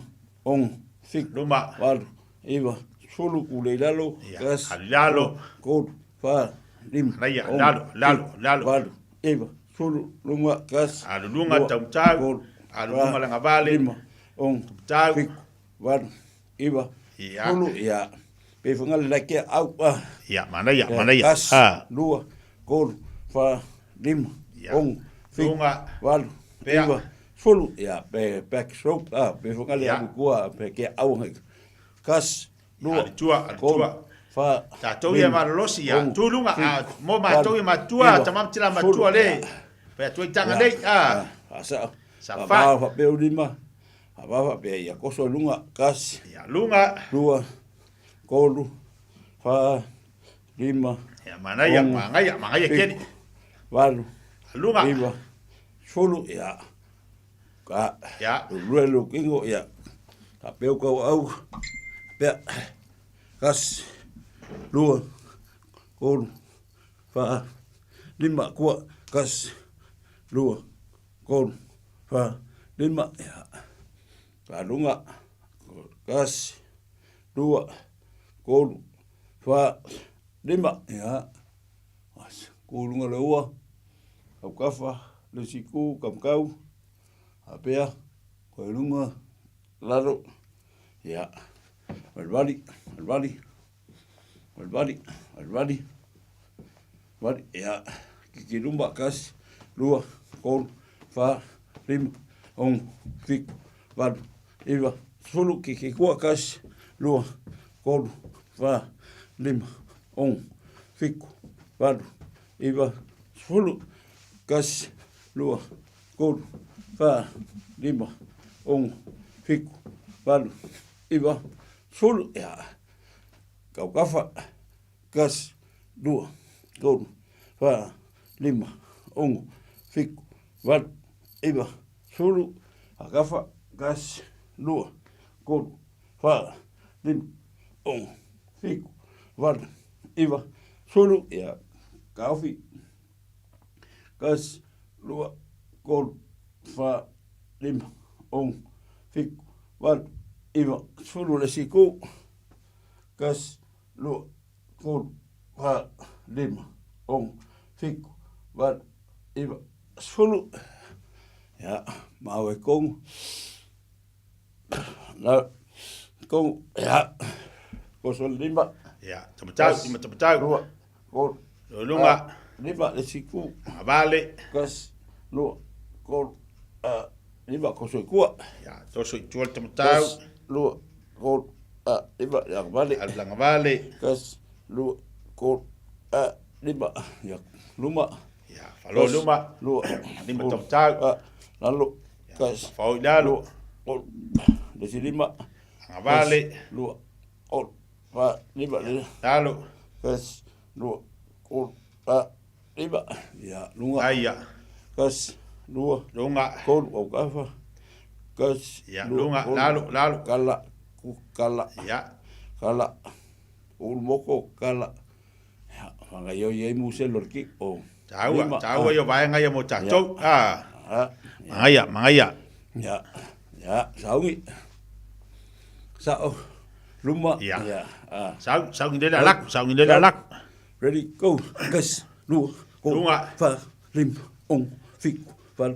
Iwa. Sol. Kas. Ngoi. Kol. Fa. Lim. Ong. Fik. Anu luma moto. Sol. Kas. Lu.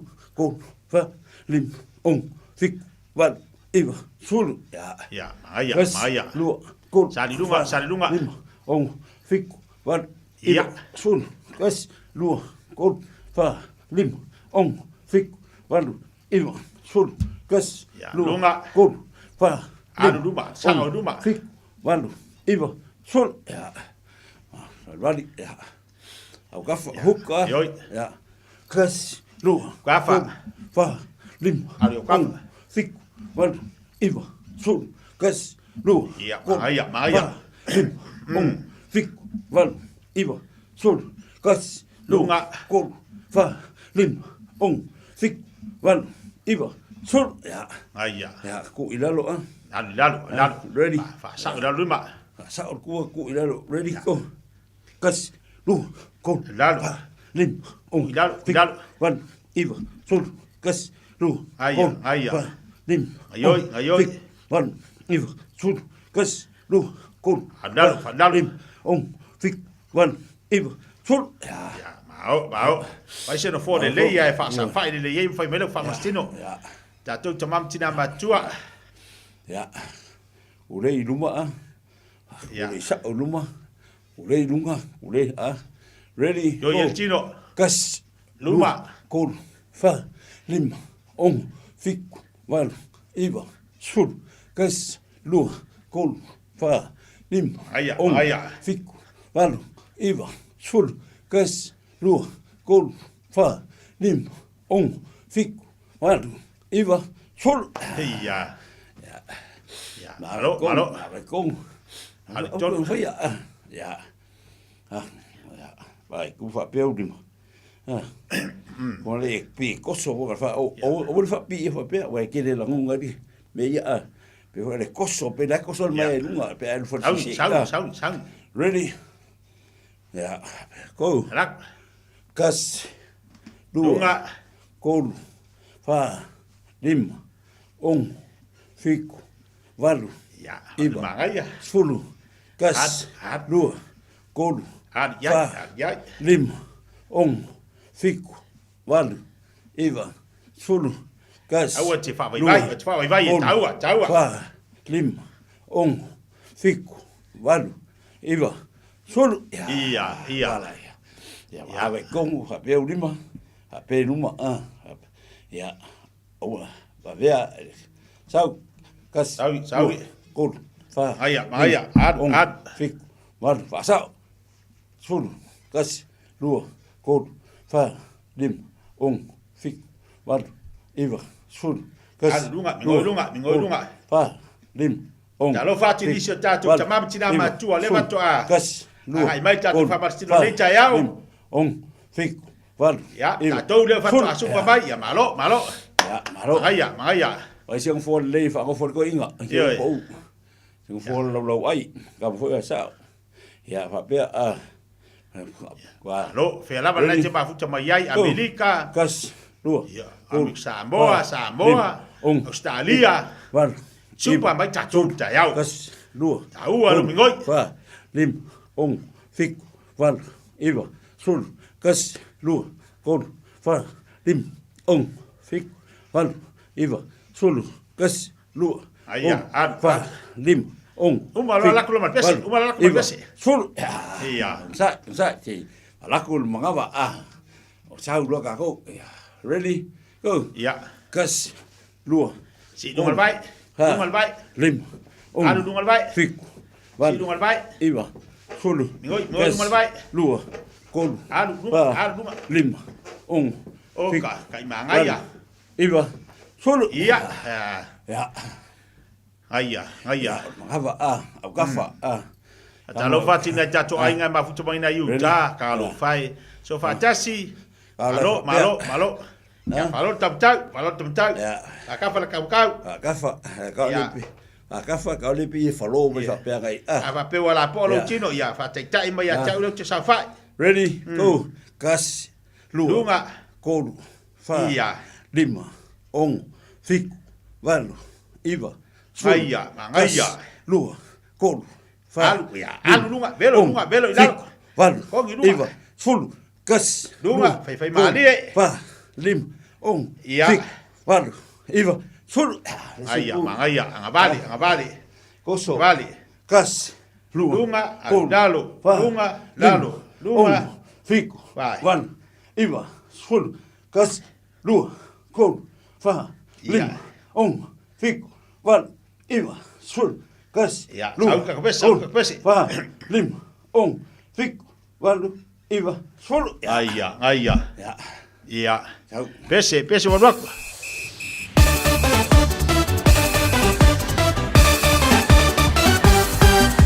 Zeg mij lo zie Lunga, yes. Lunga, Ali kakol.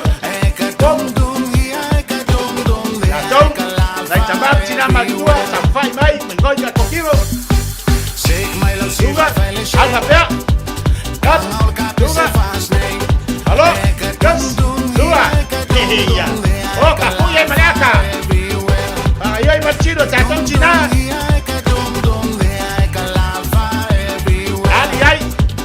Aya. Allora Pepe. Lunga.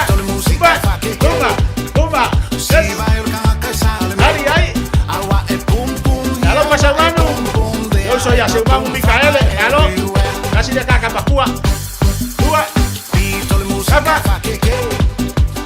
Oi, o kapa. Koro. Aia. Tunga. Yoi, ngoi matakaba.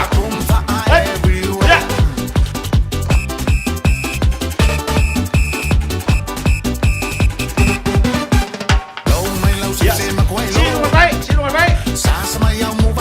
Anu mai. Iya.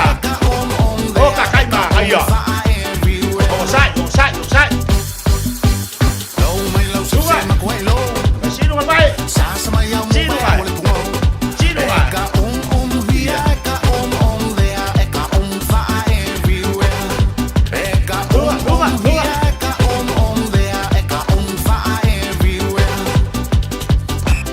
Kafa.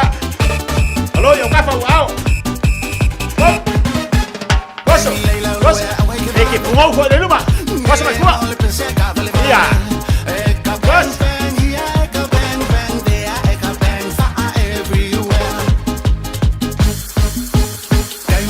Luga. Iyo. Sisi vai luma. Sisi luma. Iba.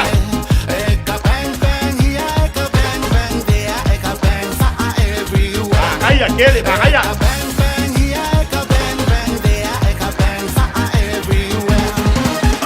Apa? Rumah.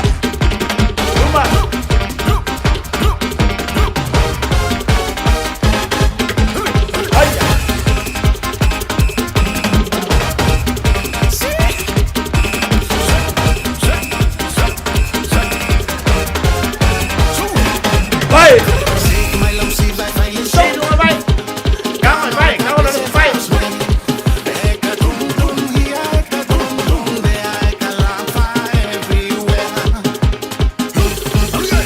Coso bailalo! Coso!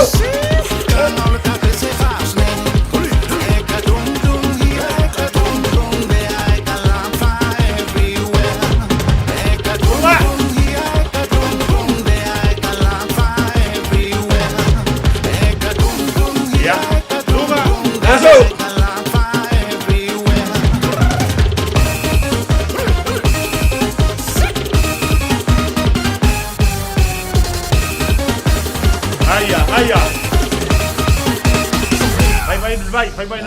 Vai. Ya. Le la kurunga e. Sa fai bai de fi awe. Fai ka ko makue sa fai mai lalu ah. Ya malu.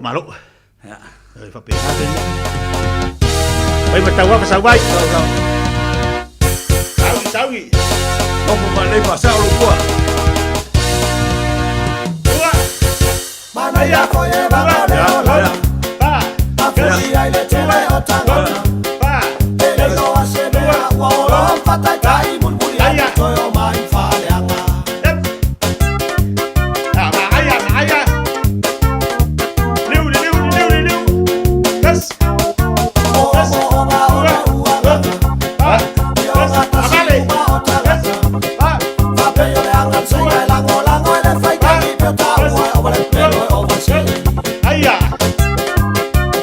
Tau.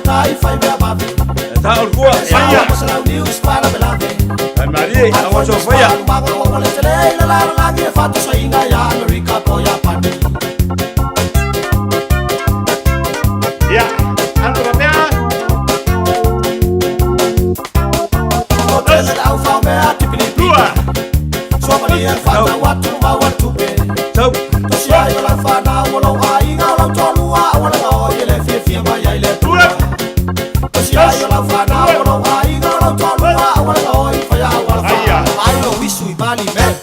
Malo. Ya, cawi baik.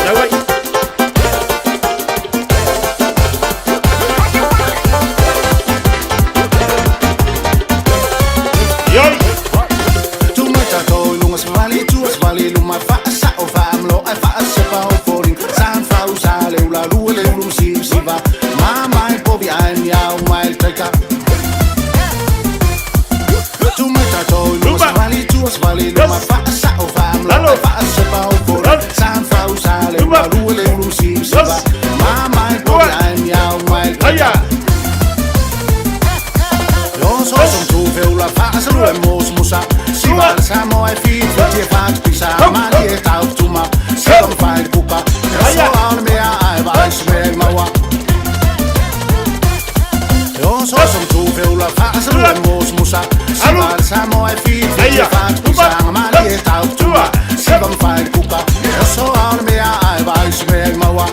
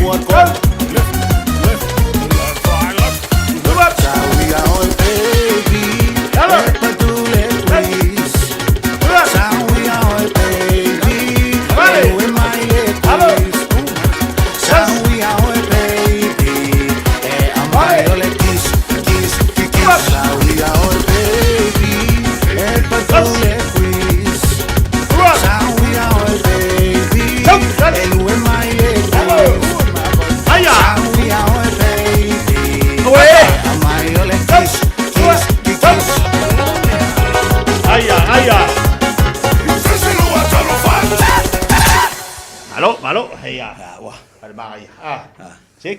Sik kakuk.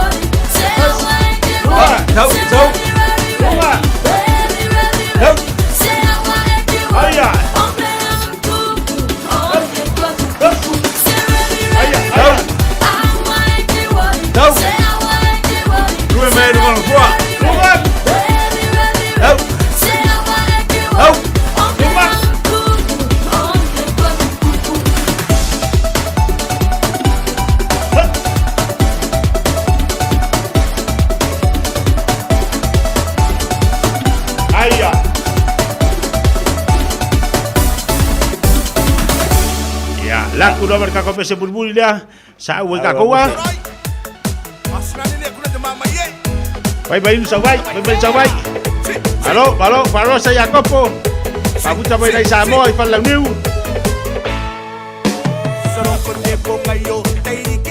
Duan bye. Ani ka ko. Koso duan mangaba. Koso.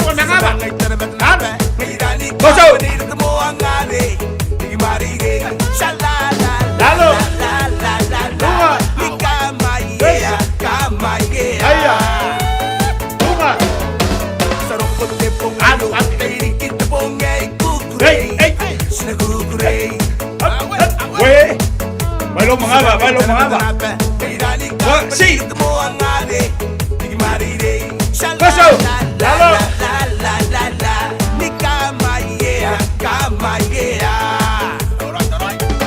Aya. Vale.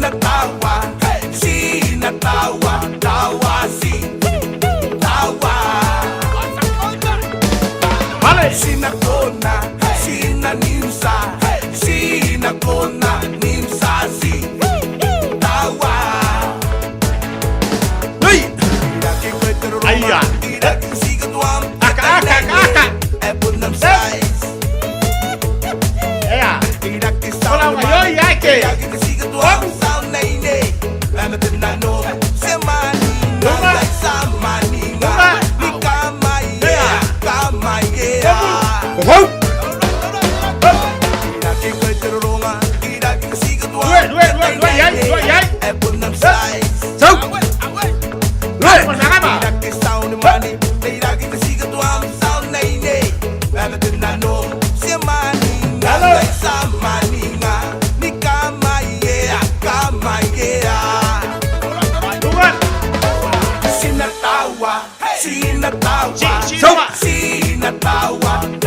Bahaya.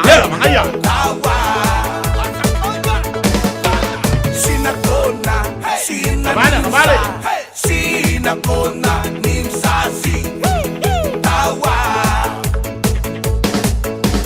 Bahaya. Lalu.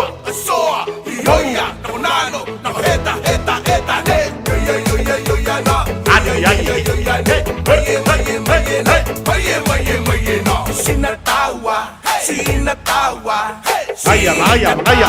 Ya.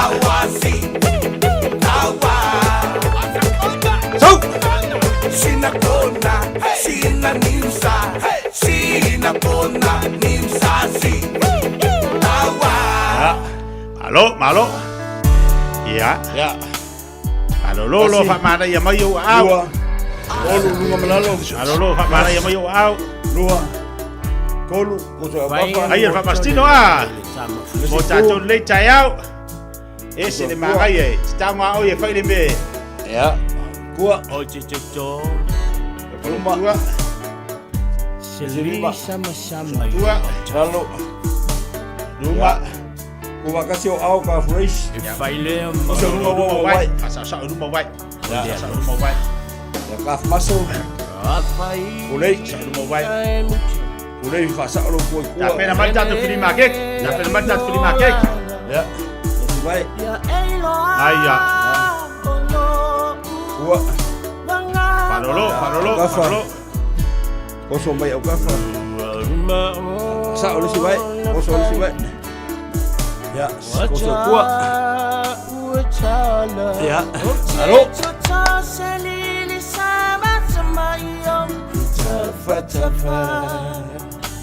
Ya, malo. Ya dari.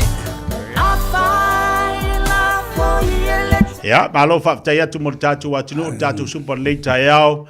Mole atu lang fa tete lava na yo tatu matua. Ya o ilanto fo ila finga luenga le tua. Ya mole to telo tatu le super late tayao. Malo fa taya tu. Fa tete lava fa tawino lo so fu malo loina na ya. Oi. Io fa malo atu la fa tawino ne po kala milia so fu malas falaile. Tau longo pea mo le tatu ola malo loina. Mo le malo si ato to. Ya, la se langona le tau. Pe fa pena sumpa mai. La se fa langona lo tino. I swinga. Yo, tau le na fe au tau mo mo tatu le aso mo le aso. Ina i mo fa no so sani tele lo mo tatu.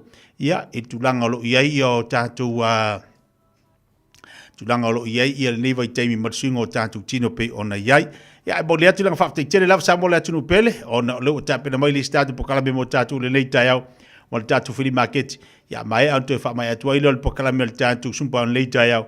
Ia a o leo awano atu tātou leina, tolu fit tasinima vitolu, tolu fit tasinima vitolu tātou telefoni, leo awano atu mo le tātou whiri market le nei tai au. Pasta o tali sta wala o tatu free market ia matango fi fo lita ya o male ava no tu inatu mo tatu atu tatu super lita ya io te tia on meta u la bona i tamama na tina matu ia mo sala tu fa malostino tonu mo tamala ate tia e me se nisi fo yo au ona lita ya po ona fo malolo man malo mo si ma fa malostino o wa fo lo la to so fu malolo ina le e me se le lo le no te tia awai ole por kalame fo i fua pe fo fua ele se tongi le alu time con ele te tupe ya le mo tu ton mot mala yo ya ole to fa da mo mo ya tu na tamama na tina ya mo to te tatu fa ta ho lo so fu maloloina me se ala temine wa sui fo ka malo si me sa wal malulu ti wa ambaka sa ba ingi malulu ya lo tala pel tatu leina tala tatu free market tatu telefoni o bono atu mo tatu free market le tayau telefoni o le tolu fit tasilima tolu fit tasilima tolu le tatu free market le o bono atu le tatu leina mo mamalo le tatu watunu ilonga tatu po klame ile neifo yaso le o tatu wala udu sungo fengai free market talo fa sanu mai talo fa lo tia as fo mo la ni ma e o le o lo fi fa ka waku o le sai sa ku o le trailer fi fa ka waku ia ma me venga ka mo foi e lua ia kolua pako ia ma sin fai pa mo hois me venga fai ka vale ia ma lo le taina ia pusa sa me munga fa bole a ese munga me vili me le o wakasi o varselau kasi lua i valima o wakasi o varselau kasi lua i valima a tai lava tistia prima che talo fa sano mai alo fa tai lava mo lava no o tele sia le lunga il telefoni o le numero del telefoni o le o lua fitu lua tolu ta si va i va fa o lua tolu fitu lua tolu ta si va i va fa o le lainga le fale o le ono lua tolu ta si va i va fa ono lua tolu ta si va i va fa o le market tuai lava me o pop plants o le orchids me o manga i le orchids wa makanga na kokongo a le fua ia o foi e fai o baking e fa ka foi ma o le pulingi o le fa papa o le pai ma le pisua ia o le numera na de telefoni e fa tsaitele lava i o sunga manuele weekend dai prima che talo fa sano mai talo fa marol soi fua ia o le lo fia fa tau batu o lo iai la u fa malama o le lautele o le fa malama o le 3.30 meters ia o lunga mawalunga 1.20 meters le mawalunga ia a mana mia se si fa malama fia mana mia ia paso tai manu melo le o lu fitu fa o fa lima fitu ia pa tai lava mo le noa dai prima che talo fa sano mai ia talo fa o lo fia ma kulunga ko makeki ke ma pau lo ila se ki mek pau le le ya ko pau o le Toyota Hilux e di ma pau le ya ko o i fai ma mo se loi ya o e fai sa ko kala ki mo va ya o kama yo le brand le mo va o ke kai mi ya aso kai mai le o kasi o va lima e kasi lo kasi fa i papato ya ta tai prima che talo fa sano mai pau yo o le silima ke tuai lava o le o ye lo maua ye tonga o le telefoni o lua fa o lua tasi o valu fa o fa valu lua o lua tasi o valu fa o fa valu lua tai lava au pa au ia a tali se tatu walau maria nei olo tu no mele malu tatu watu nei taiao na ia mo va o fa sala mai le pia le ase ia ko so bo ia mo ka se kia ka fa mo va lo kom mo fa le sing la kom o fa le sing ese ia ko le stara ai so bel pe esa mal le sing Ia. Te tonu mire te talo le tula es matasi o le lava mo na minu te mo malo tatu watu no wale tatu pokala mleita ya mo tatu oloa tu ina mai mo tatu fuli marketi ya le nei fo yaso pilavo na batu to tilo tatu mo lo fuli marketi ya pasta i hona vala mo e wo kafi wo vidi mana tu ala e o lo te mi me de oloa o le sitanga te vavela tu si le telefoni mo le oloa wo le van fa tari mai no tatu pokala ai ena le umala vatu le oloa vidi lo Alo whakaika. Alo le vidi. Ia na lola ia le o le afo. Ili tangata le. Ia whapela te wala watu. O le inunga lenga. Ia maria le ongusai. Maria le ongusai. Ongusai. Sai tato. Whakali le ongusai. Tato whatatari a ongusai. Ia. O le tatu supore. Fai lea soa tai a. Sa o sol. Ai wo kua i tomu. Misi o le so lulu sol. Misi o le visenga sol. Sa o sol. Sanga tangata matuana mise ai whaftaina na sa oia si a oia toistama matuana ia tu msevi ia tu msevi ma si o uso le o masi tinga fo le uri ia la wanga so songi e whaftaina li nei ni tangata matua pe tu msevi ma tina matua ia oni ia le sa tausi atu si o ila to ia ma tu wa ai tam fa tu la vai fa marstina fo ida Temni wia le fisili mai le mo le telefoni le tatu fai mo vau. Ko ka mai. Fa mole temni mana ia tu malau telefoni na vala o ona ele fa mo wina le tatu pokalame le tatu telefoni. Ai mana ia le tatu malau telefoni lunga le tatu to pokalame. Ia fa ilan fa ilo atu le ia te oi na vala o atu le fai mo vau ia te pe mana mi se tatu mo vau. Ia ina i ainga pu mo tele se la fai. Akenese Potifara. Sumpa ma leita ya fa mai mana ia pe atu e faita o tatu sumpa faida eu so elu ngal page ale asalasi ta ya faida e sumpa mai pe avatu tatu pokala melu ngal salasi la tom fa tatu really sa mo mal tu la so ta ya ia la laiva tu tatu sumpa na la so ta ya le tatu vala ua pasta ri ma ke talo fa so no mai ya so i fo mungia ole fidi ma ke ki fa mon mole ole mo wale le pusa se fi fa kawa ya ole on se ki no fo lu mo le pok manolo ya o fa pe fo ya ke le am ye pe a fia pe sila ye ye fo le Hyundai Santa Fe e fi fa kau ya fi mai e ku ngai la var kau pe a su mai o le numero de telefon ye fa so ka me ai ole o lua kasi o fa val fitu valuiva o lua tasi o fa val fitu valuiva ya male address ole lima pa selau fast fulu i Hall Avenue i Favonga 5 pa 140 Hall Avenue ya i nei Favonga ya ole lima kiki ngi kaya ole mal falon dai pa dai Avala murmuri la lea pasta. Filima ki talofa, sa no mai. Talofa, se fa murmuri o sia maua po ai se sia maua di lau talo fa yele lu au fa murmuri te vala au mele le lu no tasi lu tasi fa murmuri. Ya, baftai. Ya, so fua. Kalau fa di si vala au dia ia la ku ia te wolu ngata po kalam. Filima ki talofa, vala murmuri, sa no mai. Ya, talofa malon se futia. Ya, sa no.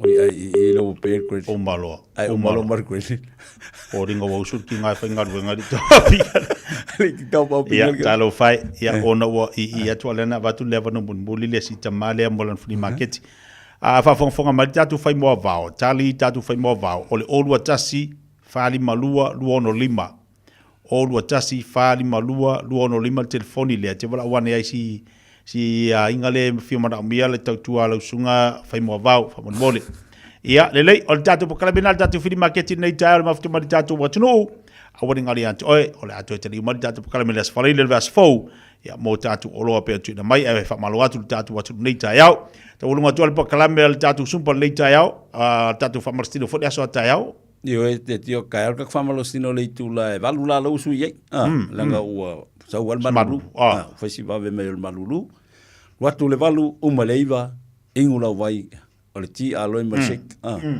ya umanaso ya vai dali ti le e o nga te le luxu fo malo loina le lei o te manu i le tupe Nanga asau le afeta la e alu i le oti. Ma le whalawe lawe.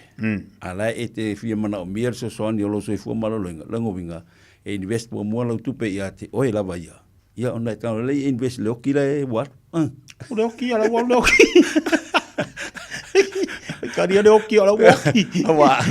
Ai hea pia ke invest kai o ale ke fiola. Au i ka fiola. Nga beda le afe kala ma le oki. Ale te mana fia mana milf so soani nga e oki ko le ma o ia le alu le oki. Ia le lei mana ia. Le lei lo so i fua malaloinga le lei mua. Wa malosi lo tino, malosi lo mafofau. E te ali ka whainga luenga e mo meri tupe, e sauri si oki. Ia lau i eit kupe, ali teti. Sa ole lei, maria. Sa iau. Tātou sumpa tale tu lai valu. Ka iau le valu. Ta iau le valu. E kolu section lau i eit tātou kako vaenga. A tetia. Ole vaenga ta maiti, vai le tolu anga inunga le fululua. Ia ma le vaenga tangata malosi. Ia ma le vaenga la le iti tia tu 7 ma urip. Au ia leo ke ia te malosi a langa o so swani nei tangata matua e so sani fani ia tuna seve ia oli tusi ia Amelia o ia lei ia o vaenga langa e tolu o wele ke popole pola la ngal Paulo me lo atu e te faafu mo sa faafu mo we so fu maloloina le kaola le valu ia umleifa atetia o le tatu vai mo inga le fresh choice le salautos fulu Dawson Road, ia peke mo ngal bele wa sa super value wo molo fresh choice gaming e te luatu la te tonu le ese le kule e le faloloa ai o le alu ngal bele le fal telefoni ia nganga e wa ia ki sa vali nga ikua e le tama awala na val fal telefoni mo le fo le tiu du se tu lo fa fonga le tu ia wala itua ua matua i matango fiel tau tu mal tatu vai na iai ia fa tai mo le tau le sunga fa fenga mo tapo kala Ramana tu tatu vai tala mai la sunga fua ila suvala ile iva le tau ile tolu le afiafi ia o le stona i le valu i fululua ala sa ia etala ile lima e te puni le valu le po no winga uma faina loku uma me ia sa lo ingo vai tonai ia sa lo ingo sa vai ko fa ke ile faspo masima mal faspo amal ateti male ongol me ainga ia le fa tai tatu felo le ta po kala le songa fua e manu telefone mal verso ia te tia ia angale le tu to le tuti sa mola nu pele ia angale le tu ia te o pe no fam natu ai ta o ke mo lo wika ina ia te wa fa le konga ua el fola ngale ka ke ia angale le tu le folfora au na le tu fa manuia le tu ai au ta mama tina matua mo wolo to malosi ia wala wa tau tu ino ainga ia langa leo le tu te tia fa ungo nei vai aso fa manuia le tu ta tu filo i sistemi mo le lofa malanga leo le tu so i fu mai manuia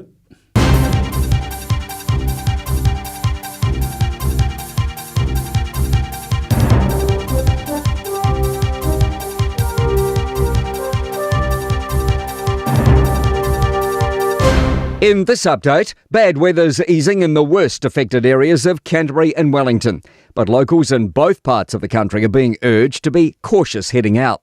Christchurch and Selwyn district remain under a state of emergency as crews deal with the aftermath of flooding and slips.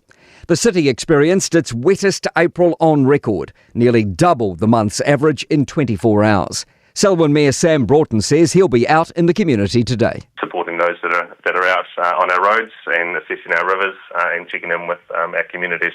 And residents are still being urged to stay indoors if they can, but warnings have been downgraded. Messages between co-defendants have been revealed in a High Court murder trial after an Auckland couple were killed in their Ellerslie home 2 years ago. Lok Foong Lawrence Lee is accused of murdering North Shore orthopaedic nurse Fuk Fu Joseph Kwok and his wife Mei Han Chong. Crown prosecutors claim the murders stemmed from a minor car crash between the 27-year-old accused and Kwok. Messages between Lee and co-defendant Shuman Poon show the pair allegedly preparing for the crime. They discuss acquiring duct tape, a gun, night vision goggles and handcuffs. Poon is not on trial beside Lee for reasons that cannot be currently reported. A push for a different approach to deliver more planned care. Earlier this year, Health Minister Simeon Brown outlined one of his 5 key health priorities was to clear the elective surgery backlog by partnering with the private sector. An editorial in the medical journal says shifting the workload will just pull doctors from the public system to the private sector. Association of Salaried Medical Specialists Director of Policy Research, Virginia Mills, says more investment would help the public system. We need to train and recruit more doctors, and we need to keep our doctors in the public system, and we also need to invest in public hospitals and equipment so that we can increase the amount of care that can be provided in public. A new trend among young people's triggered concern from an Auckland brain injury charity. The Run It Straight challenge, essentially two people charging at each other in full-speed collisions, is gaining popularity in schools. That's news. In sport, 3 days on from his fireworks and becoming the youngest ever T20 century maker, 14-year-old batsman Vaibhav Suravanshi has been dismissed for a duck. He's been sent for a 2-ball duck in his Rajasthan Royals run chase of 218 to beat the Mumbai Indians, which fell 100 runs short. Ex-Black Cap Trent Boult took 2 wickets for the Indians. Nottingham Forest's Champions League dream has suffered a huge blow after they were beaten 2-0 at home by Brentford in the Premier League. A win would have moved Forest up to third, but instead their season is faltering at the worst possible time with a third league defeat in 4 games. All-white Chris Wood missed a chance in the second spell, flashing his header just wide. That's sport. I'm Malcolm Jordan. O le Casa Beds and Appliances, o le tali o manaonga, I o loe whaatotonga ilo mauta, ini tau le lei, toi ananga tā, e mawai moenga ngā o si tutono New Zealand, wha apea se tino fōa o le potumalo lo, laulau ai manofoa, TV, la au pese, usa aisa, masini tā lava, telefoni whi aveai, maisi. A whiu ane loa I le whawhituwha Great North Road o tau, po le tolo whituiwa Great North Road I Henderson, le Casa Beds and Appliances, telefoni o valu se lau, lua, 5 o valu se lau, lua, 5 O le wha atoa uma o tātou tui pui ar COVID e te tau ona whai. O se au wala I tau sia lelei ai tātou, o tātou tua a mātutua, mai e pele I ai tātou. E pipisi le COVID le vau tangata, lea e ono a whaina ai tātou uma I a wala ese. O nisi tangata e sili atu na tinga aina nai lo isi. Mo le pui a oe mai se mai onga. E whautua ina le whai ora tui pui ar COVID mo tangata uma o 5 tau sanga manunga atu. E le ai se tutongi, mai mawhai o na whai pea uma le ono masina talo o na whai lo tui pui rata mai ar COVID. Pena e maua fo e wha mai. Mo le whatonu ina o sau awa noa po le fia maua o nisi whamatalanga. Pawhasota I lau fo mai po le whale talavai, pete tanga I le bookmyvaccine.nz. Talofa Samoa, o Atish Narayan, o le Licensed Immigration Advisor mo le Auckland South Immigration Consultants. E visosoani mo so se tu ai ngā visa e malanga mai New Zealand po Australia. Telefoni mai nei loa I le o valu o tasi o no valu whawhitulua. Po le olua tasi o no valu whitulua tolu o.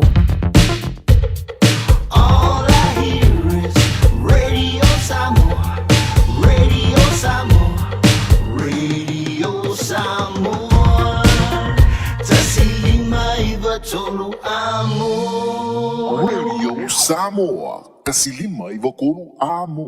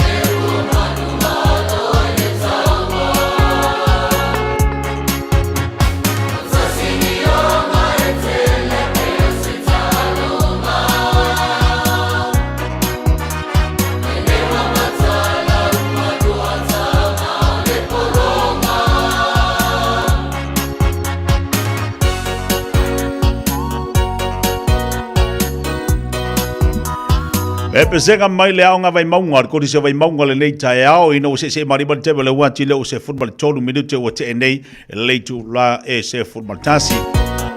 E tu la bon bulo tatu po klabe pe na yai, wa wa ya to lo amata le pong sa mai le ya so tu mai na timunga, ba se le al tele. Lo venga e tau foi on na batus tu alalo mo le pa ia malo tatu watu no lo mafuta mai le ya so ingo awala. Tau tu na ma o lo sa ngale mo fa tau tale le lo sa. Le vai taimi ele o toi whaingo fie wa whaisi sawa tele lo tātou tāwale. Ai mai se ala aso whapendei o tu alaro la tātou pokala me fo ilia mo tātou wa ai tātou I sawa whatulangaina wa ai le mase se o le awala wa ai ia moli o mea o mai tatau o na tātou tiro iai pe ana watu se tala le timo sola o mei titi a tātou tele ano iai ai ono tutupu ai whaalave o le tualalo na tātou pokala me leita iau ina I mawhai o na saunga le mulo whanuai I le whainga neiva yasa o tātou I nei as whalaile.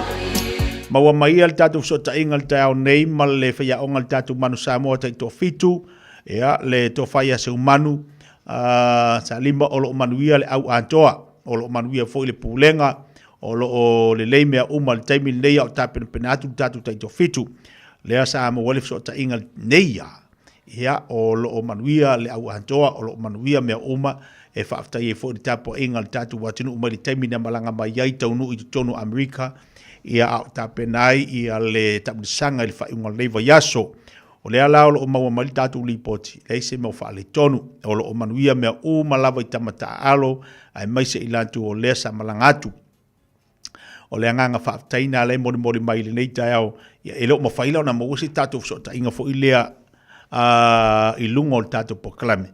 Ia ona o laua tāpena pena lantou, manatua whai ingola vai aso, leua tāpena atua le tātou teito fitu. Ai manatua ne lau te talo, o le tamunisanga lea, pe lava o na whailo ma whamanatu le tātou watunu, po le nei vai aso ato. O le tamunisanga lea e iloa, o le ama whai o na tātou wo atu, e au se furu lua, pito I lunga le laulangi, lea o loo iai tau vanga po tamunisanga o teito fitu le laulangi. O lono winga taua tele la le vai lea, mo le tapo inga le tātou watunu, taua fo ilea, mo tamata alo a mese le whaiaonga. E le o whaingo fia le teimili nei, ia le no fo ai o le whaiaonga ma le pūlenga, ia o tāpina pena lantou le whaingo le vaiaso, a wase ai mo le tapo inga le tātou watunu. Ma le tuane la leo te talo, ia alo mtama whanau le tātou watunu, lewa filifilia, mo le tātou teito fitu. Mo le tātou teito fitu, mana tuane I lau te talo I le tai au nei. O nei vaenga nā lena, so tai atua li tātou whawhia onga, ia, o mai fo I malantu alalo, mana tu atu lantou le te talo. Whelava nai te mafuta mai Amerika, a whapele te mafuta mai Amerika, Australia, Samoa, whelava, mana tuane lau te talo, ala mtama whanau le tātou watu. Wa leva na tātou tue fia mata, wa leva na tātou tue fia mata, ia I le aua le tātou watunu, le tātou taito afitu. Ia ai pitai, ia ua leo whatasi foi, ia ma le tau mawhainga sai ai. Ai Antonu, o le tau mawhainga lea, o le ase atua ilo le tātou manu Samoa. Ia I au se furumare lua pei o na yeiri ia le tau msanga. Ia ai, pe ana whailatu mo le tātou watunu, umana tuane, I lau te talo, ia le aua le tātou watunu le nei tae ao. Te bele wati is 45 minuta te ale tula sumatas. A mai fa fianga mai a pau ngai longa pule. Ona tari watu le watu tala, o tatu tala mai Samoa. Walo foi tau mo foi ngona nei vai aso. Edo vai nga fatalo watu le tayao. Salesia la poeni. Ai beni fatalo watu le tayao. Cecilia fatali fatalo watu. Tamni wia malo se fu manuia.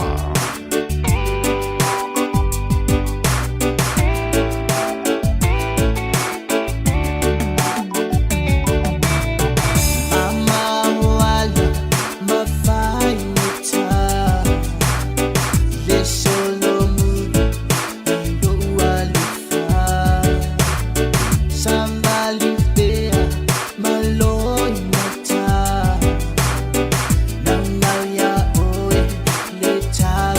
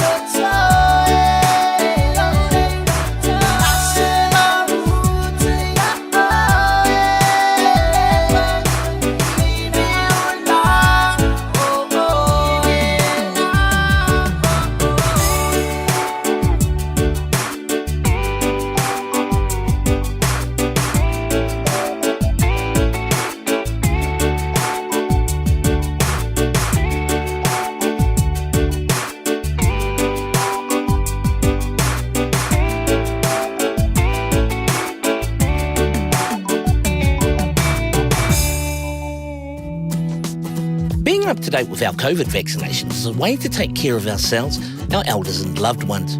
COVID is spread between people, which can affect us all in different ways, some more than others. To protect yourself from serious illness, a COVID jab is recommended for all people aged 50 years and over. It's free and can be given 6 months after receiving your last COVID vaccine or testing positive. To book or find out more, contact your doctor or chemist or visit bookmyvaccine.nz. Talofa Samoa, o Atish Narayan, o le Licensed Immigration Advisor mo le Auckland South Immigration Consultants. E visosoani mo so se tuai ngā visa e malanga mai e New Zealand po Australia. Telefoni mai nei loa i le o valu o tasio no valu fa fitulua. Po le olua tasio no valu fitulua tolu o. O mo mia se visosoani i lau faitau tusi, pole ingilisi. Wofo ina tunei i le life skills, po kalame o le intensive literacy, numeracy, and English language. E le eisi tutongi e visosoani mo oi. E iai e mātou vasenga o le foundation skills level 1. E whai fua po kalame o le adult community, education, ACE. E visosoani le filifilina o se vasenga tala whiangai, mo lo o langa onga. Palau mai loa le o valu se lau, o lima lima, o valu se lau, o lima lima. Life skills made for life.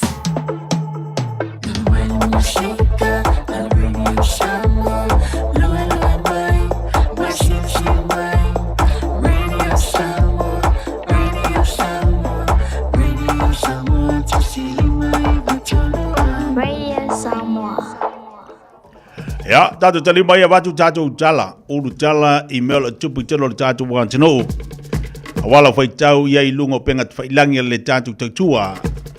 Ao le antelenga laba, mana ia le manino le lei i tustusinga, po vaenga o lum fai on tunantu ina i utale mo tantou. Urutala fits futo sanga o fono fatu sanga, ale so sa yete tau si soifua fa wina le tatu watinu o Samoa. O le si tatu urutala lo iai fa feilua i le tu lai fa aloalo, ma le ava o le feilua inga le komisina o leo New Zealand. Ia o le tua lea ma le anga tantou. O le anga nuu fo ilia le tatu watinu, so se maloa e a fea Samoa, ia ua masani ai. Ia o le ala mane fo ilia vaenga, wanga ia tu le komisina o leo New Zealand. Ia ua fatinu ina fo ilia ava le feilua inga. Ia male tu fa aloalo pe ona iai. Le si tatu tala pe ona mawantu, maua le fatani malo le toe fo ile poltaiso. O le kere ilo pore fatakale malo, le masani ona maua ina fa ilonga ia. Lea e le pero titilo tu la fu te maua le fatani malo le toe fo ile poltaiso ile fa ilonga le vaanga le travelers. Le fa ilonga o le Travelers Choice Award. Ia le fu te maua le tatu fatani malo. Sifuru roma sina le fasalanga o tinana i oe i lona fa urufale o le aisa i le fare pui. Kalme se koe fa yak or kakor kalare. Sifuru roma sina le fasalanga o le tina na i oe i lona fa urufale o le aisa i le fale pui pui i tanu malala.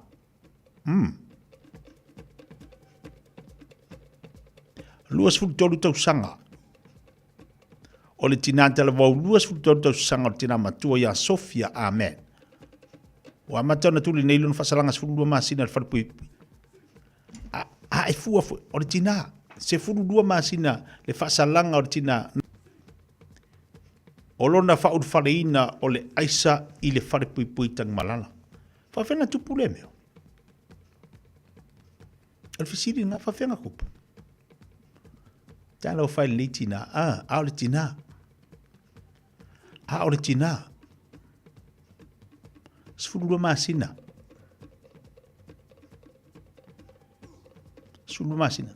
Ai fuala ilanga o le utala le tati te ia tu fulu utala le amai. A o le amai o le tina. I tu pa o tina. E lo tina uma.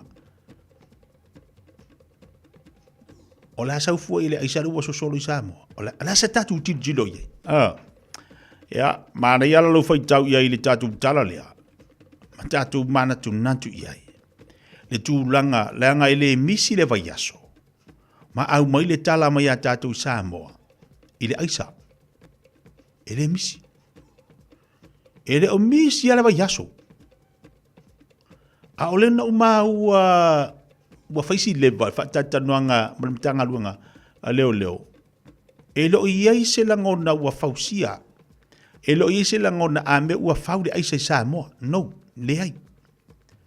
A o whea lai o so mai ai.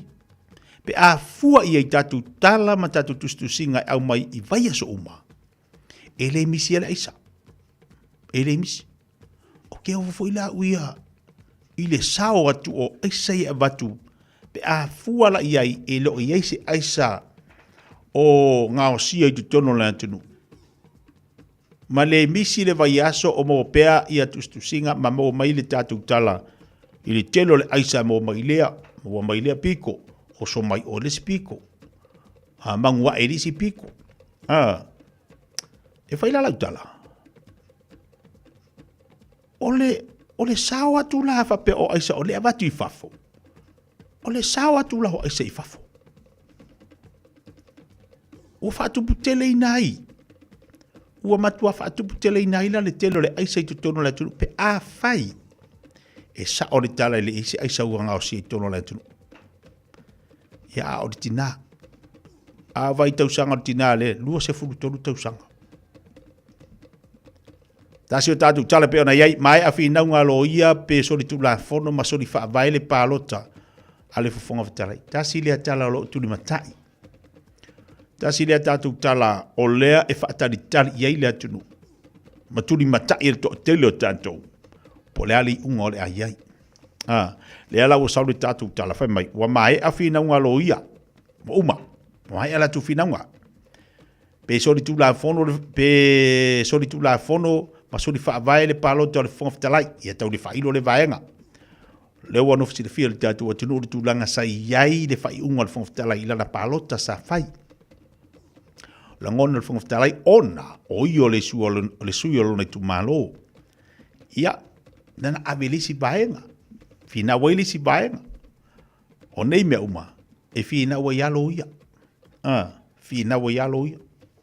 Le ala ufai mai. Ua mai ala fina unga lo ia. Le wa uma. Peso di wha vai. Peso di tu la fono. Le palota le fongitalai. Antonu a te ua mo mai se whai unga neiva yaso. Ia pela mo mai fwoi si tatu tala le vaso fau. Le tu langa o fina unga yalo ia. A le ali unga o le ayai. Nei tatu tala na le taiao, wa tu ina tu mole no fisi fio le tatu wa tunu, wa la fai tau, manino le iai, o mele tupu tolo le tatu wa tunu Samoa, e tau le failo. Ai mai seringi mo le aisa. Mai seringi mo le aisa. Wa uma. Tatu tilo. Wa iei fa urulunga o mtanga luenga. Wa iei pisinisi, wa ila tu finga luenga lele. Na taha ua i fo la tu swafa, to tele ia. A mai fu tatu tala mai Samoa, fa urulunga o mtanga luenga o ila tu finga luenga lele, a fia i aisa. Eo o fo ia le mtanga luenga leo se tu lou le mtanga luenga. Na iei fu ila tu lea fu na a fia ai. O mai se fa mtalanga. O ai whahana ua onga, lea na tatu tilo lunga o penga ta whailangi. O tapu e ai. Ai au mai fo i hala isa.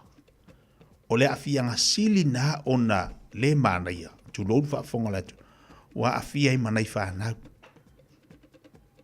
Wa awhia i manai whanau.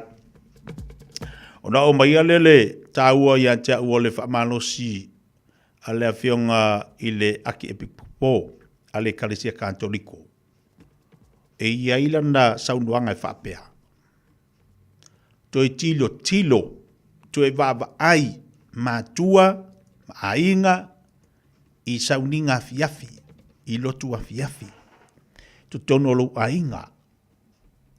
Mana ia tele le toi lu tau ma le whamarisi au lea, a le tai e le Kalesia. Toi tilo, i tu tono lo ainga.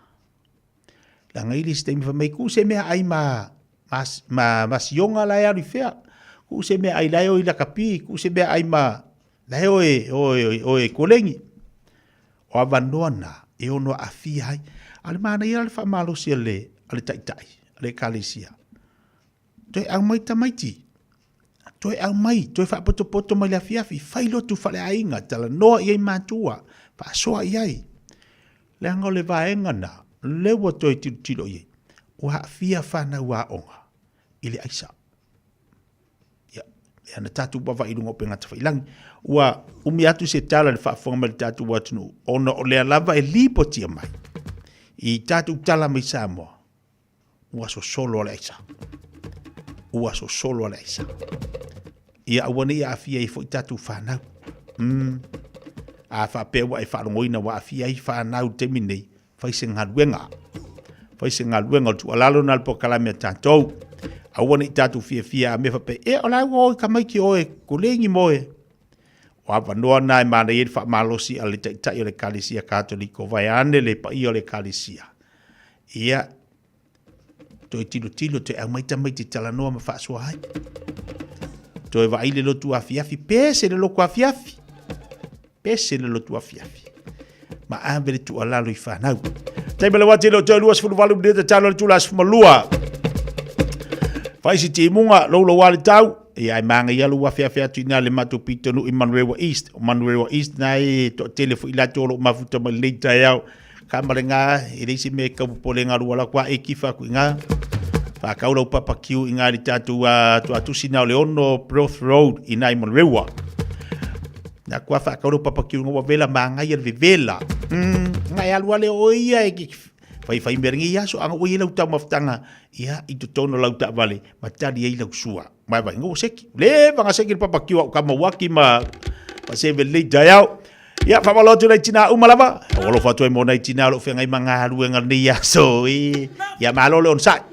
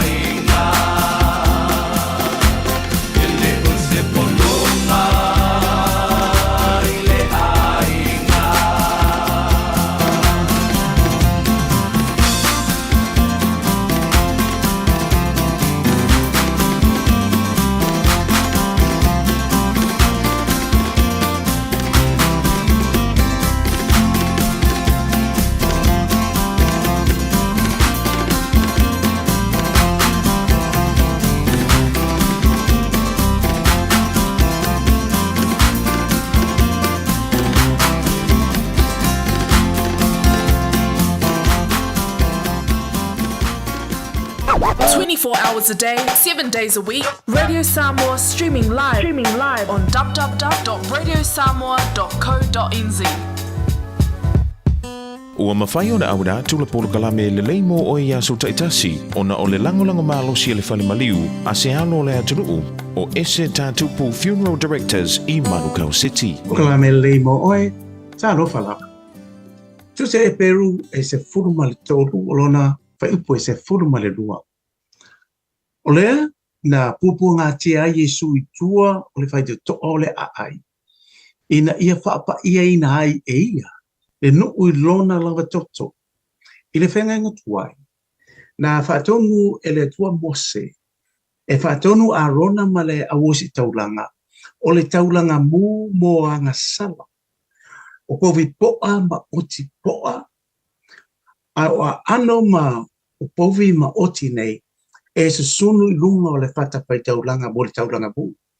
O le toto e ave sau wina i to tonu o le fata fai taulanga o lo te tonu o le potu pa ia o le whala whatapa. Ai o pa uma o ota uma to toe mai i manu wai whai e na ose le taulanga. Ia avatu i tua o le pā, o le tua o le nuu, ina ia matua su sonu ina ia matua liu efu uma o ota nei tua o le pā. Leo tu sia epe.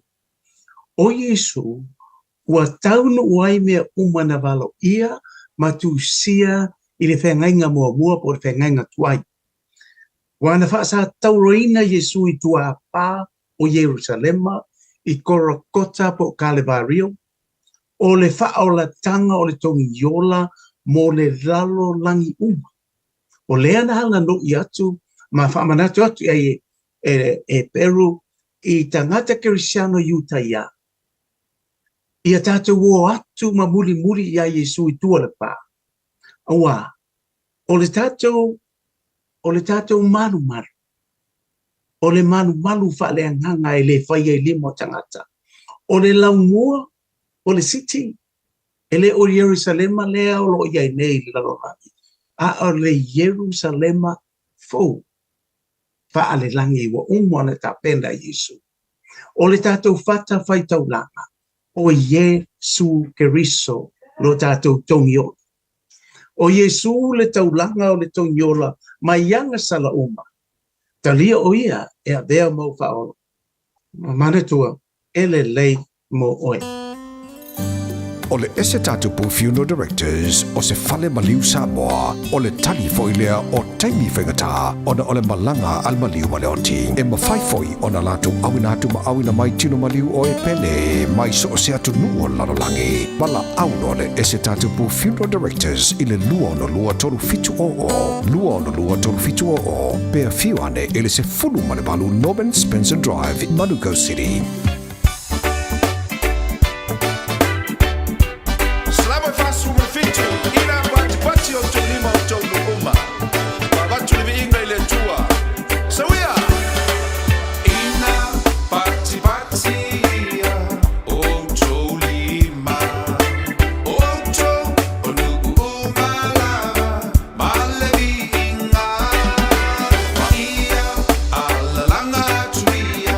Ile chua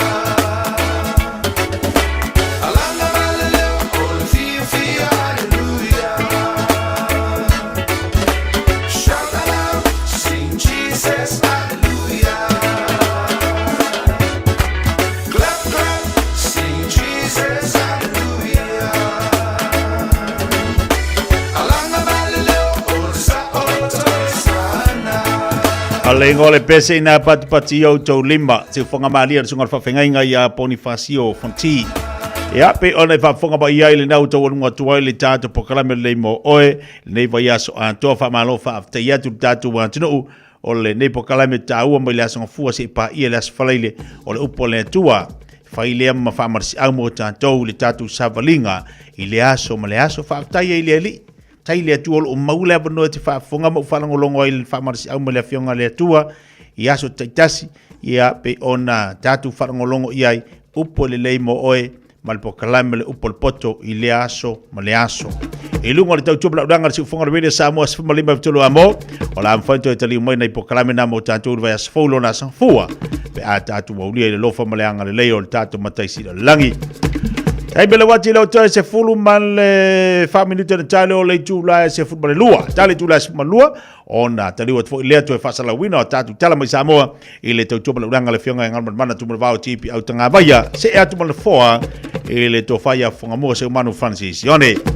Tatu talonga fa ngol vayaso talonga fa ngol vayaso le tatu yai le so o le ata alo le blues mal force o le so le ata alo le blues mal force talo fa le blues ya wa mai tatu le blues le nei vai taimi ya ka mo fai mai e po le tai sta mulsa ya le blues o le ata alo mal force ile afia fena nei lima tele tu la fitu kung le koko Samoa ma vai le sa kamalaya aso kimu va pengi ai ale sa fa popola ku aku i mar koko kongi mar eringi ku irunga bale nga umma upu ava pela nga i mal umma kamaka fu lo atu falo le si ainga o le kamalanga ko inga le sa fa popo fu ile e ku di fa mar ko inga mal umma ku ai e kasi di polisa ai lui pu vai boko ku ngo se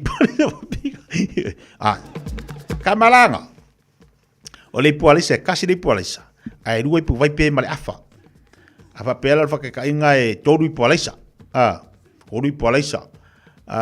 koru polisa longo winga e lua fa ongo fiku male afa manguare kai o le mahanga yor skatinga e masangi nga ku ye e ku ye sa ko inga malo makua e tau le ye le manava se tu lo au kama e fe fa farifu le nga re ku fa ma ve a pepe i fa re au arkamala le kangole fa kai ku le salo te fatu ai o le kasi le polisa ai dua pu vai malafa ai vai le i makua manga ya vakulo pepe a o langa kanga fa popo kangole ku ma ona ku tau le le sa kamala ngai ke vai pe ke il pakeka aso la fa pengi fa kimu fa pengi mar ko inga kaule le ko inga kalonga ya kamala ngai popo ina le fia nga nei o le sa fa popo mar ki koko pe ko fia la makamaka ko e o tu fale ku wa ile le sa fa popo nga ma ko fa lolo e mo moya ili ko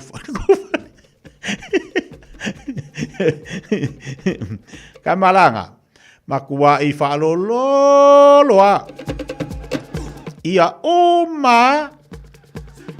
uma la kapia ka nguru le marko fali talonga la fefena nei ia o le talonga la fefena nei o le plus mal force o taia o le awa fiti mal o le reds le aso taia o lima tele tu la lua Hurricanes mal Chiefs le lima tele tu la fitu le aso taia o le Brumbies mal le Warriors o le toi luas fu lima le tu la fulu i le aso taia po le po taia o le aso sala ta alul matu moana Pasifika tatu moana bakau kia le saul moanga ili kui saunga fui del moanga i malo fui kaul Highland ili asal Highlanders ia moana ta alo mal Highlanders ile toi luas fu lima le tu lai fa ile afia la sa kama fui le umar ko ngai falolo mal maonga kuaku le masinga ipu kofe po lo mata longa le fiafi wai le mani se to fio ile wo umona o lotu ta longa na fa ngol vayaso ia ola am fai ona e mai mo yai ia am fai foi ona e tap yai fa ngol vayaso lanto ta longa na ya wa ia le tatu tapo ia tatu moana ia fa ta se le mal tatu to fitu Tātou te tua fitu, le fo i tātou ta longa ngona vai aso, i le tātou te tua fitu.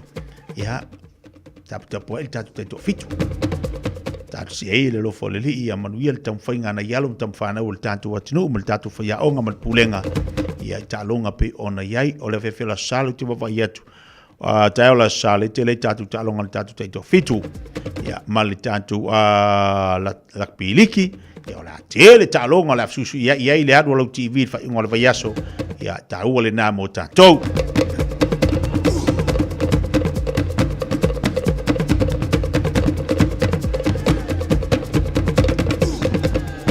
Ka uroa mei ola ka pio mangkuanga lola, ia lelele.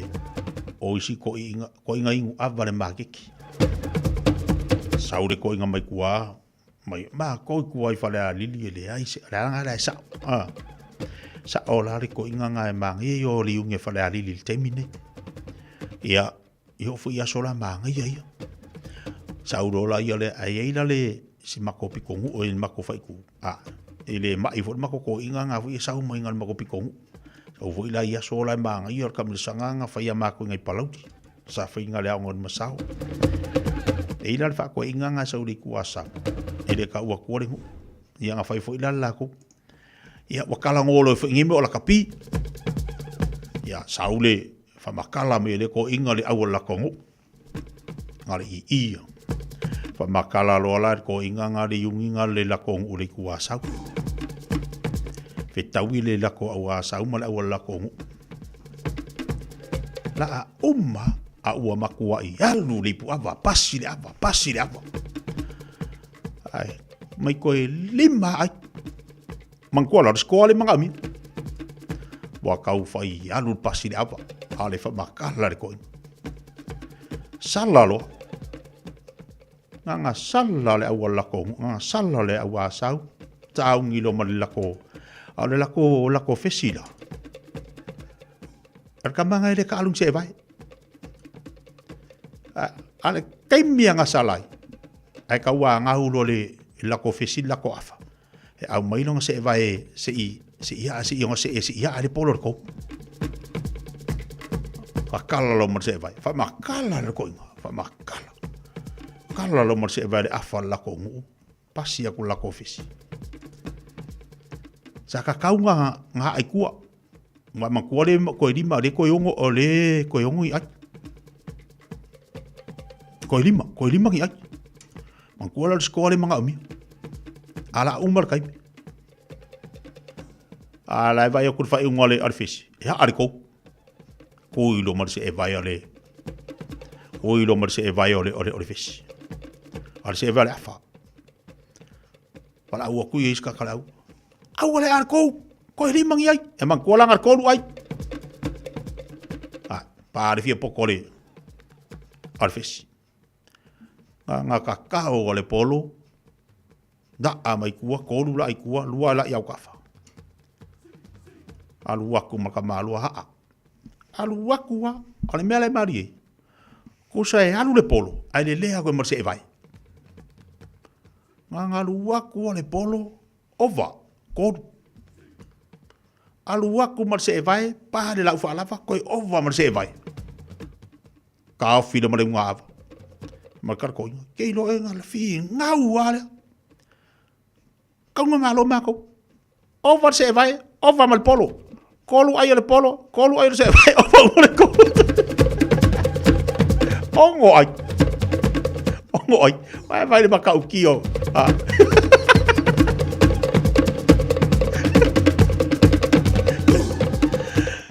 Par ko inga ali kuasa umar fia kalau ngola kapia ka.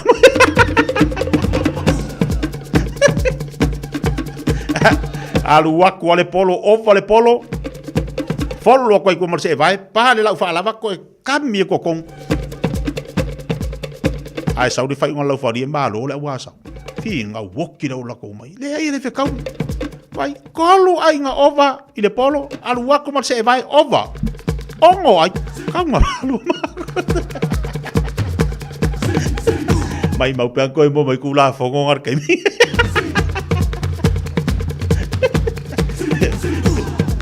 Ya la que voy ir swing o li vai kai.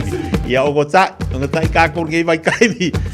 Ko e o ka usanga masui. O le vai kai mi le ki o foi o fua ka malonga lo. Wa sui fo ngai vai kai mi ro ko e o vang se e vai. Dai bela wa tilo toi family to talo tu la smalua tatu filo advance fo le lo fo le tua.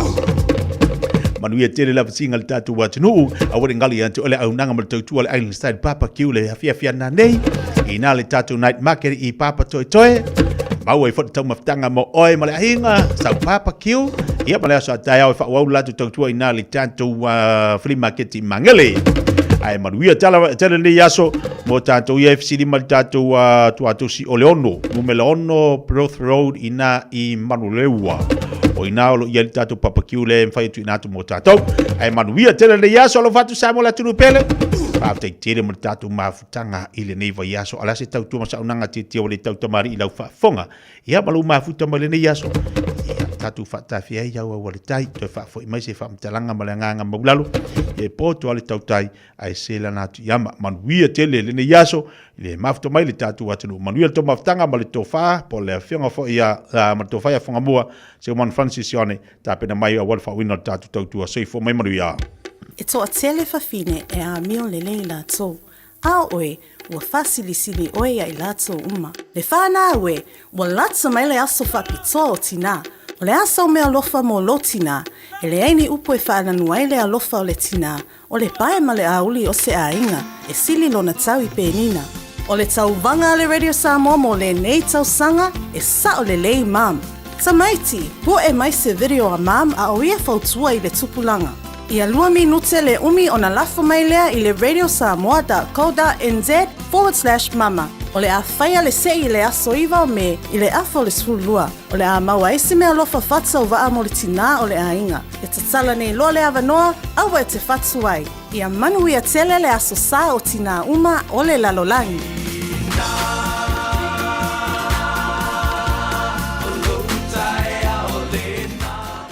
Walata mai le Mother's Day. Aua ia tu ngalulo ma fau se mea lofa mo mama. Ave sa o e whaatawhau I le Mother's Day Dine and Dance Dinner ale tui sa mau Manhattan. E te whiu e tau mawha, tele seafood, ma le tele o tu a inga mea ai e te whili ai. E na o le 5 se fudu tala. Te tala le whai toa I le ono lea fiafi, pa fianga le tui sa mau band I le po a toa, te tala fo I ma le tatu pā. Whawhia mama I le nei Mother's Day I le tui sa mau Manhattan. Tua tusi, iwa whatasi a Dominion Road I Manrasco. Whawhia tai mai lisi mo sau pukin I le Oluwatasi, o Iwatasi, o fitu o Valuvalu. Oluwatasi, o Iwatasi, o fitu o Valuvalu.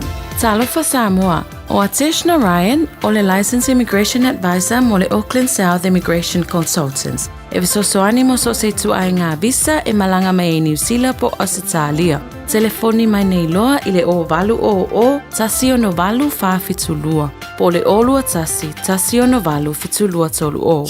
Hei! Au ona ia vea oe pei o isi tangata e manatu maa I le wha iti ngā. Ele na o le inu le vaiti polo na seki ai lea. A le vave tonga fitia le wha iti ngā. E ono o le tūlanga e maua I le fever rheumatica, ma e le ai lava se tasi. E mana o e o se e pele le nā tūlanga. Aia. Ave loa na o walo, e whaile siaki le fō mai whale ainga, o le tausi mai le aonga, po le whale talavai, e vave, whaingo o fie, ma le mea sili o na tāua, e le toto ngia, e ma whai foia na whaile tui o le baisilin, e ki lia atoa ai. Saula ia Samoa, i le nei vai tau o le tau mawhanawhana, ia tau sia le leina i o tātou alo ma whanau, whaile siaki, ma whai loa le tonga fitinga. Mo nisi whamatalanga, sa iliana I lunga le social media, Stop Sore Throats, pe asiasi I lunga le upenga ta whailangi, stopsorethroats.nz. Usi mai alau whaafafonga, talafo mai Samoa ia su taitasi, ua au mai amo oe ona o le langolango mai a le talofa voucher. Whatalofa le tātou utunu I le whai ungo le vai yaso, tātou wheroa I mafuta uanfo le tau urungo le ngāruenga o Talapai Samoa. O le tausanga nei ua atoa I ai le fitu se furu whaata singa, o fodo wha le tausanga le sosa I te ali ma te maa I tausi soifua wha uino Samoa. O se whaata singa tā ua e toe mati ai. Vaenga tā ua o lea to mai a o ina ina ia si tia le ngā ruenga, I ona I tu umba wale tautua ino le tunu. O le stofi o le rei vai yaso na te talaro I ai lea fono wha le tausanga, e le teitai o le malo le fionga le te mai te ipa le mia, a na aua I fo I le minstal mta ngā ruenga le soifua malo loina, whapea le Palestine o le Society o li matamai tai fomai, le Samoa Medical Association.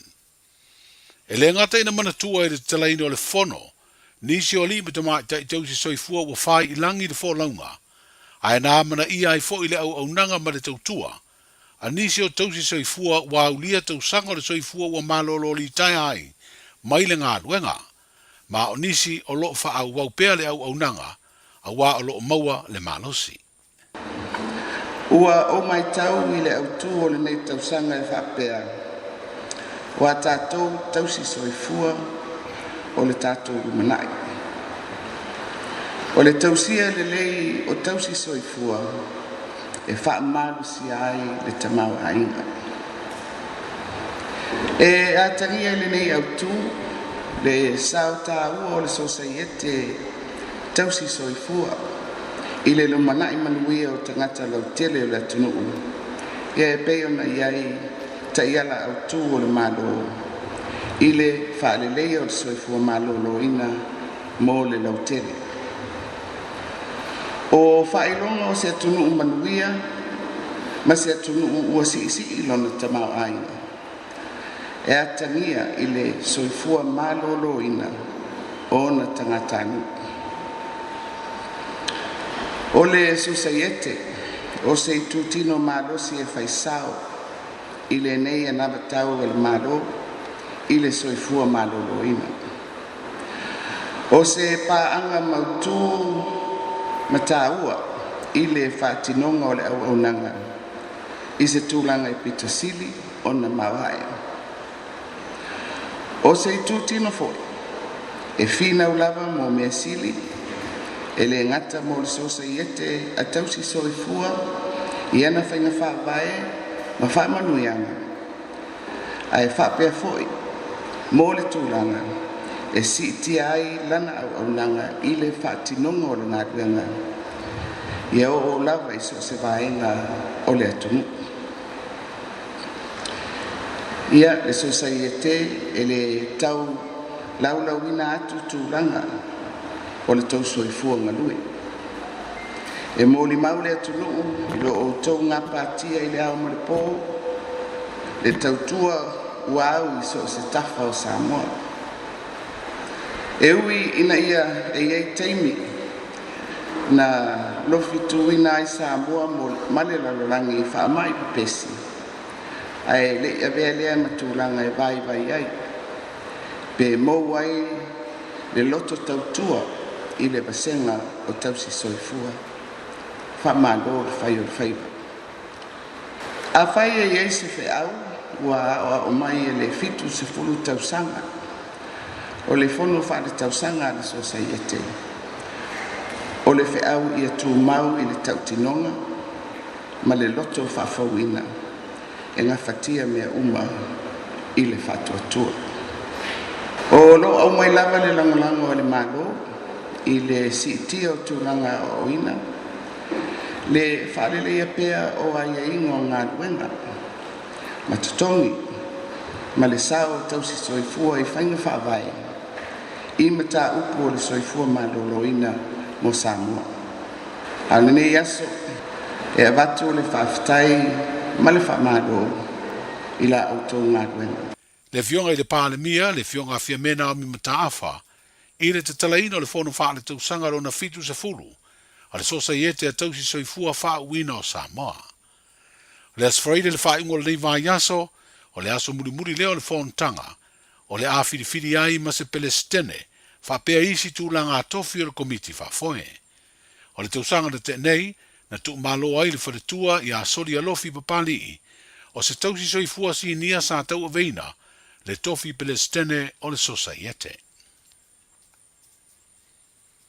O le iai sa moa le komisina o le mtanga aluenga o leo le malo New Zealand, le sunga ia Richard Chambers, o se ava no ta ua lea mo le Minstown mtanga aluenga o leo, fale pui ma le toe fuata ina Samoa, fa pea le komisina o lea mtanga aluenga o le tātu malo, e fa soa ma fetu fa iai, i le tele o aunanga e mawhai o na ngā lulu e fa tasi ai, ai mai se ai o le vesoa soani mai, o le mtanga aluenga o leo New Zealand. O le tula i wha aloalo leo Samoa o se wha aloalo mawalunga na whaatino mo le li komisino leo mai New Zealand. Sa whaia lea de no whanga o awa o ngā leo I tā whaingata. So ai ma le li tai au I le ava, na whaafelo I ai Richard Chambers malana au malanga. O le teim mua lea wa siasi mai ai lo tātu o tano le komisino leo le malo New Zealand.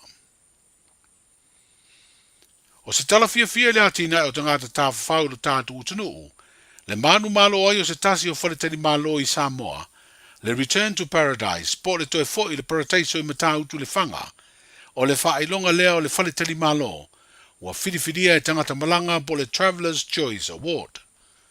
O le 10% o whaletali malo uma le rorangi na whaia I eire whiriwhiringa, wa ausi ai e lea whaletali malo I Samoa le whailonga. E peo na sila fia o lea wa siria nei ma le lua tausanga, taluna toe foi au nanga masani o lea ati nae, I tūlanga sa iai mua, ona sa matua whale tonu ona o vavao, lea na whaatino I puipuinga o atunu uma, mai le wha mai COVID-19 fulmaleiva. E le ese ai sa moa maisi atunu I le atina o tangata tā whao. I le onga wha le tonu na fiai, ono o lea wha mai na matua fia umai atunu o le rolangi. O le tinata la vau ruas fultolu tau sanga le matua o Sophia Amen, wa amata tuli neilo na wha asalanga I se furulua masina, I le whale pui tānu malala, ina ua ioi morianga e lua olona umia leo le pauta whaasa ino le aisa. O wha maunga leo lo wha ilo ai o November le tausanga umawai, ina ua alu Sofia e asilo na to lua lo no fosala le toese, I soli tūla fono fo I tau fuala au whaasa ina, na mauai o ia wha urufale le whale pui, ni tanga pepa I ila laiti o lo iai le aisa. O le teimi na su e inailo na tino na mauai ia pauta whaasa ina. Na su e fo ila na taavale ma mauai fo I tanga pepa I ila lai te lua, o lo iai lea pauta whaasaina.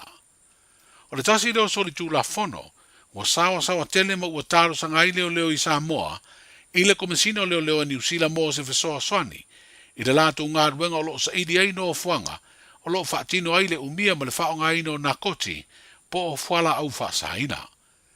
O le tina ua no fosala nei le whale pui, sa ngalua o se tausi soifua, I le matanga luenga o le soifua maloloina. O lana tāno sanga sa fina o ina ile wha pawhala, o sona wha asalanga e au noa ma le wha maoni o na morianga, ono o le manu manunga ia afianga o lana ngā luenga wha tausi soifua, na te ena ele wha masinonga. O leo mai atu ina atu fina unga loia mai fafo, na malanga mai e whaia fina unga wha le tū la fono, I le mata upuna tu ina atu le wha masinonga mawarunga le teitai, Male sui ta itai o le vanga wha upu whai e pui ai a te tau o tangata o lo angai le malo. O lo fina wai, e soli tu la fono ma soli wha vai, le whai o le palota le whonga fitalai. I tau o lumanga le fono au ia whe puari, le ana mawai le lua vai toru le au wha ingo na fwoi limas fu toru le pa le mene, na pasi ai te ungo le wha vai o le tausanga lua o lua lima. O le teimo mua le tala wha solo pito, o paia inga wha pa le mene a Samoa, talu na tuto tasi ua palo tai le whonga fitalai, mo le sa ilia o le lua vai toru, e iloa ai le pasia ma le te ena o ni teu o le tūla whono whaamae. Na usia le lua vai toru I le toru sifuru ono na langolango ina teu ngā, ai toa sifuru ono na palo ta te. O le whonga fitalai le sunga papali ili o lo I pola ta eo masipau, whapere lo I asilia le balo, o lo molia le tai o le itua ngai le sunga atu I le epa lupe sori aisa I lele maria le ngoi, Male sui tai, le tō whala uofo fono toe pia la uofo Meredith.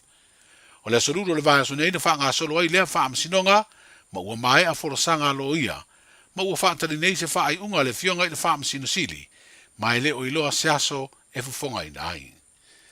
Ia manuia na wha unga le vai aso le tātu utunu o, Sa lofa la